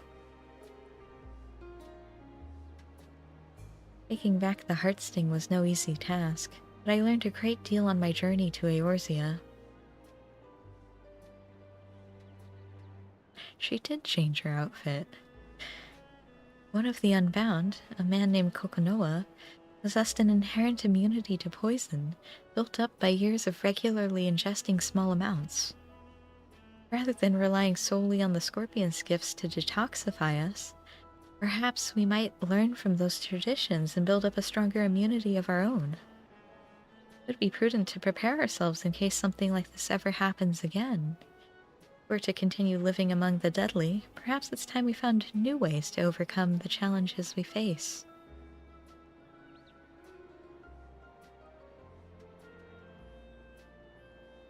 Throughout my life in the village, I thought I knew everything there was to know about the Heartsting. But I now understand that the Scorpion's gifts can easily become a curse in the wrong hands. Its power can poison a single water source, threaten countless lives on a whim. Yet at the same time, its detoxifying powers can save just as many. I began to wonder, could the Heartsting provide succor outside our village? Should it? Or will the risks prove too great? Excellent questions, all. Knowing what the Heartsting is capable of outside our borders, we must consider this carefully, for the future of our people.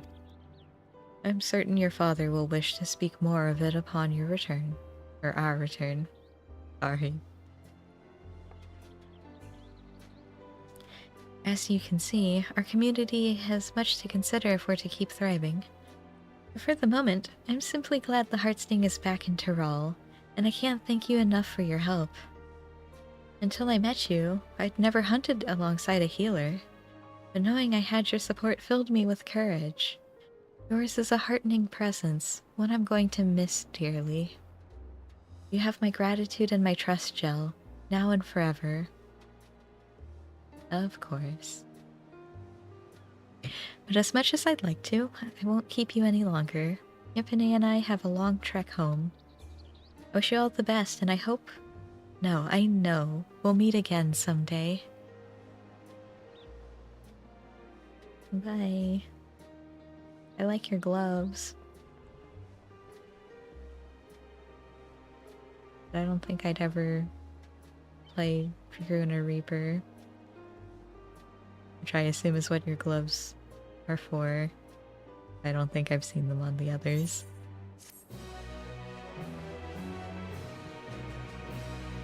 Wow, they're all so bright. Heart stings a heavy burden. Alright. So,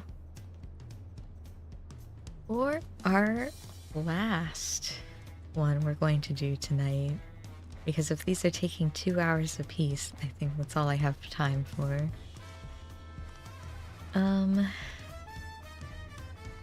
We'll do Summoner.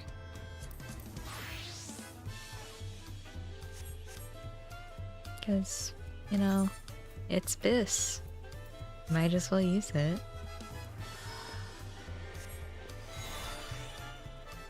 And then I can dye the Summoner gear, because I actually do really like the Summoner job gear. Alright, Suhe. Power Forgotten. Seeks an adventure with a penchant for the magical. Well, it me. Oh, hello. Did Brooke Evu send you to help recover our stolen treasure? Thank the heavens. And judging by your accoutrements, you're learned in the arcane arts, yes? If so, we've need of your power and wisdom.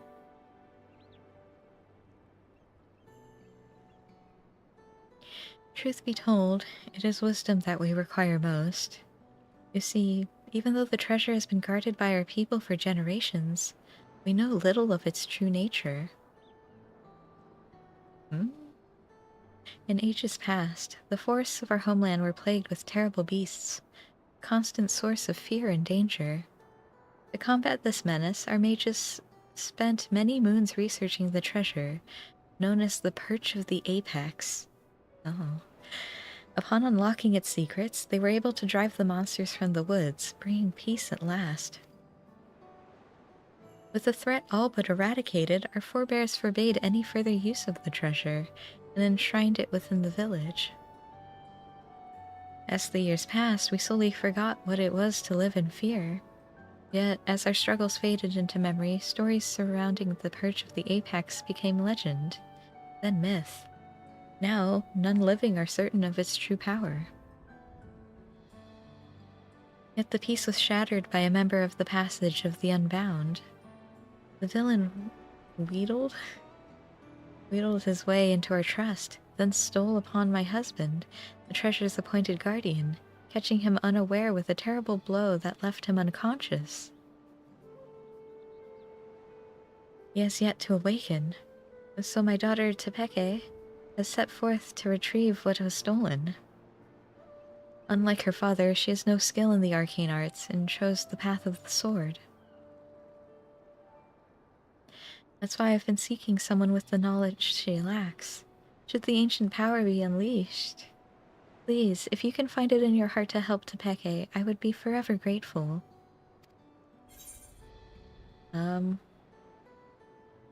If there's a mystic artifact involved, count me in. Adventure. Oh, thank you. Thank you. Now, our only clue to the thief's whereabouts is from something he mentioned during his stay in our village. He spoke of his desire to bring change to a place called Razat Han. Oh boy. That is where Tepeke decided to begin her search, so she boarded a ferry bound there, by way of Limsa Laminsa, with her trusted sword and shield close at hand. That's how you'll know her. She agreed to stay in Razat Han to gather information until aid arrived. I know nothing of the place, but it's likely she can be found in a marketplace or some such. Please bring our treasure and my daughter home safely. Or safely home, I guess. Same difference.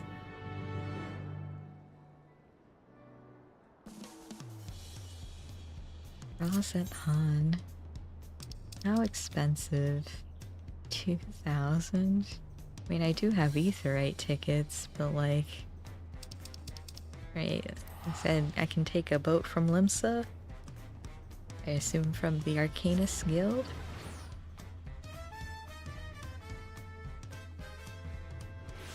I've been in Limsa a lot today. Alright, Arcanist Guild. I should have checked, actually. No. I thought I could. Wait. Hello? You have tickets to... No, you're Vesper Bay. Which one of you will bring me to Rots? Old Charlian. No, I don't want with Charlian. There's a boat over here. This ocean fishing, though. Do I actually have to teleport? Unless this is the upper deck. I don't think there's... No. Alright. Oh, it's slightly cheaper.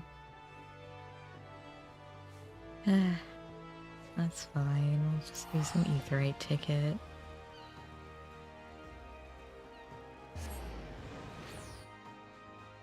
This bad. Wait, where are you? Over here?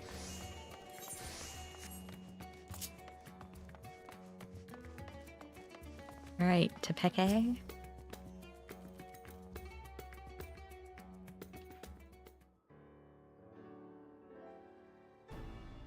Nope. Interesting sword. And shield, I guess. Oh, are you looking for me? Whatsoever for? Your mother sent me. Jell, and you say my mother sent you? Take it she's already explained the details, such as how we know next to nothing of the treasure and its capabilities. We have only the legends passed down through our forebears to go on. They speak of a Tural Vidral of an owl that once terrorized the forests, whose soul is sealed within the perch of the apex. The tales have only become more vague as the mists of time obscure the treasure's origin. Even our village's eldest remembers naught but an ominous warning uttered by those who once wielded its magics. The master of the apex shall be showered with good fortune, yet leave only sorrow in their wake. It's clear that despite owing their safety to the apex's power, our forebears viewed it as something to be feared. It must be truly immense. Now, onto the manner of the thief. Even during our brief acquaintance, he made plain his desire to bring change to Rosette Han.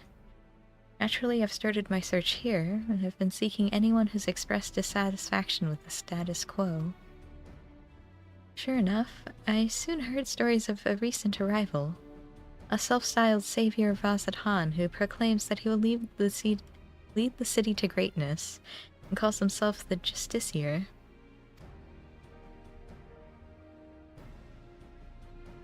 Apparently taken on the burden of personally exterminating the beasts which infest Thavnir's wilds. He made a great show of claiming he alone is equal to the task. Well, he certainly draws a crowd with his boasting. They only watch with morbid curiosity as he sets off into the jungles alone. I realize this could have nothing to do with our problem, but even the smallest lead must be pursued. I've heard he often gives his speeches at the region's smaller settlements. So, shall we go to see this justiciar for ourselves? Sure. It's decided. I hear Yedlamad would be a good place to start. Hopefully there we can find our next crumb of a clue. Yedlamad, huh?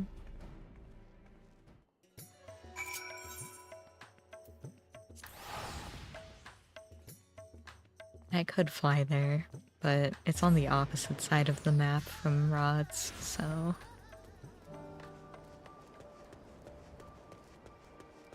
Oh boy, speaking to a Huron boy, I see. Shell, we're in luck. This boy saw the very man we seek. Seems he gave the same grand speech about saving the people, claiming that danger lurked nearby before venturing forth to combat it alone. If the Radiant Host could not stand idle if there truly were beasts afoot, so one of them followed him. All we need to do is pick up their trail. He ran towards the shroud. We might be able to spot him from Kajaya's footsteps. You can see the whole forest from there. Thanks, you've been very helpful. So, Jel, let's head there and see what we can see. Okay. Kajaya's footsteps. That's not the dancer thing, is it?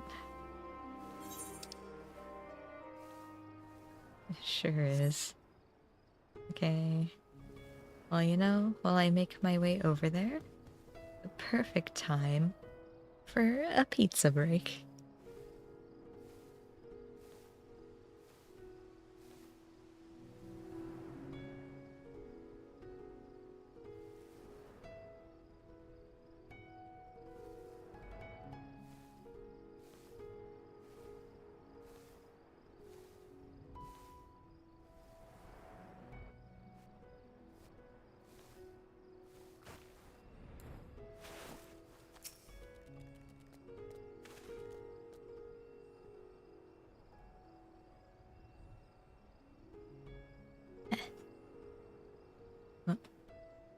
Oh, someone's fighting down there.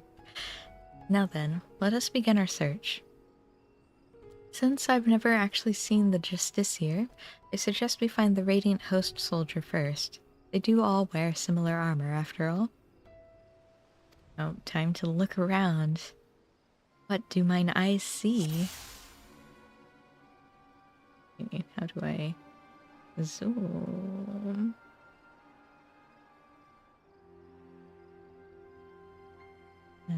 It's not them.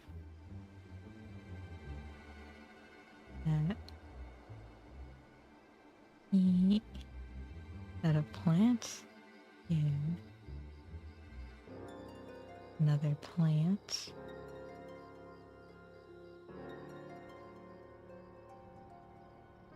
Where is this man?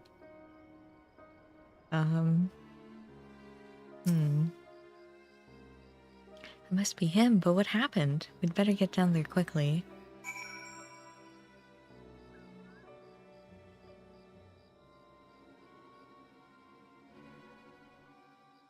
Is he alive?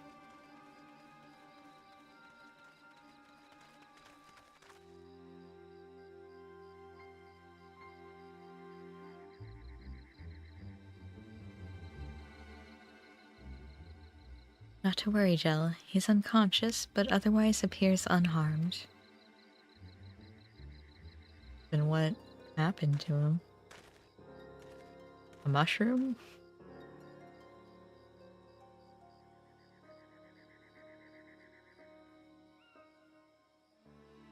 Some rocks?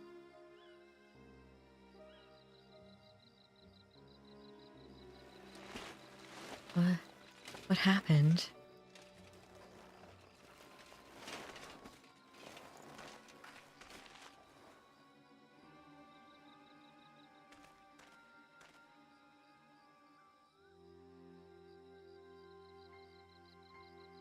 We heard you came here in pursuit of the Justiciar.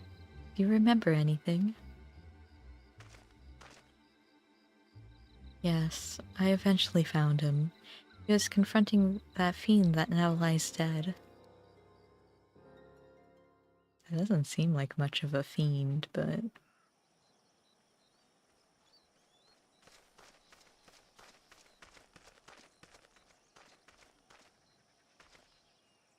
Oh, I have a bow. Oh, it's this one. Alas, the Justiciar graces Razatan. I shall bring unending peace to this beleaguered land.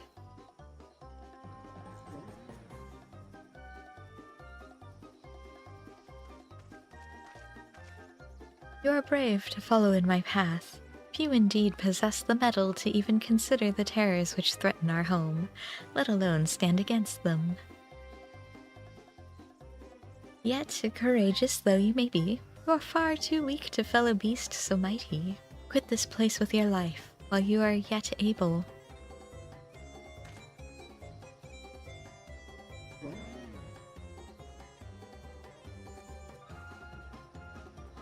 I am of the Radiant Host. If I ran from such meager prey, I would become a laughingstock. How bold, to look death in the eye without flinching. I doubt not your conviction to defend Razatan, yet I believe it pales before mine.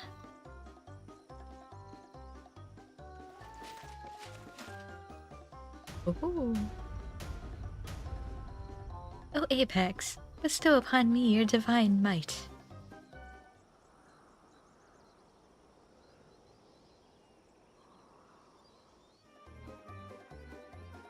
Do you not heed my call? I require your power more than ever. Is something supposed to happen? Why? Why am I yet unworthy? Or mayhap there's a button I must press?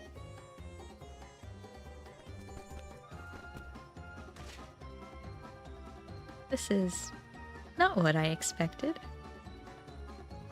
Stand aside. I'll dispose of this pest. Just give me a moment. It cannot end like this. I won't be made a fool. Come on, you moldy trinket, work! Transform me into the hero of Razatan. Oh.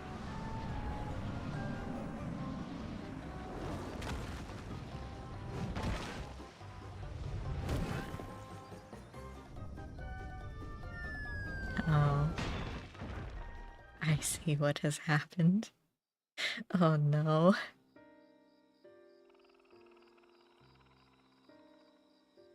He brandished that idol and became wreathed in a mysterious light, and boulders started falling from the sky. Down they came one after the other. That's when I must have been struck unconscious.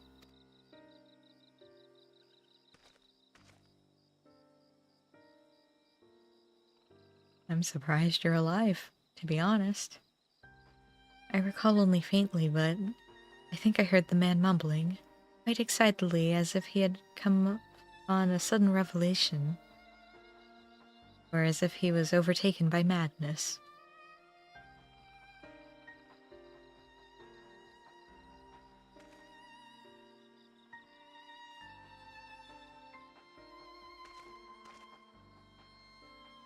It seems he got away unscathed. Either he had an incredible stroke of luck, or whatever he was beseeching to actually answered.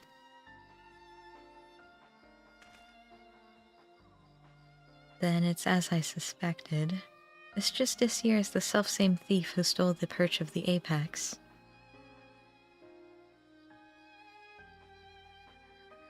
But no doubt he's long departed from here. First, I'll escort this fellow back to Yedlamad and keep a close eye on him. Head wounds can have dreadful after effects.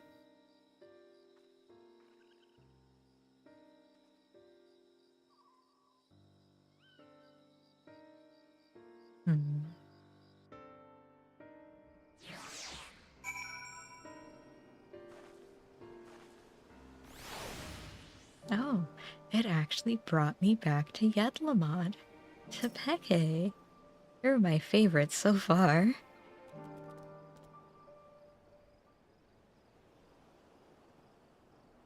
The soldier made his way to Razathan to make a formal report.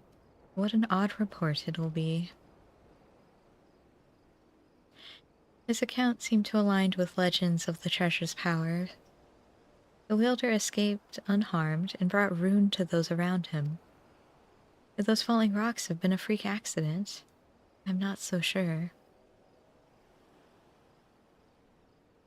You won't believe it. He came back.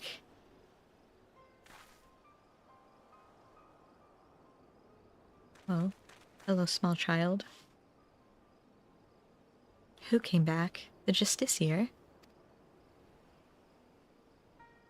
Yes, not long after you left. He said he beat up a monster that knocked out a Radiant, and he was laughing his head off. Did he really do that? Is he really stronger than the Radiants?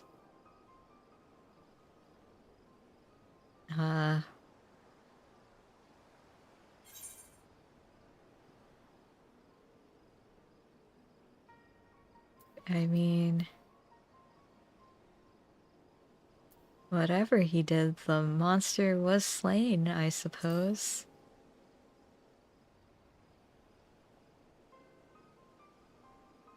Well, my mate can't stop talking about him. He wants to be just like the Justiciar. His mum and dad weren't happy about that, though. I'd advise you and your friend to look for a different role model, but we thank you for telling us what happened. I could be a role model. It's me, the Warrior of Light.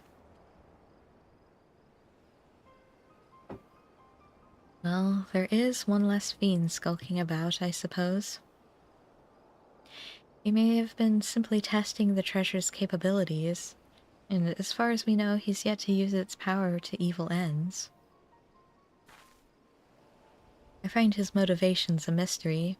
To steal the perch of the Apex by force, only to come here to Thavnir and use it for good? It makes no sense. You've heard tell of this passage of the Unbound, yes? Many have ventured to Tulialal, claiming to be their victims. Yet here they would be saviors.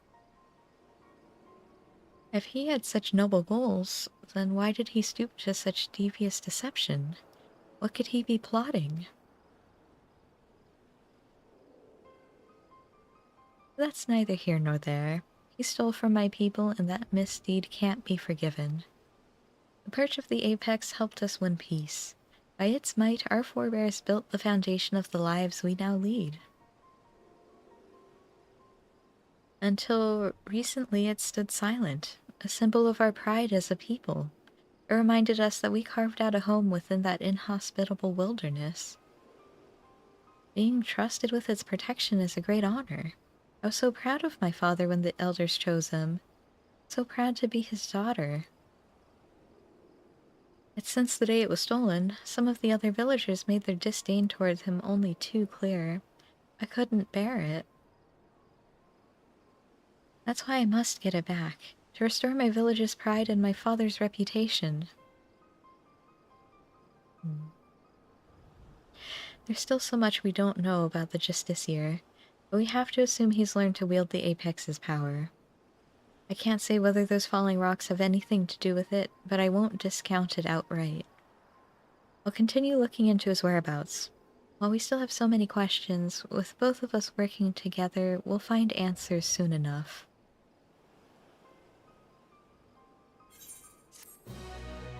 Okay.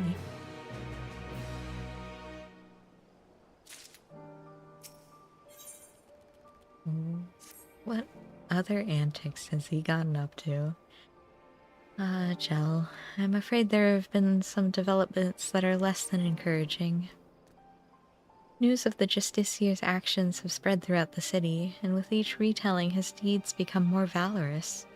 The younger citizens, in particular, seem to view him as something of an idol. Oh boy.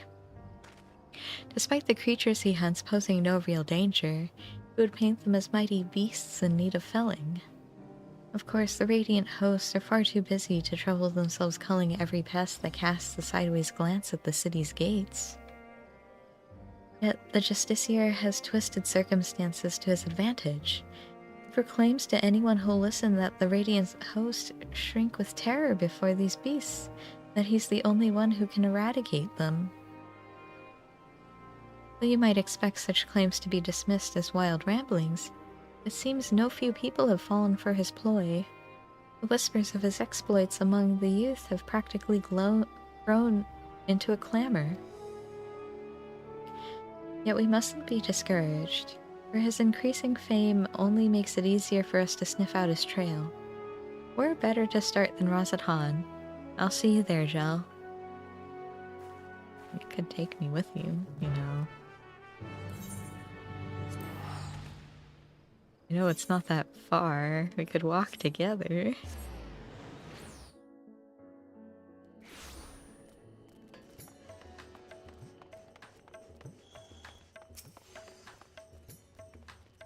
Given how large the city is, let's split up to cover more ground. I already have a destination in mind, the High Crucible. I hear the alchemists there can concoct all manners of tinctures and powders, including those which help in detecting traces of energies left behind by magics and enchanted tools. Fallen rocks have invariably marked locations where the Justiciar has performed one of his feats. And I believe an alchemical mixture can help us determine if their presence is the work of the treasure. Hardly an expert in such concoctions, though, so I'll seek advice at the High Crucible. While I'm doing that, I would ask that you go to the Hall of the Radiant Host and see if they have any new information on the Justiciar's whereabouts. Does that plan sound agreeable to you? Sure. Great. Now that we both have our tasks, let's get to them. I'll meet you back here once my business is done.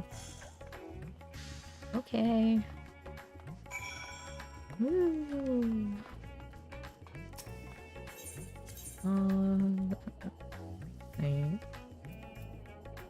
They have their own teleport over there.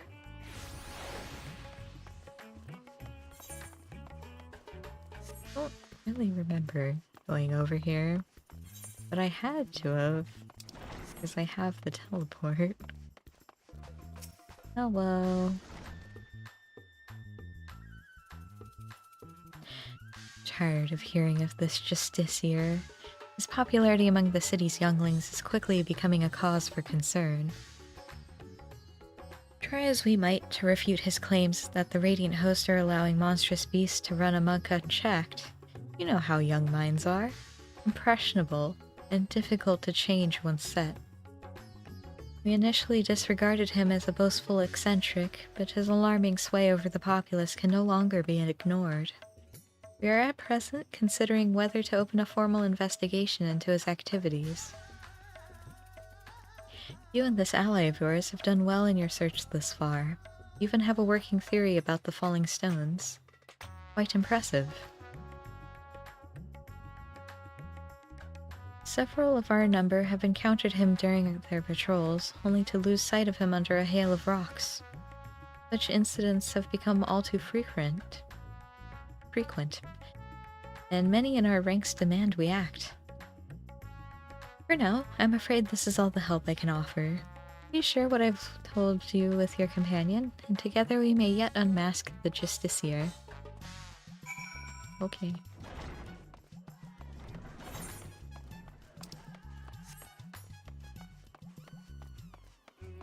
And back to the plaza.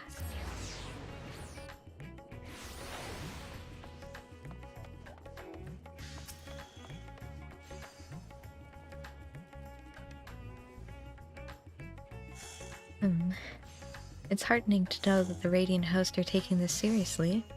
Thank you for speaking with them, Jel. I have good tidings as well.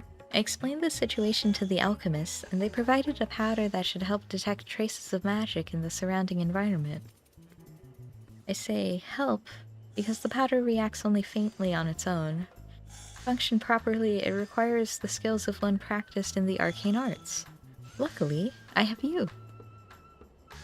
I've committed the locations of all sightings of the Justiciar to memory, and the closest to us was at the Perfumed Rise. Let's hope this powder works as intended. This perfume dries. Oh. Okay. Well, guess we're going this way.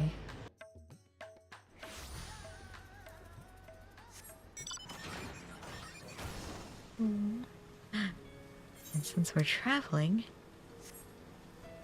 that means I can eat more pizza.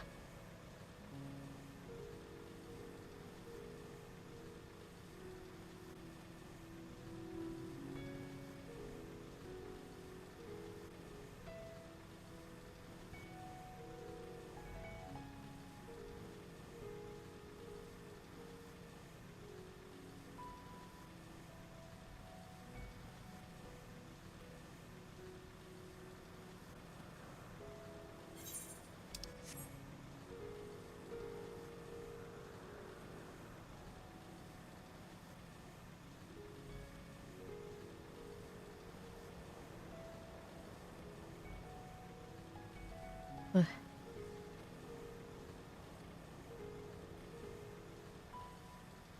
Oh, hey, a rock. Yeah, the pizza's pretty good, though. Even though it's still, like, cold now, but... The Justicia was sighted near here, and I didn't see any other conspicuous stones around, so I've sprinkled the powder over this one. Now concentrate your focus, or inner eye, or whatever it is that's the locus of your power. See if you can't detect any unnatural forces. Okay.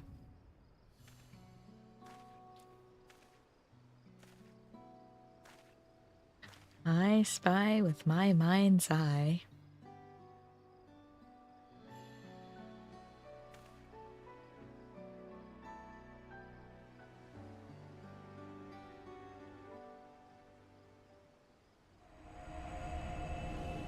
Oh.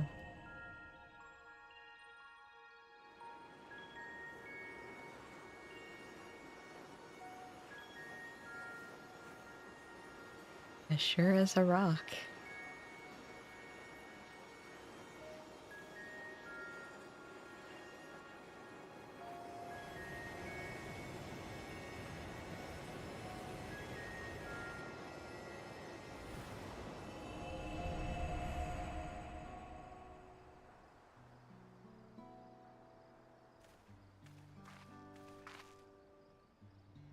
So, were you able to detect anything? It was a glowing rock. I knew you could do it. So because there are no crystals in the rock, the energy you detected must be the remnants of some kind of spell, is that right? And taking the story of the Radiant we rescued previously into account, we can conclude that the Justiciar uses the treasure to call those stones down from the sky.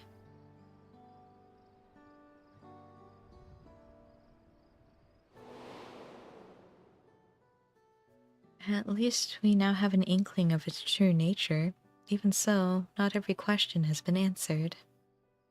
Radiant told us that even as the Justiciar stood before the creature, he seemed to have trouble calling forth the Apex's power at first.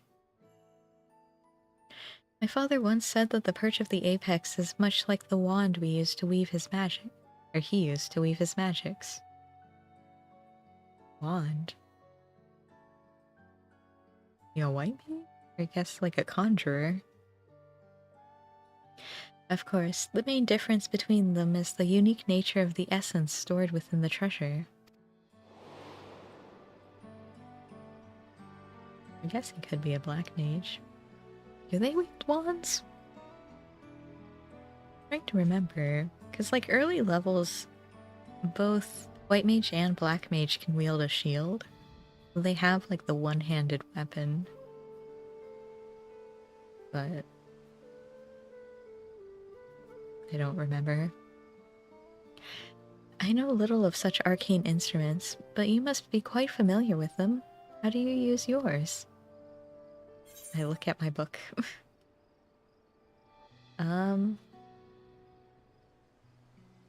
Yeah, I channel ether into it, I guess.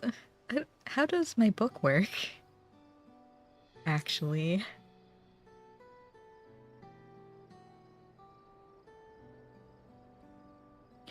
I see. Even with the right instrument, spellcasting requires the use of specific techniques. The Justiciar seems to lack any such expertise, so how did he tap into the treasure's power? I suppose the Perch of the Apex possesses some unique method of activation. When I spoke to the representatives of the other tribes about their treasures, no one mentioned special techniques being required. Not that the relics should have much in common to begin with. Hello. You two. Did you see an Ari girl pass through here by herself? No. I'm afraid not. What happened? Wait, I recognize you both. The hero of the final days and a recent visitor from Tyrol. Apologies for the imposition, but may I beg your assistance? It's all the Justiciar's fault. The girl said she was off to join that fool's crusade and ran out of Yedlamad before anyone could stop her.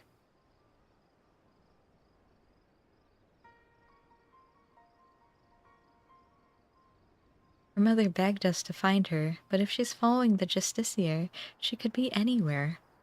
You see, he's been sighted at locations scattered all over Thavner. We can't just stand here looking at rocks while the girl is in danger. Especially if the Justiciar is involved. We have to help.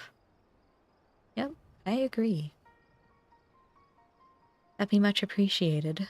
We're searching places where the Justiciar's been spotted before, so perhaps you could start where he hasn't been seen. Good idea. As far as I know, he hasn't been sighted at the northern shores. Come on, Shell. Won't it be faster if we split up and search for clues? Okay, we just saunter away.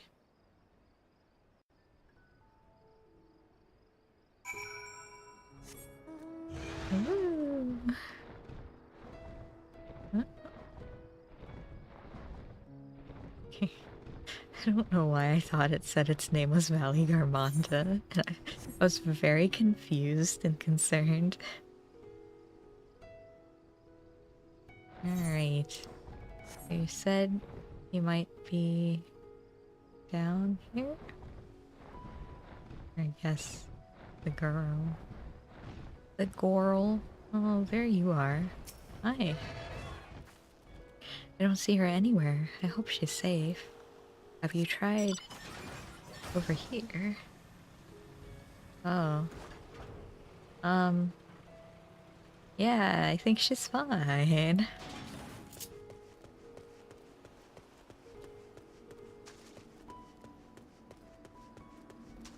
She's gonna be more than fine in a moment, actually.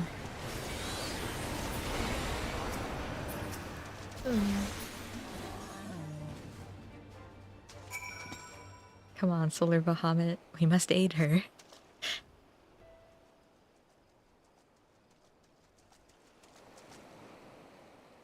I heard fighting, so I came as fast as I could. It's a good thing you arrived in time to save the girl.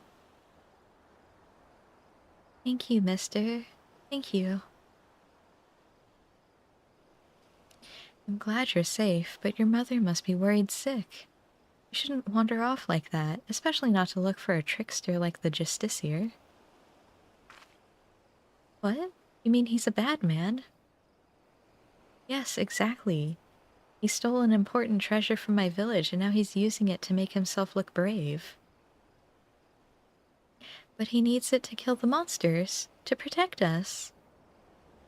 That's no excuse for stealing. He might have fooled you younglings, but the Radiant Host know what he's up to. But he said he'd save us from the monsters. He's our hero. The Radiant said we shouldn't be scared. We all know the Justiciar is the one who keeps us safe. We don't need the Radiants anymore. No hero can save the world alone.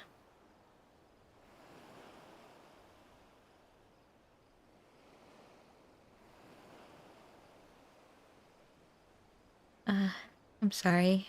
I shouldn't say bad things about the Radiants. They protected everyone in the final days. I guess I forgot how much they care about us.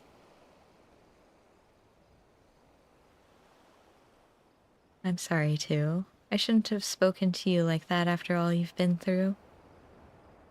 You said the Justiciar is a thief and a trickster, but I hope it's not true. He's my hero. Oh, I'd best escort her back to Yedlamad. I'll meet you there later, Jel. Oh, okay.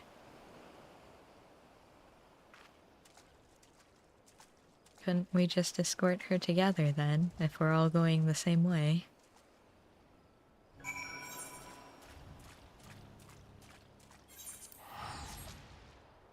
No? Okay.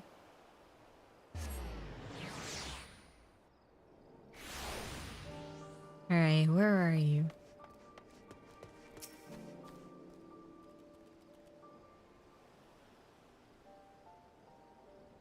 The girl and her mother are reunited, and I think we can both give ourselves a pat on the back. They're on their way now to inform the Radiant host that all is well. I would like to apologize for before.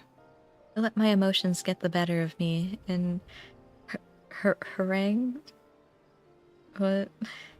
That poor girl when she was hardly to blame for anything. I really should have been scolding myself.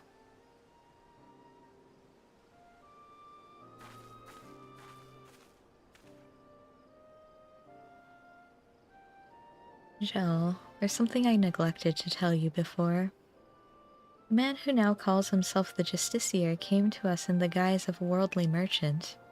He was eager to ask about the Perch of the Apex and its history, and I was equally eager to tell him, not even considering what he might do with the information. I'm so proud of my father for being appointed as its guardian.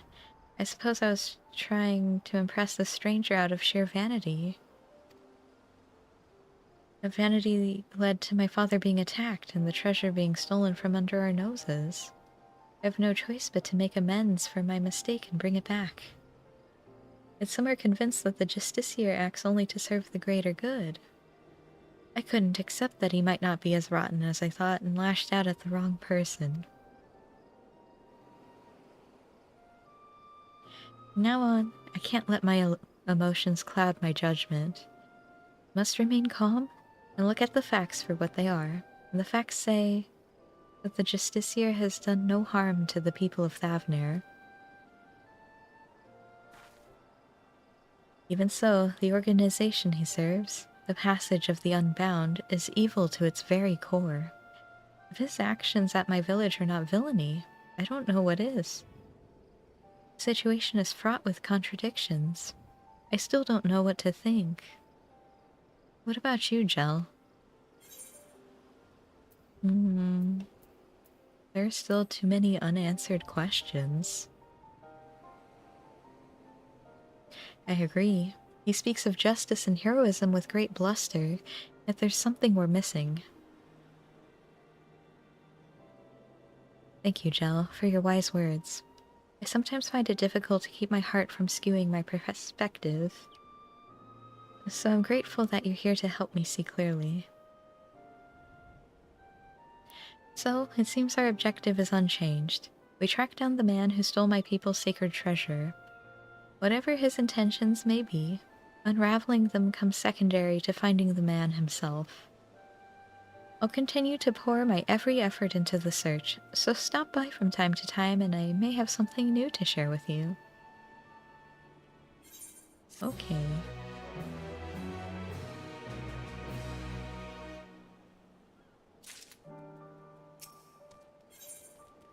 And I'm only on the 94 mission?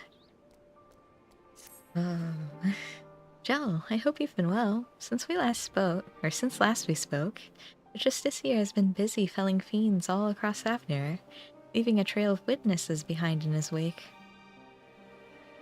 More than a few have reported seeing stones falling from the sky, which all but confirms our theory that the treasure is causing the phenomenon. The stories share one more peculiar commonality. It seems the pests he hunts have all been of the seedkin variety. Why he avoids beasts of flesh and blood is yet a mystery.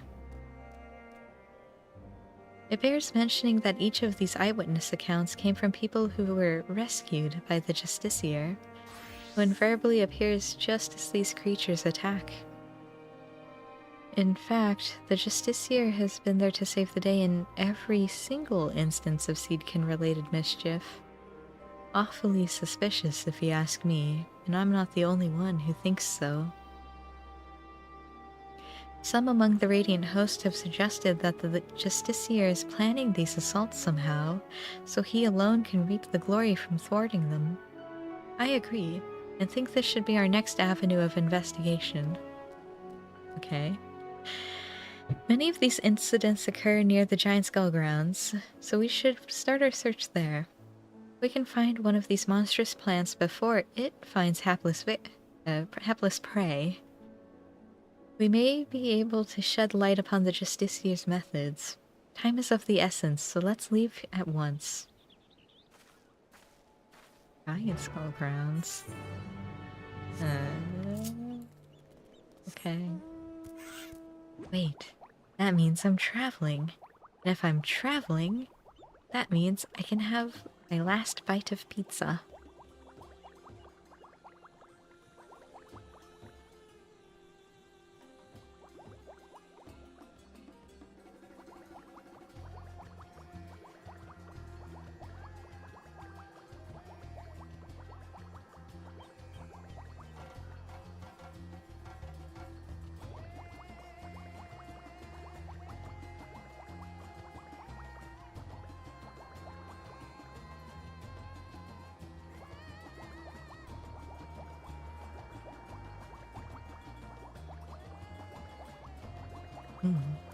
Delicious.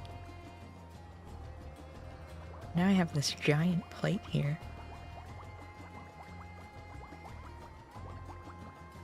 Well, time for tea.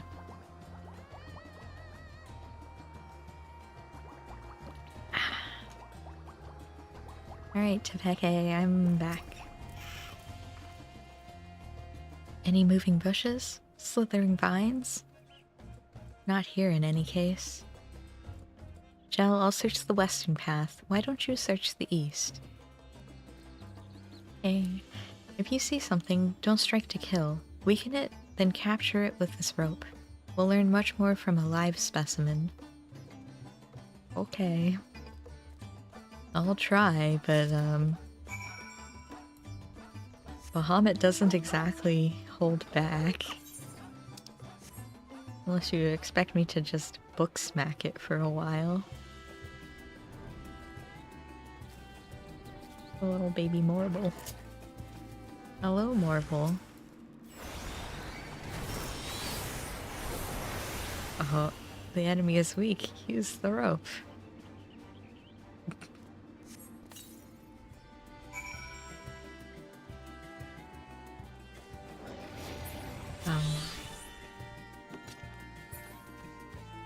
Okay.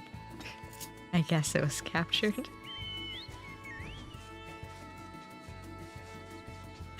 The poor seedling didn't stand a chance. Hello. I see plenty of fauna roaming about, but the flora all seems to be of the rooted to the ground variety. Perhaps my hunch was incorrect. Hello. I have Morble. You found one. In fact, this is exactly as an eyewitness described. What? Why don't you keep it for the time being? Bring it to the Great Work, and I'll ask my acquaintance there to examine it with all haste.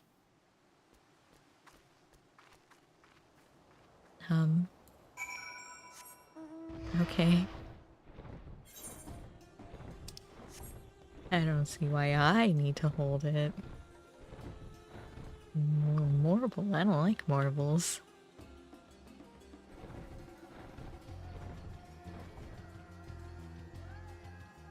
There's a lot of Morbles outside, Hawk Manor, though. If you ever need one, you just go there.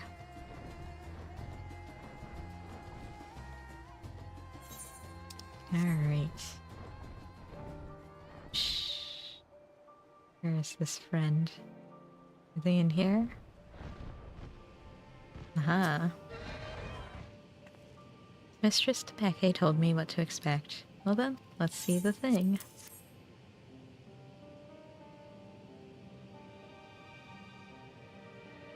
No. Oh, I didn't expect it to be so diminutive. If Mistress Tepeke's intuition is correct, then I expect some interesting discoveries are in store. Oh boy. I'm ready. What can you tell us, kindly alchemist? You've brought me quite the fascinating specimen indeed. I can say for certain that this creature's growth isn't natural in the slightest. Biologically, it's still but a sapling, as you can tell by its size. Yet it is the result of a specific alchemical mixture which is used to spur the growth of seeds and mycelium to an unnatural degree. The agents have a side effect of making the creatures more aggressive, which explains why such a small specimen would so boldly attack beings larger than itself.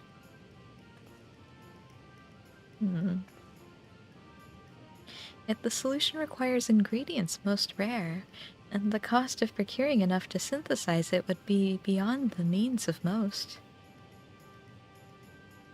So whoever's behind this, they're likely well-heeled.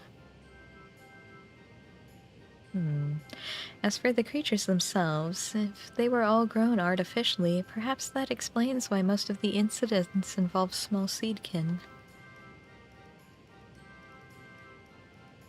Rather than wait for them to mature naturally, the Justiciar must have accelerated their growth so that he could deploy large numbers over a short span of time. In fact, his plan likely requires they be small, weak foes in order to guarantee his victory. After all, the great Justiciar can hardly be expected to bear the blemish of defeat. What if I just beat him up? With these new details brought to light, it's almost certain he's staging these attacks on the common folk. Now we have a new perspective to guide our search. Perhaps you should return to Yedlamad. I hear the Justiciar's the talk of the village. They doubtless have stories to share. A splendid idea. Thank you. Your findings have brought us a step closer to unmasking that villain. Let's hurry to Yedlamad. The more accounts we have of the Justiciar, the better our chances of predicting his next move. Okay. Back to Yedlamad. Woo! I can't see. Woo. Oh, okay, it's already set up so I can ask people things.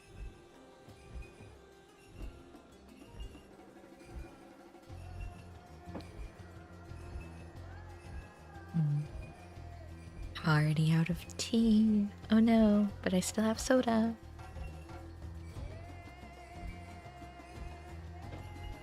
Ugh.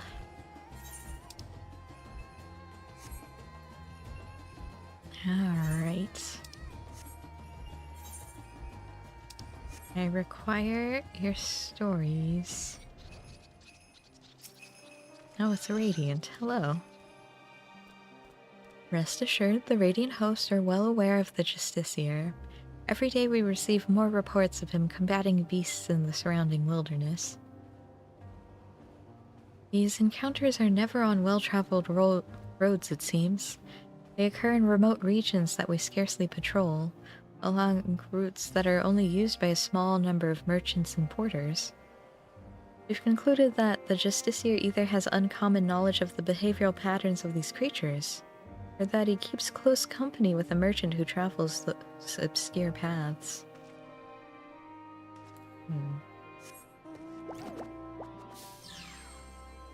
Whee!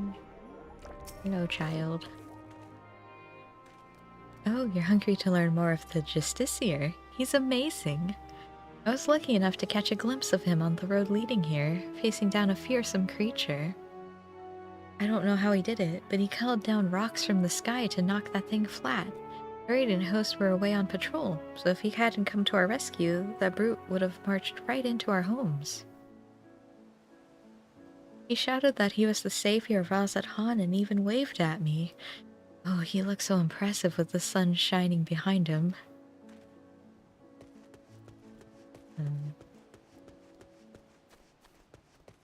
I see.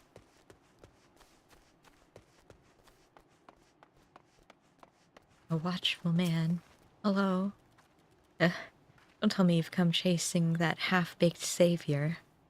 The younglings might have been taken in by his honeyed words, but anyone with experience can see that he's nothing but a charlatan, and I have a story to prove it. A merchant I know took a tumble as he was transporting his goods. Not long after comes the justiciar, looking chivalrous as you please in his shining armor. But did he offer a helping hand? No. He ran off with nary a glance backwards. He may go on about slaying beasts, but a real hero would never ignore someone in need, even if they were just suffering from scraped knees and a bruised ego. That's true.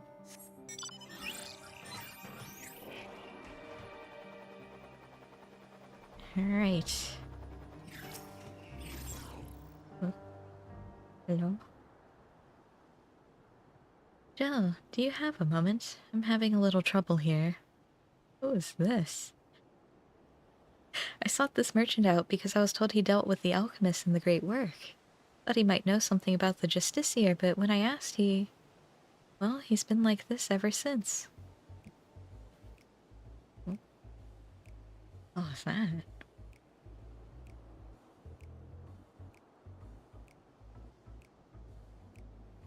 Surely people aren't doing fireworks. Surely. Apologies, I was just surprised that you would ask me about that madman. What connection could he possibly have with me? The fiends he fights are grown with rare alchemical materials, and we think he may be staging these encounters. Since you deal in such wares, I wondered if you might know how he came into their possession. I don't know what you're talking about, I've never spoken to that man.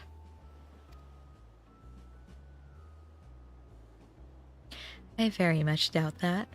Perhaps he'll be more receptive to questioning from you, Jel.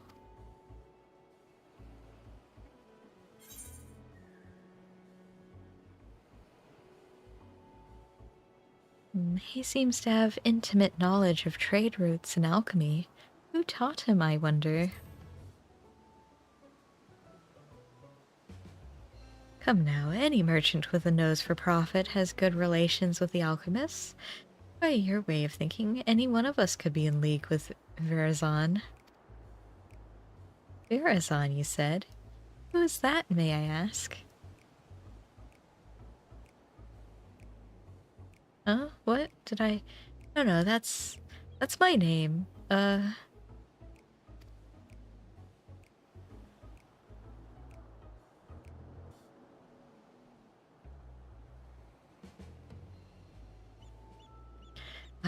I'd be a fool to continue this charade any longer. My son Verazon is the one you know as the Justiciar. To be suddenly confronted with his litany of misdeeds, I quite lost my composure. You're his father?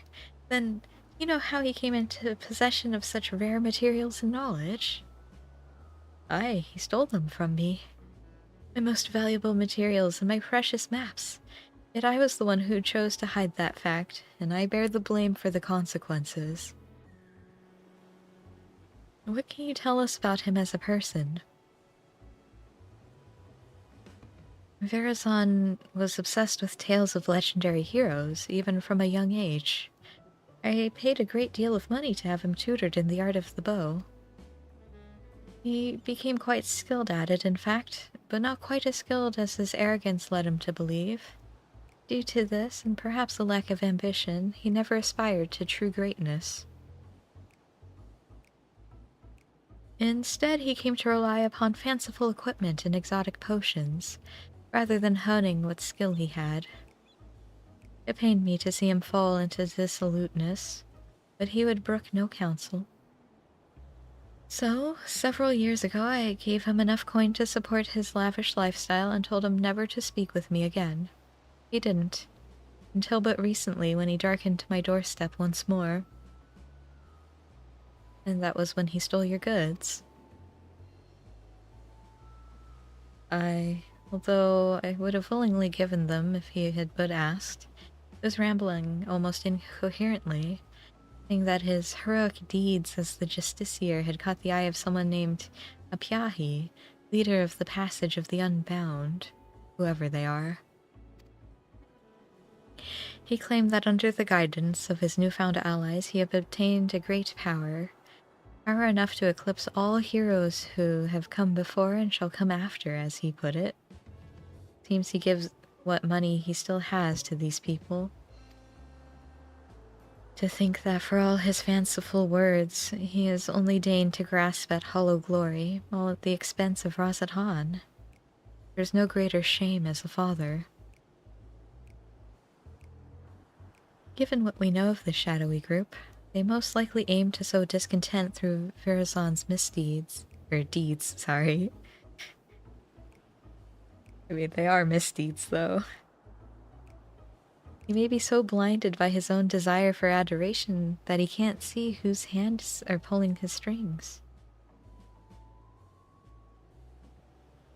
You're saying that he's being used? If that's true, then I can no longer remain silent, despite what shame it may bring. I see now that sharing my story might be the only way to save my son. Indeed, I suggest you tell the Radiant Host at once. Of course, we'll be pouring our every effort into stopping him. Thank you for giving me direction. I didn't imagine our meeting would end this way.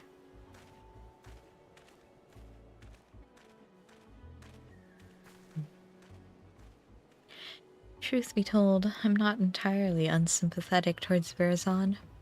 I basked in my father's reflected glory, while having none of my own to speak of. The glory Virazon seeks is similarly false. I too shall visit the Radiant Host and have them spread word of the Justiciar's true nature. If the people are wise to his trickery, they will be far more likely to aid us.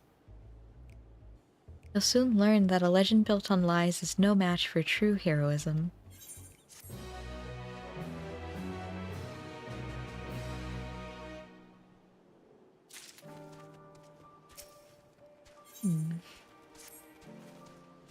Greetings, Shell. Virazon's father has been as good as his word, has confessed the truth of his son's actions to whomever will listen.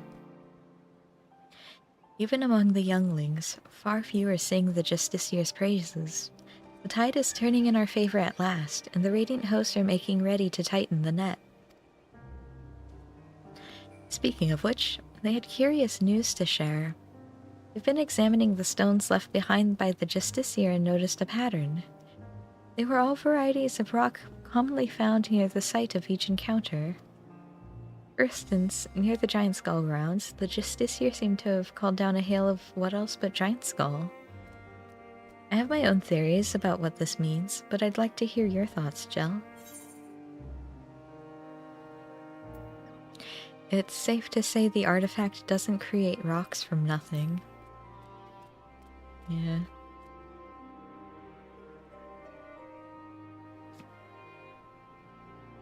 Indeed. The perch of the apex likely lifts whatever stones are nearby and brings them crashing down to earth. If our suspicions are correct, we're one step closer to unraveling its mysteries. But despite these favorable developments, the Justiciar's popularity remains a problem. Even with the recent blow to his credibility, his most ardent followers still idolize him. In fact, I hear he's handing letters to the youth of Rosathan, though their contents are a closely guarded secret. All the more reason to investigate, don't you think? Once we get to Razathan, if I question people around the marketplace, could you cover the city's western quarter? That's where his younger followers tend to gather. After we've collected enough information, let's meet to share our findings. See you again in Razathan, Gel. Okay.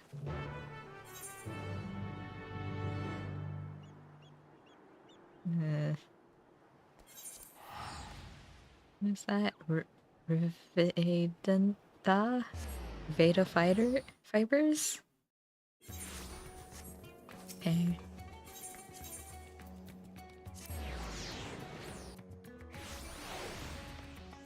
How do you do, fellow children? The Justiciar gave me that invitation himself, only for some thief to snatch it right out of my hand. Huh? You believe in the Justiciar too? Well, I didn't have a chance to read the whole letter before it was stolen, but he's gathering his most devoted for a special audience. The bastard who stole my invitation is clearly up to no good. He even muttered something about getting revenge. But who could hate someone so noble? Who indeed?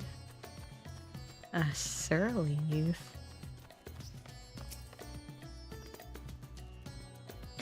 Oh, you're the one who's always following that Tepeke around. I heard she's spreading rumors about the city savior. I won't let her harm his reputation any more than she already has, so I have nothing to say to her lapdog. Okay. Oh no. Not a downcast youth. Looking at the birds, huh? Yeah, I know about the letters. Me and my friends didn't get one, though. The grown-ups get angry if we talk about the Justiciar. Guess what? I heard Zashel talking about him over by Mered's Mahane. Huh? He had a big grin on his face, too. Does that mean the Justiciar isn't a bad man like the grown-ups say? The most useful clue points to the merchant shell having some connection to Verzon. Last seen over there. Yeah, I guess that makes sense. That's essentially the tavern. Alright. He...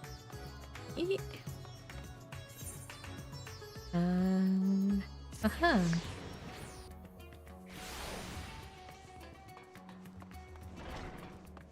Alright, where are you, Zashel?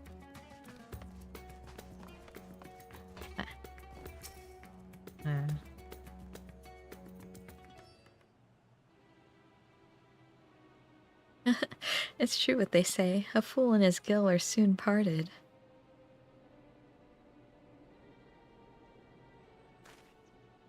Huh? Why, if it isn't one of the heroes of the final days. This isn't about that map I sold to your companion, is it? You'll find it points the way to the vaults of Ozadol III, exactly as described. May have employed a few, creative methods to entice my customers. What merchant doesn't? I'm not here about the map. You're not? But of course, why would you be? Haha. Well, what can I do for one of our vaunted heroes?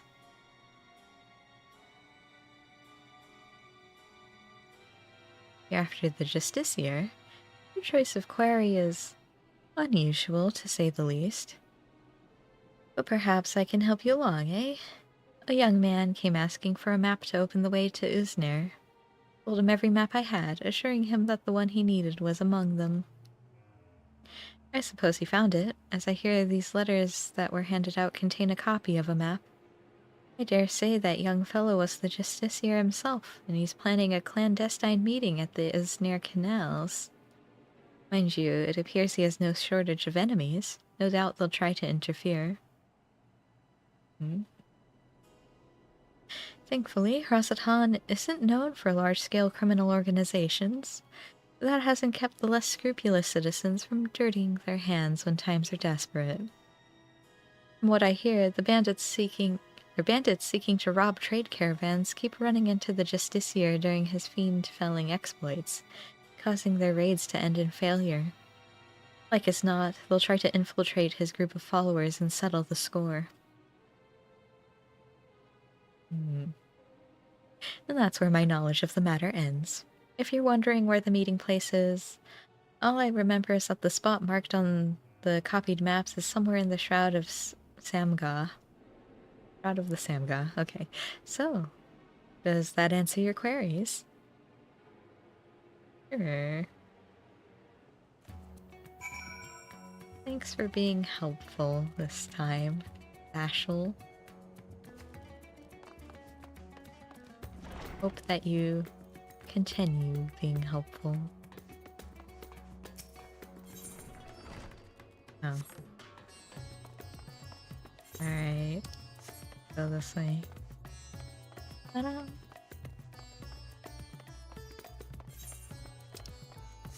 Alright.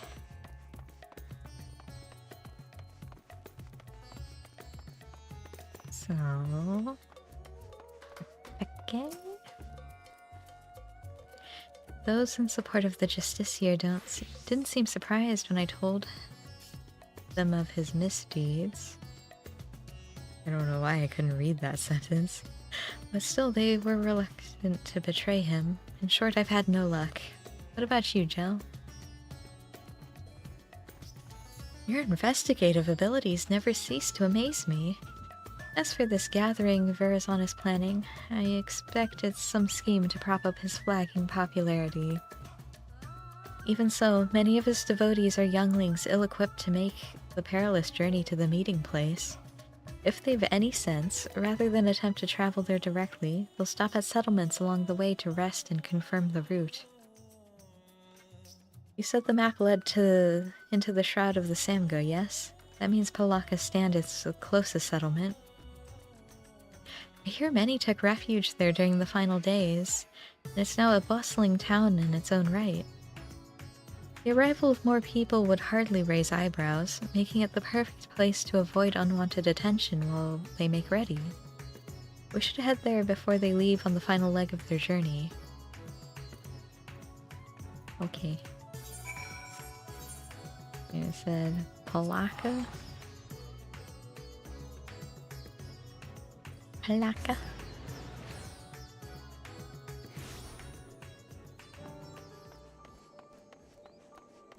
Alright.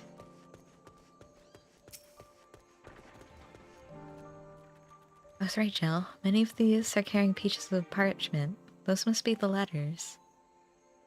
Yet it seems my reputation has preceded me. Our suspected followers clearly avoid me whenever I try to approach them.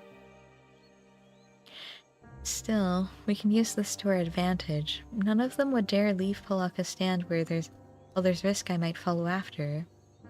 I'll keep watch over their comings and goings. We'll make sure to leave obvious blind spots. If one of the Justiciar's followers attempts to escape the village, I need you to go after them. Now, find a vantage point that affords a good view while keeping you hidden. Once you've started pursuing our unwitting target, I won't be far behind. What? Here? You wouldn't want high ground? Okay. Sure. Why not?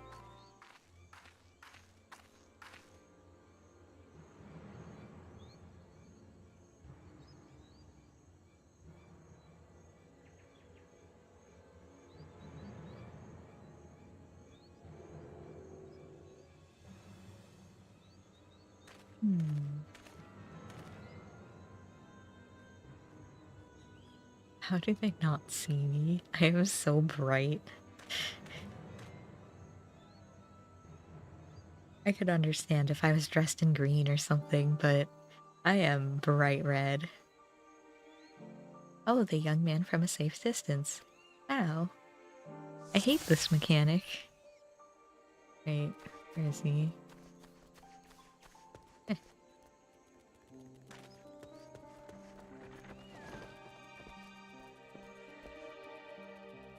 Would he be able to see me if I'm in here?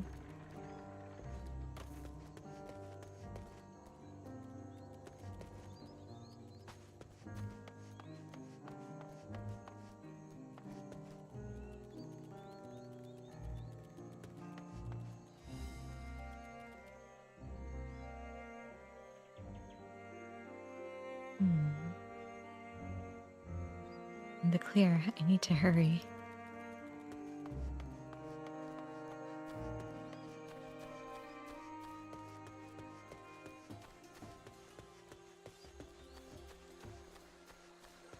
Just waiting for him to stop and turn around. I don't know if these will... But this rock will surely save me. Oh, he is sprinting.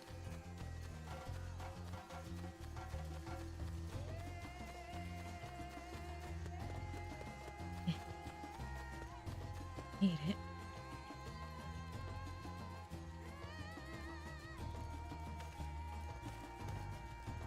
You, Fiji.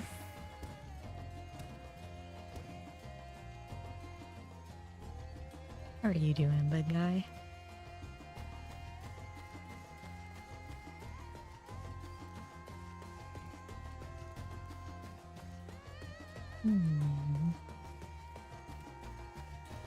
Map points here. Huh. That's where I was gonna hide anyways.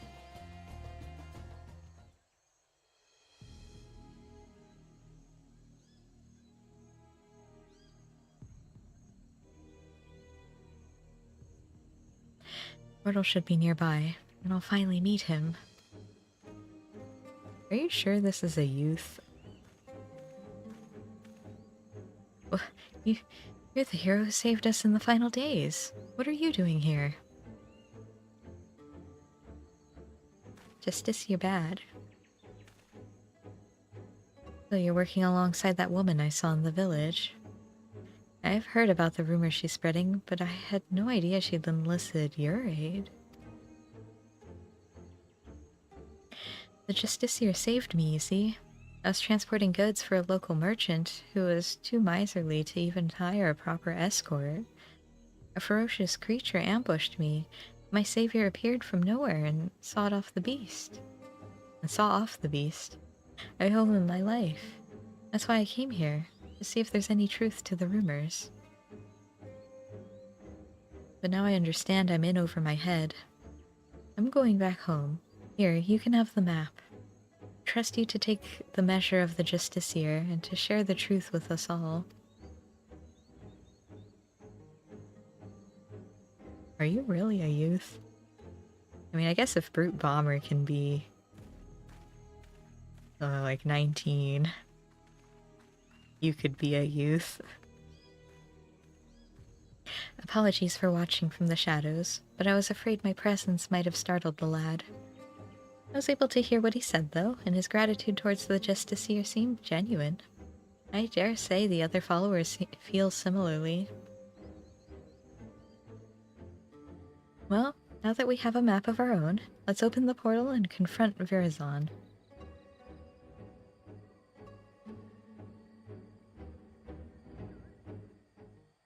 Let me at him.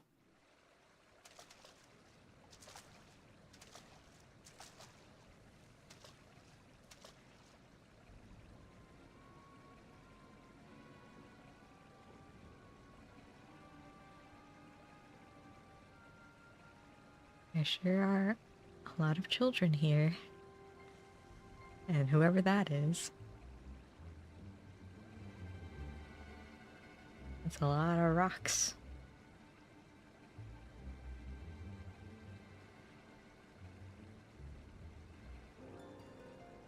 What a sight. Did the treasure cause this?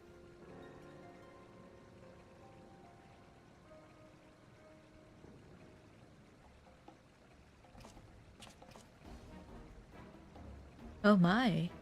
If it isn't the hero who saved Rasatan, nay, the world itself. I never expected someone so vaunted to attend my audience. I am honored nonetheless.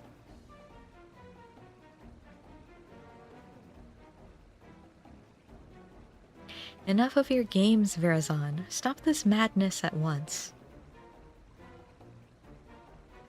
After giving you such a warm welcome, these are the thanks I get? Well, 'tis true that I was once known by that name. 'Twas merely a guise I wore until I discovered my true self.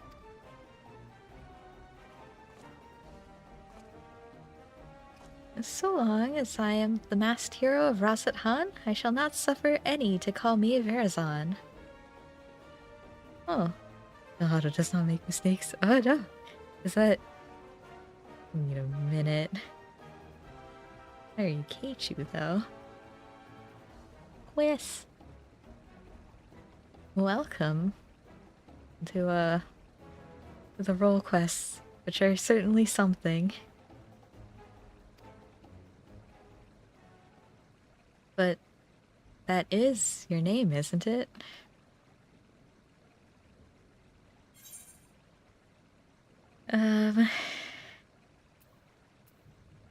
Why don't you drop the act and try being a true hero?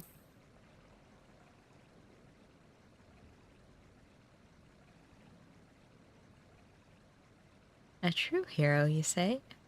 Indeed. Perhaps casting aside this mask is the price I must pay for the adoration I am due.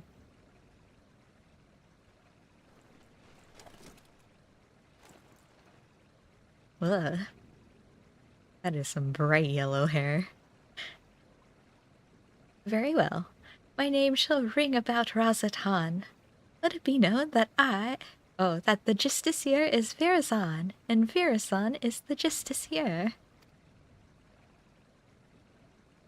What are you saying? You unleashed the Perch of the Apex upon your own followers? You know its name. Wait. I remember you.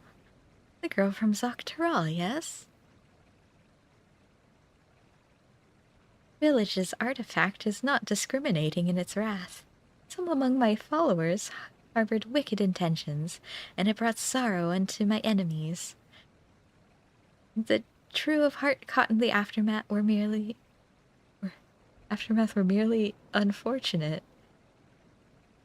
I mean, quite a few injured people. But they believed in you, even though you tricked them. What kind of hero are you?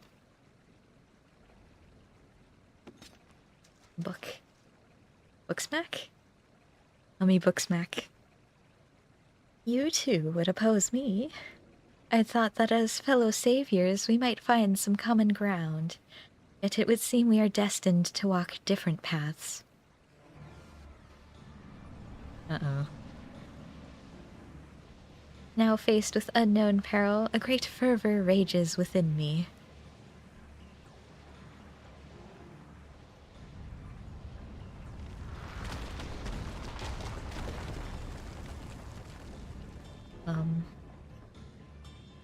However, here is not where we shall match wits. No, a more fitting battleground is in order. We'll meet again soon, you have my word.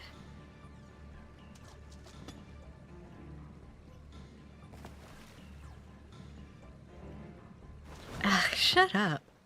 Ah! He was still there.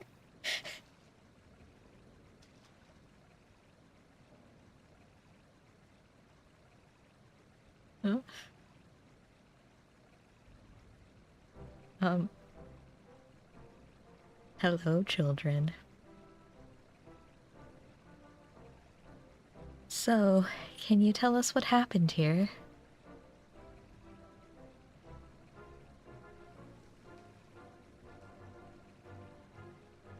He gathered us all around and made a grand speech. Claimed he was the hero that would drive back the flood of fiends threatening Thavner. Then he spoke of his anger at the recent rumors. He told us to go forth and repair his damaged reputation, so that the people would love him again. He became quite impassioned, in fact. As for us two, we were here to teach him a lesson, biding our time until his back was turned. We couldn't stomach his self-righteous drivel any longer. Oh. He acts like he's a god come to grace Thavner, but most people have grown wise to his tricks, including the Radiant Host. We stepped forward and told him as much, then demanded that he admit he's been pulling the wool over everyone's eyes. That's when he started waving that thing around. We soon learned that the rumors of its powers were true, and rocks started falling down around us. Even us true believers were not spared. There was nowhere to run. The Justiciar said such power cannot be fettered, and that sacrifices are unavoidable. And all the while, he was laughing. We pleaded with him for mercy, but that just made him angrier. He flourished the object again, and yet more rocks assailed us. It was horrible. Stones big and small raining down endlessly, until you two appeared, that is. Thank you for telling us what happened. I only wish we could have arrived sooner. Now, just to set things straight, it was you two that brandished your weapons first, yes? Well, I won't deny that, but we were only trying to bring the truth of his misdeeds to light. But we might have had some personal scores to settle on top of that. Before I left Palakistan, I asked the Radiant host there to look out for anyone returning from the wilderness. I suggest you head there and seek their aid. While you're there, share with them what you just told us. And as for the pair of you, don't even think about running away, or you'll have us to deal with.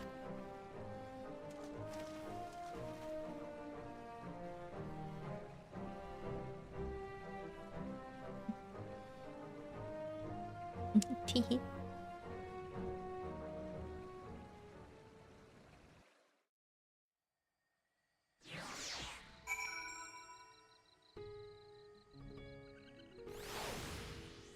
Alright. Everyone has returned to the care of the Radiant host. As for those ruffians who meant to attack Virazon, it seems they had a history of violence for which they may soon answer. Several among Virazon's followers were dealt serious wounds, but we can be grateful that none lost their lives. It's exactly as the old saying describes. The master of the Apex shall be showered with good fortune, yet leave only sorrow in their wake. The part about sorrow certainly seems true, at least. We can but hope that Virazon's spell over the people will be broken at last when word of what transpired here becomes common knowledge. Let that buoy our spirits as we return to Yedlamad. Right. Oh, it's not that far. I can fly. I won't be lazy this time. Next time, though, anything could happen. You know, I wish it could just be like nice weather, like sunny, when I'm trying to do story things. Now it's just like gloomy.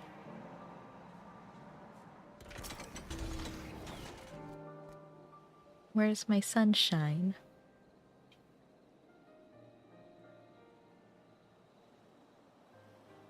Well, that was certainly an ordeal. Although Virazon got away, we can look back upon what transpired to plan our next course of action. It appears that the treasure takes rocks from the surrounding environment and makes them rain down upon the wielder's surroundings. However, the power seems to be somewhat haphazard. While Virazon himself wasn't struck, the boulders assailed friend and foe alike. Something else has been nagging at me as well. The stones we saw in the canals seemed quite a bit larger than the others. I don't know what to make of it, but I'll give it some thought. We still don't know exactly how he controls the Apex's abilities either. We must focus on these mysteries as we continue our investigation. As for Virazon himself, he was just as his father said, wasn't he? His so-called heroism is an empty charade. And like a child playing at being a hero from their storybooks. He seems motivated by a vain desire to gain the love of the people, yet he cares nothing for their well-being. He'll learn his lesson soon enough, though. None will sing his praises after word of what happened at Uznare spreads. Even he must know this. I worry that his desperation will drive him to worse misdeeds. If the treasure is used with reckless abandon, it would cause untold harm. Or it could cause. I must discuss this with the Radiant Host. Together, we might be able to capture Verazon before he attempts anything drastic. Stand by for now, Jel. I'll be in touch the moment I have something to share. Okay.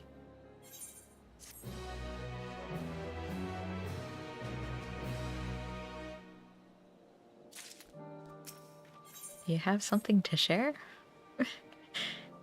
Seems Verazon has been laying low since our last encounter. I'm sad to say, however, that my investigations have uncovered little. But still, there's cause to celebrate, for I've received a letter from my mother with good tidings. My father has finally awakened after the grievous wound dealt to him by Verazon. He's well enough to travel to Tulialal, in fact. May have already arrived. Okay. Of course, I'd love nothing more than to go to him, but I pledged not to return until I had the perch of the apex in hand. Besides, I'm soon to depart with the Radiant Host to try and sniff out Verazon's whereabouts before he acts out of desperation. That's why I ask that you go in my stead. As the treasure's guardian, no one living is more knowledgeable about its history than he. If you share with him all that's transpired since we began our search, he may be able to point out something that we've missed. You're making me go to Tulialal? I know it's a lot to ask, Jill, but the safety of Thavnir depends on it. And please, give my family my regards. My mother should be able to tell you where in Tulialal my father is staying. Once you're finished, let us meet in the Aetherite Plaza in Razadhan to share what we've learned. You're gonna make me use another Aetherite ticket to come back here? It's already expensive going to Tulialal, and that's a favored destination.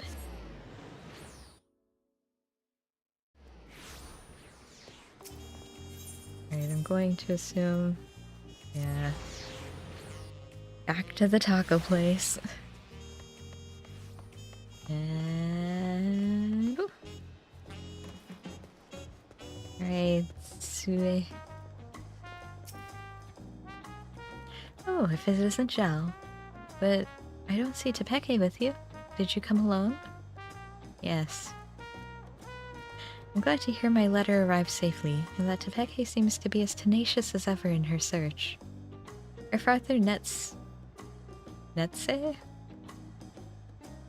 has already arrived here in Tulialal, but has barely stayed in one place since. He seems desperate to help Tepeke from a distance in whatever way he can. He told me he was traveling to the Pyaranyonen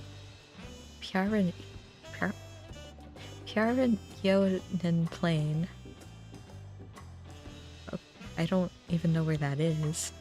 In search of information he assured me was quite vital. If you wish to speak with him, he'll doubtless be in the area. He'll be where? In Shaloni? Up there? Okay.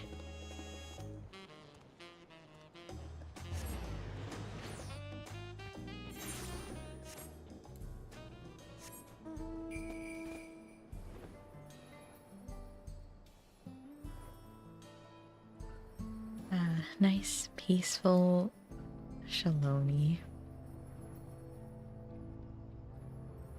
Look at the stars. Alright. Where am I meeting him? Oh. What is this creature you have found? Don't worry, sir. I am here to protect you.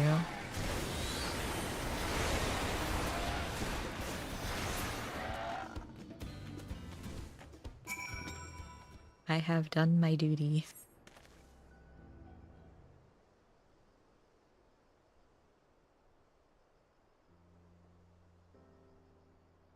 Thank you, traveler. I overextended myself. I've but recently recovered from a severe injury and was a fool to confront such a beast alone. Oh. So you're the gel I've heard so much about. I owe you many thanks for all you've done to recover the perch of the apex. News of your progress in Thavnir is most heartening. Despite my position as its guardian, I never knew it could rain down stones from the heavens. Since arriving in Tulialal, I've done what I can to shed light upon the Tural Vidral sealed within the treasure. After the nations of Tural were unified, some left our village to build new homes in the city. Sought them out to see if they know anything of use. Unfortunately, none could offer insight into the treasure's magics, but one of them told me that owls lurked around this place. And since the Tural Vidral sealed within the perch of the apex was once an owl, it seemed logical to pursue such a quarry. I thought perhaps I could glean something about the ancient beast from their behavior. Like as not, some fundamental aspects remain the same even after transformation. But having heard your account, there's one fundamental difference that stands out. As far as I'm aware, no owl native to these lands possesses the ability to hurl rocks, large or otherwise. No doubt the Tural Vidral gained this power through its metamorphosis. I do believe, however, that it would retain its owl's core instincts. That one you fought didn't strike unprovoked. Instead, it watched me from afar with fear in its eyes.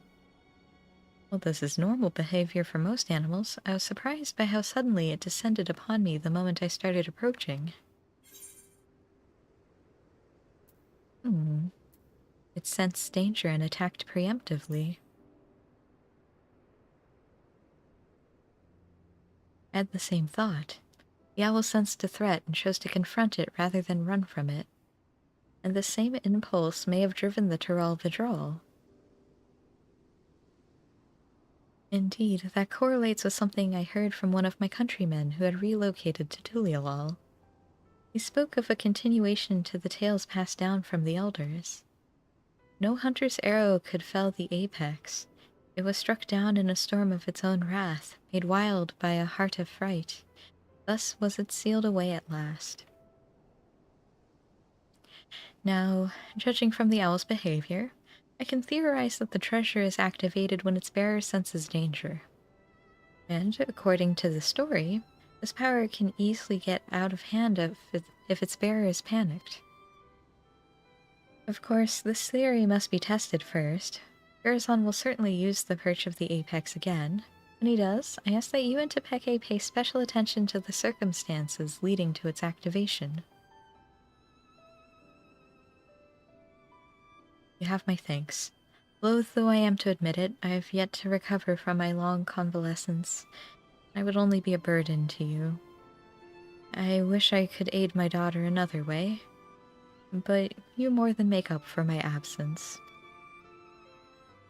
Please lend her every bit of knowledge you have, Jel. I pray that my daughter will soon return home, treasure in hand. Yeah.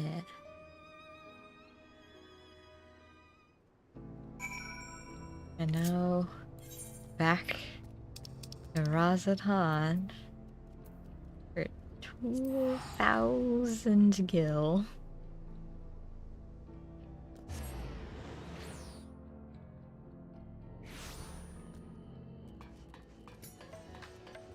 I mean, it's not like I'm hurting for gil, but still. Jel, you came just in time. Garzon has shown his face at Razatan. You can tell me about your journey to Tuliola later. For now, come with me. Oh, okay.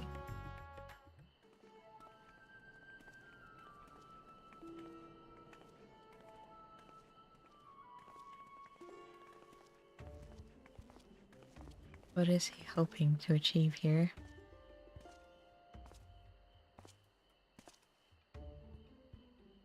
Are you surprised? Thanks to the sage counsel of a fellow hero, I have decided to doff my mask. Though my face may be unfamiliar, I believe you know who I am. I was once the Justiciar, but now you may call me Verzon. I'm Thavnir's protector, its savior, its hero. You may have heard salacious rumors that I have orchestrated the very attacks which I so valiantly drive back. That I was behind the catastrophe that at the Uznir canals. I am here to assure you that those are false aspersions all, cast by those who are envious of their betters. I give my life for this fair city and its people, and I would give more still if I could. What should we do? Might be best to lock him up before this gets out of hand. Wait, we don't want him raining down rocks with all these bystanders around. For now, keep a careful eye on him. All I ask for is your respect, your adoration, a dream held by all but realized only by the few. And I would be one of those few. I have proven myself worthy of being your savior, and now, with an entire city watching with bated breath, I shall declare my intent to reach even higher.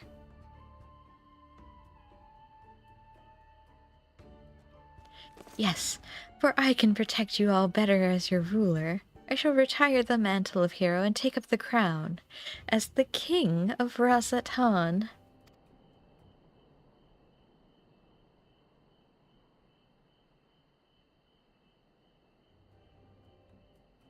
The bastard's gone mad. I wield power unassailable. With me on your throne, you would never again have cause to fear. All would live in peace. All would shower me with love. They would shout it to the heavens. And from that love would spring a new Razatan, a greater Razatan. Oh boy. Enough of your lies, Verazan. The power you wield protects none but yourself. To everyone else it brings only ruin. Of course, the road to greatness is ever paved with necessary sacrifices. Yet so long as your ruler lives, Razatan will know naught but prosperity.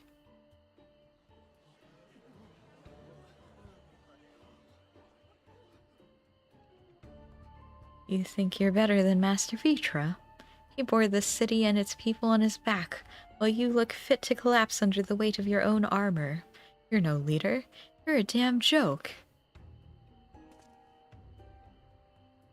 Does this man speak for you all? Is there not one among you who would follow me into a brighter future? Ah, but I am nothing if not magnanimous. Until you find the wisdom to accept me as ruler, I shall continue to stand vigilant as your eternal shield.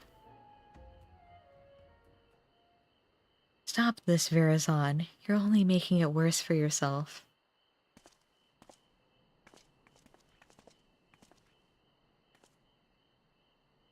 Can't you see you've become a laughingstock? Give up this facade and answer for your sins. Do so now, and the Radiant Host may yet grant you mercy.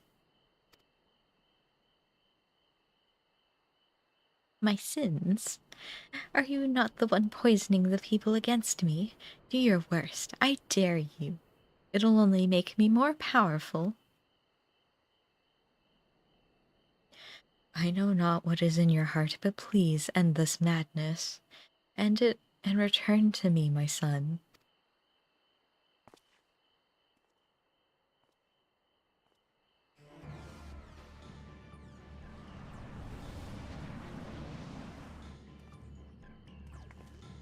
Don't get any closer. You two, why are you...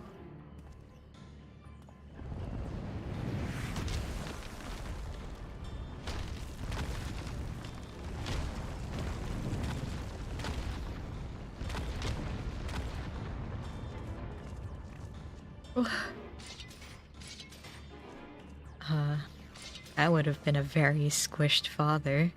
Don't. If we fight here, there's no telling how many innocents will be wounded.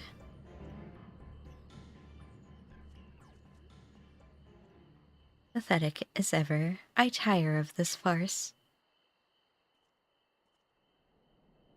I have declared my intent to become king of Razathan.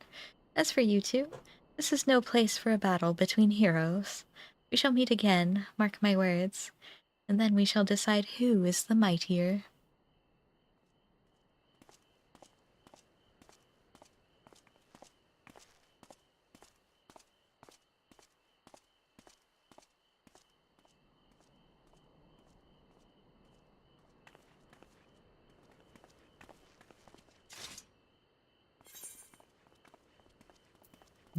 We can't risk a confrontation in the city.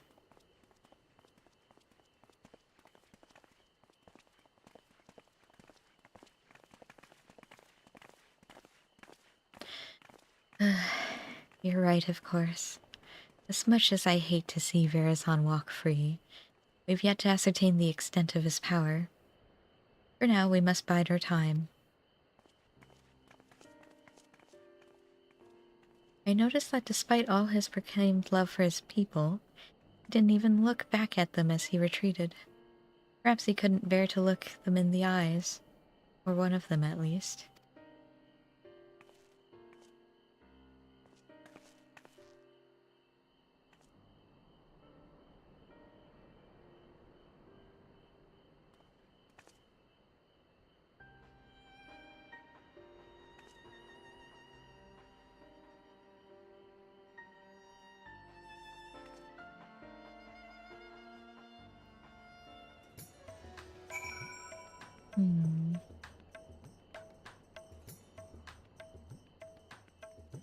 Oh boy. That was a disaster. Verazon is truly lost. At the very least, he's committed himself to fomenting unrest within Razathan. And although he's my son, I cannot condone his actions. His words are grand but empty. That ridiculous armor is nothing more than gaudy decoration. He is truly the embodiment of false heroism. What's more, his latest debacle has surely made him a criminal in the eyes of the Radiant Host. All I can do now is beg them to grant my son some small degree of clemency. Before you go, may I ask you something? After Verazon called down the rocks, did you see his expression? I thought it peculiar, but I'm curious as to what his father saw in that face. Aye, it was a familiar look. When I used to scold him for losing himself in make-believe, he would get that same cast in his eyes. A look of petulant rage, as if he resented me for pulling him out of his reverie and into harsh reality. He hasn't changed. Apologies, but I must go. Just as I thought. Even clad in his shining armor, he can't bear to be told no. Now his childish games have taken a malevolent turn. But for now, we should return to Yedlamad. I still have yet to hear what you learned in Tuliolol, after all. Why can't we do it here?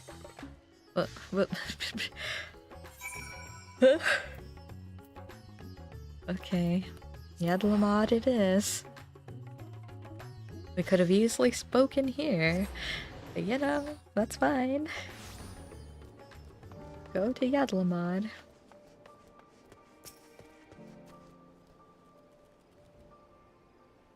Okay, let me fight him.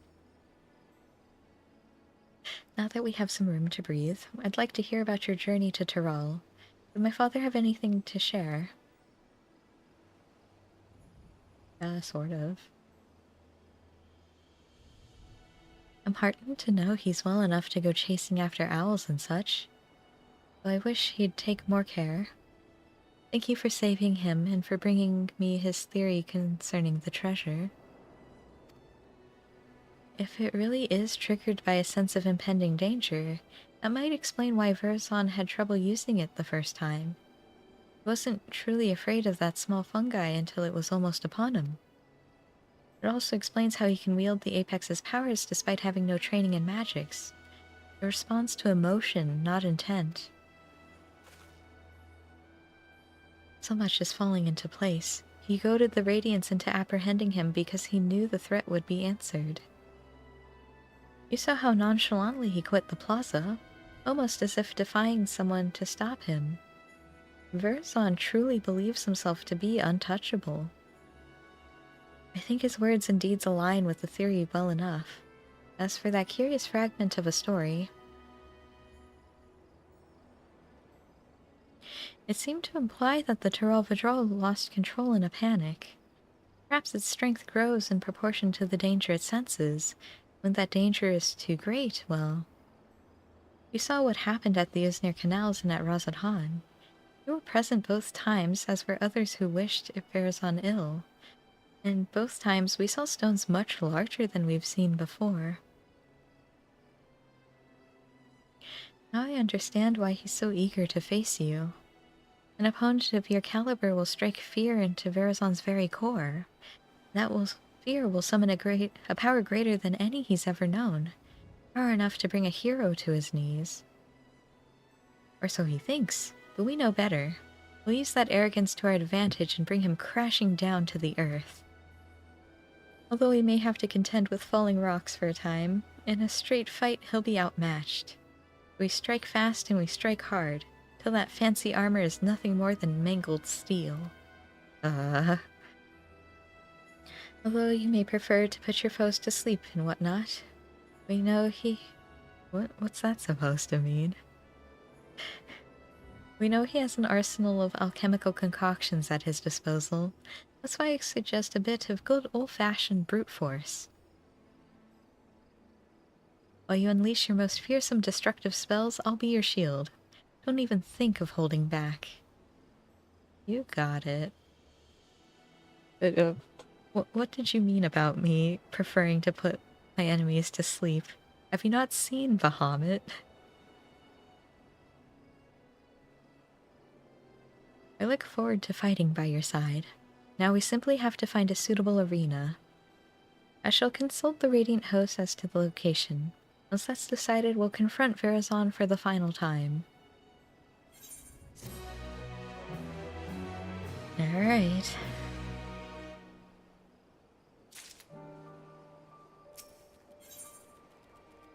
Heroes and Pretenders. You'll be pleased to know that the Radiant hosts were most helpful in finding a place fit for a duel. When I saw it, even I began to believe our encounter would be one for the songs. Speaking of which, it seems your name is on the lips of all and sundry. People already consider you the true savior of Razadhan. Believe you will bring Verzon the Deceitful to justice. We apologize for putting so much weight on your shoulders, but something tells me you're used to it. The final showdown shall take place in the mountain pass leading to Khadga? Our great crystals will stand as witnesses to its conclusion, suitably romantic and suitably isolated.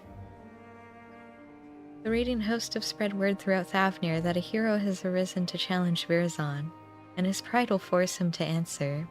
The entrance to the pass is at the Giant Skull grounds. Let's head there at once to await his arrival. Okay.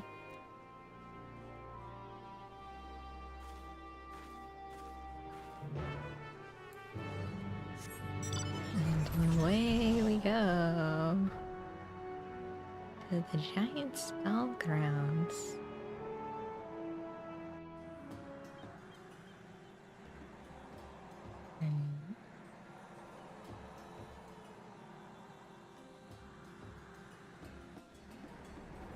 And we can look at all the pretty scenery along the way.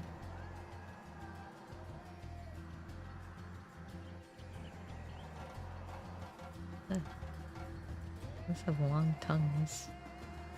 Asks. I don't like it. Arms.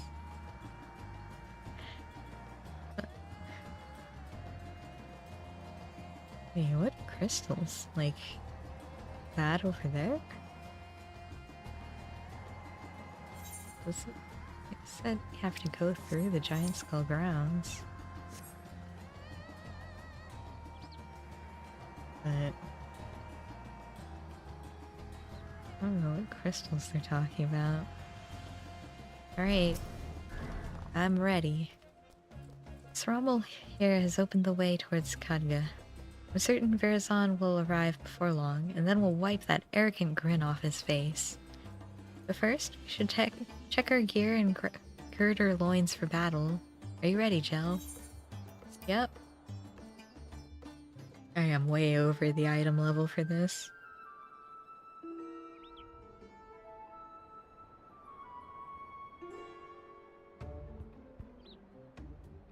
There he is.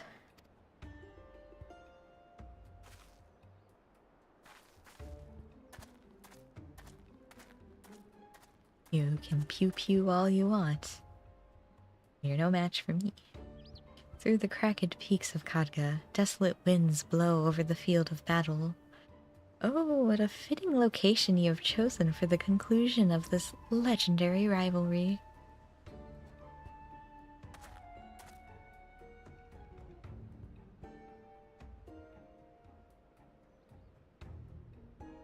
I was right not to face you before. In environs unsuited to a struggle between titans. Now my patience has been rewarded, and my heart races in anticipation.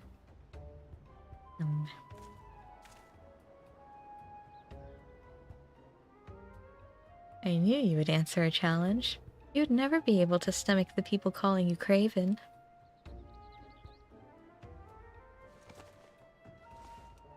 Such boldness in the face of impending doom. Have you not realized by now that so long as I wield the perch of the apex, I'm invincible? We'll soon put that to the test. You rely too much upon stolen power. It deludes you. You claim to be a savior to the people, yet they have seen through your lies. Even your own father can scarcely bear to look at you. You're nothing but a small, small man hiding within the hollow facade of a hero, and today we tear that facade down. Will you now? You may have the medal, but have you puissance to claim the mantle of hero? My mantle?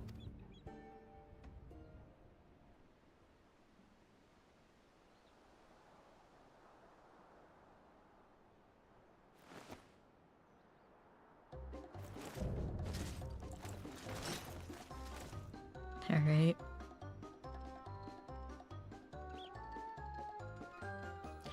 The time for words has passed. Follow my lead. Okay.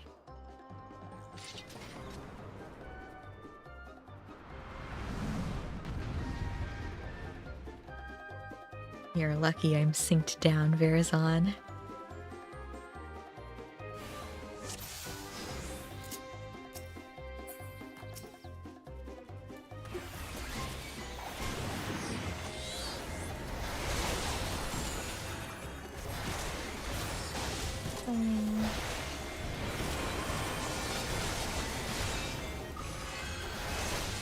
Oh, look, falling rocks.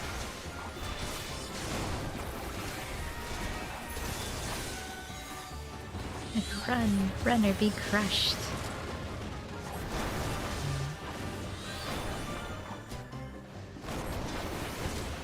Impressive footwork, but all legs must tire in time. All he knows is how to make rocks fall.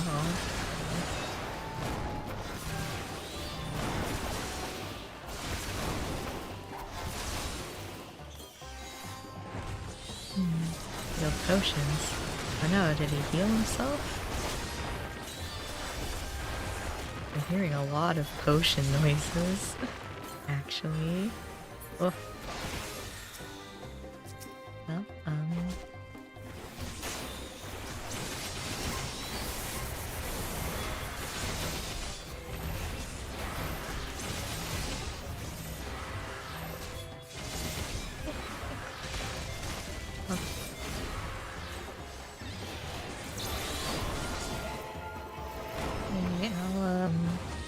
be out here.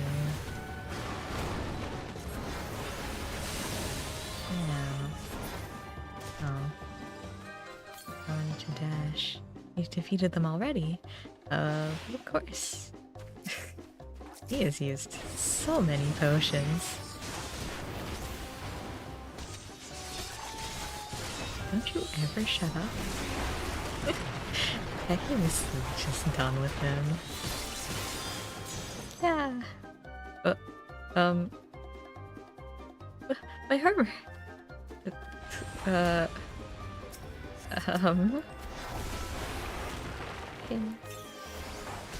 Never seen it shine so.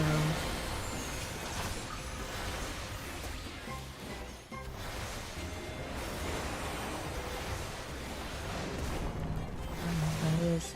Oh, exaflares? Excuse me?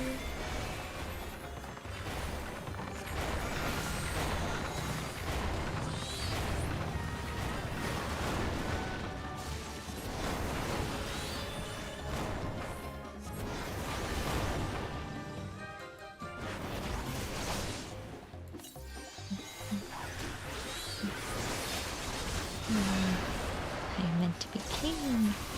Oh, okay. Oh, more exaflares. Yeah, that's fine. You go over there. Oh. Alright, I'm coming.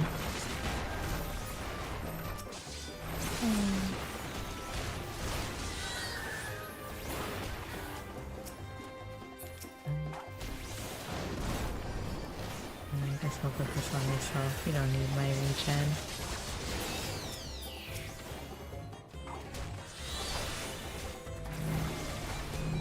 Oh, really? I need to go like... Yeah, I guess you're right. I should go over here. But,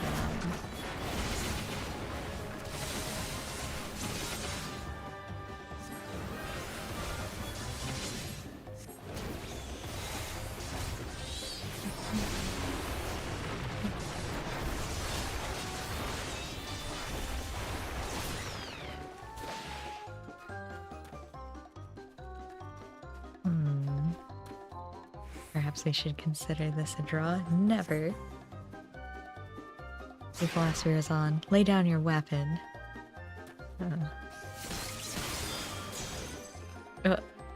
He took his pants. Utterly defenseless. This rotten piece of wood is supposed to make me invincible. I can't move the artifact. It's... Uh-oh.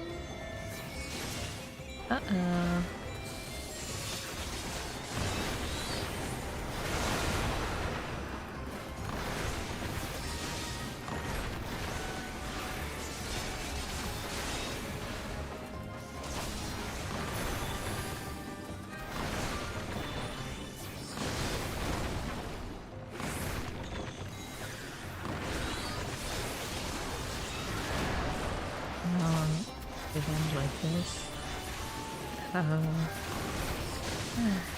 This man.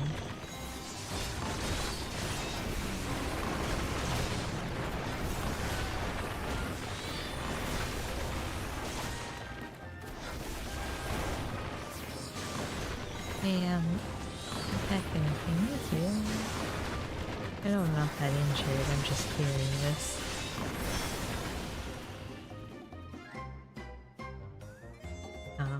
I guess I didn't need it.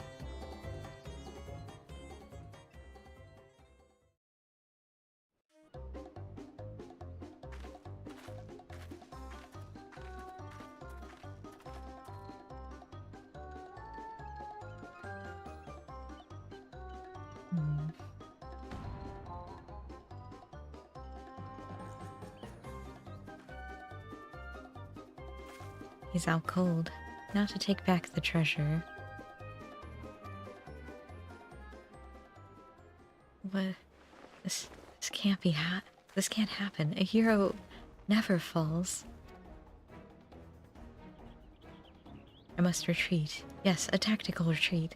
A noble retreat, so that the justiciar may live to save another day.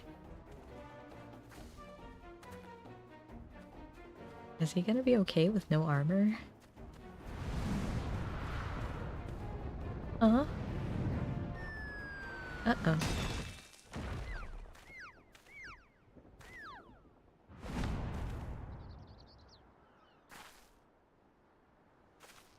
Um...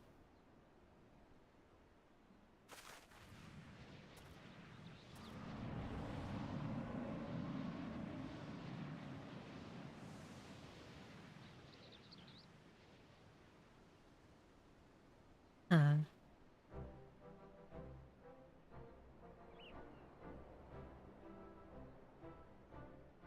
I suppose the apex wasn't finished yet. And it seems that Verazon, in his cowardly haste, neglected to look skyward.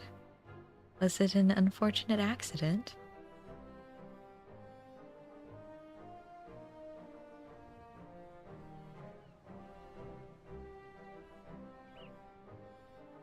Or fate delivering his just desserts? Isn't that deserts? It's just deserts? Hmm...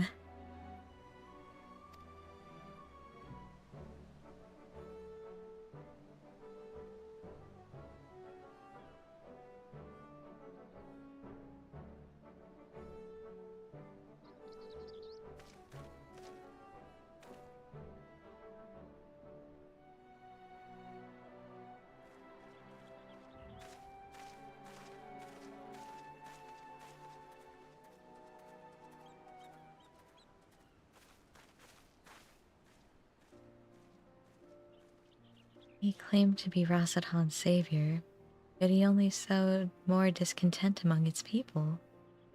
Perhaps some days in a sunless jail will give him time to reflect upon the error of his ways.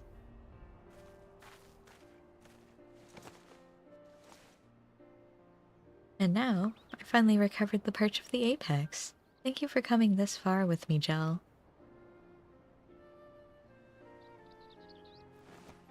Yeah, no problem.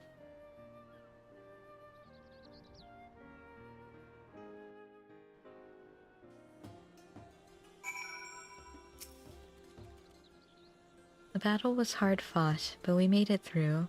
Verazon is the responsibility of the Radiant Host now. And now that I've done what I pledged to do, I must return home and bring the good tidings to my mother and father. Yet, before doing so, there are many others I must thank. In the meantime, can I count on you to meet my family in Tulialal for one final farewell? My parents will surely be glad to see you again. Okay.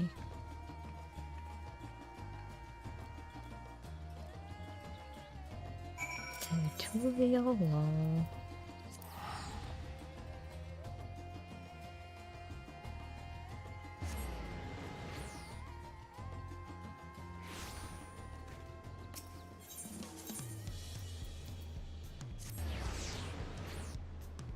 And then I can finally become a mentor. I can finally start doing mentor roulette.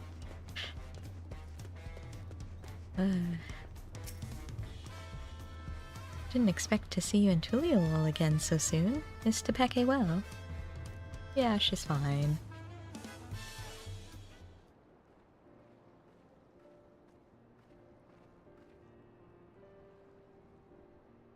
She really did it. And the man who stole our sacred treasure will answer for his deeds. Mother, it's good to see you.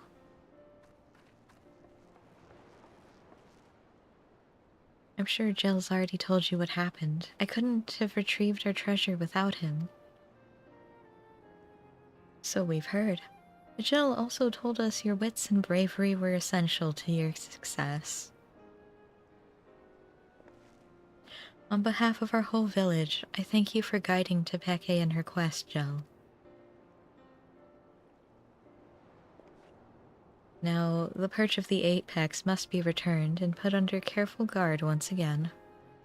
The story of the Tural Vidrol's demise proves that we are not meant to wield its power as our own. I'm sorry, Father, but I disagree. Once I return to the village, I want to tell everyone what happened in Thavner. They need to know what the treasure is capable of, or else we risk forgetting once again.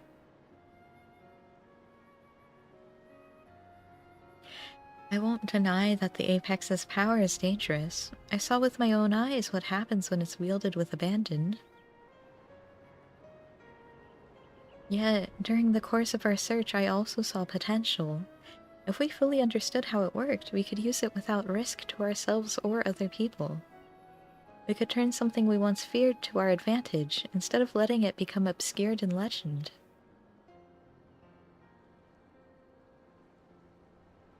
I can see the reason in that. We must be ever ready for danger, even in times of peace. Should our safety be threatened, the treasure may grant us a means to protect ourselves. But can we be trusted to use it responsibly? Great power breeds great desire. Someone with the same ambitions as Verazon may rise again, perhaps from among our own. I dare say that once I've regaled them with the rise and fall of the Justiciar, they'll think twice before following in his misguided footsteps. As our forebears relied on the legend of the Turol Vidrol's fate to forbid the treasure's use, we can rely on the story of Verazon's fate to urge caution. And this time, we have someone who lived through it to tell the tale.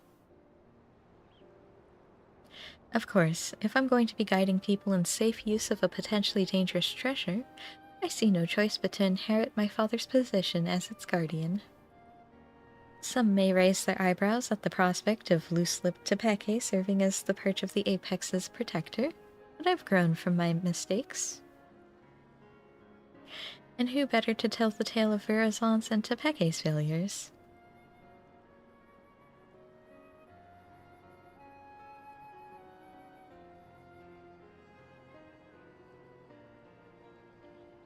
Your only mistake was in trusting Verazon, the same as I and many others.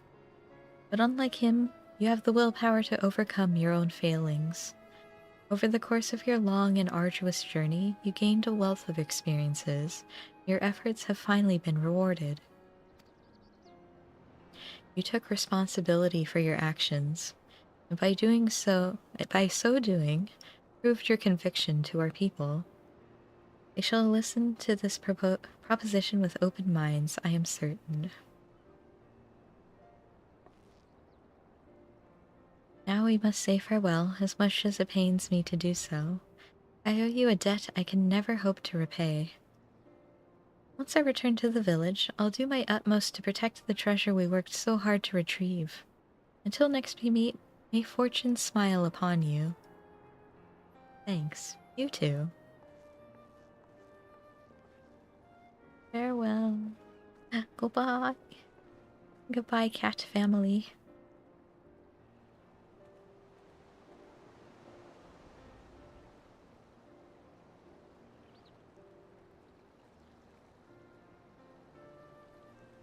Oh. And that is another relic restored.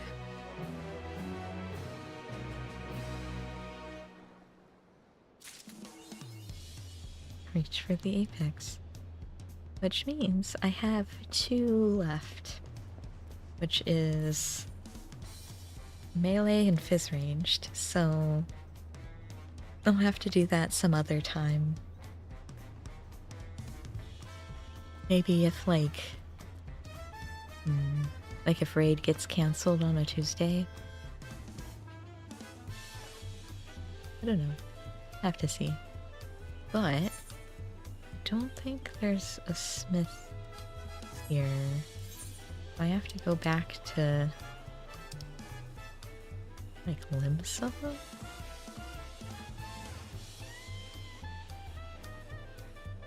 Yeah. Because I don't know where all the smiths are for the mentor status.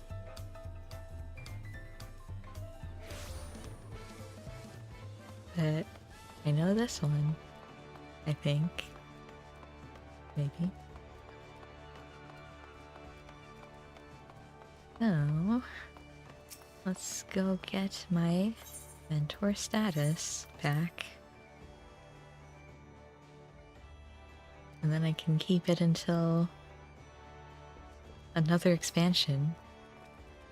Hello, I would like to be a mentor. Yes, a battle mentor. Yes. Thanks. You have access to the novice network, no thanks. And now I have duty roulette mentor.